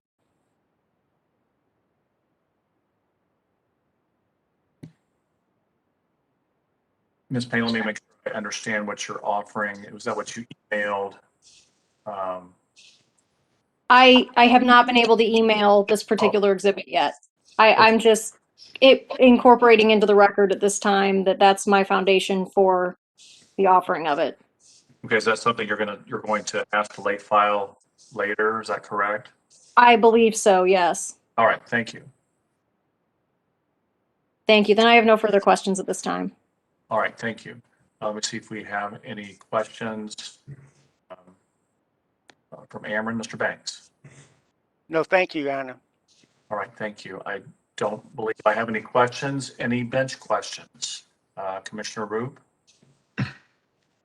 None at this time, Judge. Thank you. Thank you. Let's see if anybody, Commissioner Coleman, any questions? Not at this time. Thank you. I don't believe I have any questions. So, Ms. Roth, thank you. You may be excused if there's nothing further from any counsel. Thank you. Now with regard to this witness. Yes, thank you. All right, Ms. Roth, thank you. Thank you. I believe we have reached the end of our list of witnesses. And we may have some housekeeping to take care of. I think Ms. Payne had something that she was going to late file. Is there anything else, any other exhibits council wished to introduce or anything else you need to bring to my attention? Judge, as you recall, I did an ex parte chat with you when I was having difficulty with accessing the system. Yes. I've disclosed that to the parties in an email. Yes. I'm not opposed to that being made part of the record if parties want it, but I want to put it on the record that occurred and what I've done. Yeah, that's right. And if you want to file a pleading to that extent, that's fine. What happened, Mr. Williams was unable to connect on WebEx, and he emailed me and said, here are some questions I may have, and he asked those questions anyway. Mr. Williams, is that your take on what happened? Yes, and as I said, I actually copied out of the chat and sent that into an email to all of the parties so they can see exactly what transpired and when. Right. All right. Thank you. I appreciate that. And I'll leave it up to you if you want to file a pleading to that extent you can. If not, that doesn't bother me unless it bothers any other parties because you were able to ask those questions anyway. So I appreciate you bringing that to everybody's attention on the record. Your Honor, as does Ameren, I certainly don't see any need for him to file anything based on that contact at all. I appreciate him bringing it to our attention, though. Thank you. Staff has no objection or concerns as well. Okay, thank you. Is there anything anything further from council or from the bench before we go off the record? I would just note that I did manage to send the email with the related attachments that I'm offering as what I will call Exhibit 17, if I'm marking correctly. Yes, that's correct. If you want to late file that and just file a brief pleading saying this is what I propose to offer as Exhibit 17, and I give people just a little bit of time to respond in case we have any objections, and we'll go from there. That sounds great. Thank you, Your Honor. Okay, thank you. Anything further from council or from the bench before we go off the record? Your Honor, very quickly, and I was pulling up the schedule here. Our initial brief, it's not due for some time. We expect the transcript in probably about a week, or is that a question for the court reporter? That's a question for the court reporter, and I think we can probably more easily discuss that once we go off the record. Okay, that'd be fine. Thank you. Can answer your question directly and accurately. Okay. Anything further before we go off the record? All right. Thank you very much. That concludes the hearing. We are off the record. And Ms. Bench, if you're able to answer Mr. Lowry's question before we disconnect, is a week or so a rough estimate on the transcript? I'm sorry, just a sec. That's okay. I believe 2 weeks is our standard deadline, but I'm not sure how quickly it'll get turned around. I think I think the deadline to the PSC is April 27th. I mean, Your Honor, this is Mr. Lowry. I mean, I think we could live with that. It seems like since it's a less than a one-day hearing, I think we would appreciate having it sooner than that if possible. Yeah, I understand, and that's something I can talk to the court reporter about later and see if that's something that could be sped up and what cost that might be and who might bear that cost. But I'll see what we can do about it. Thank you, Judge. All right, thank you. We're off the record, so thank you all very much. Thank you. Thank you.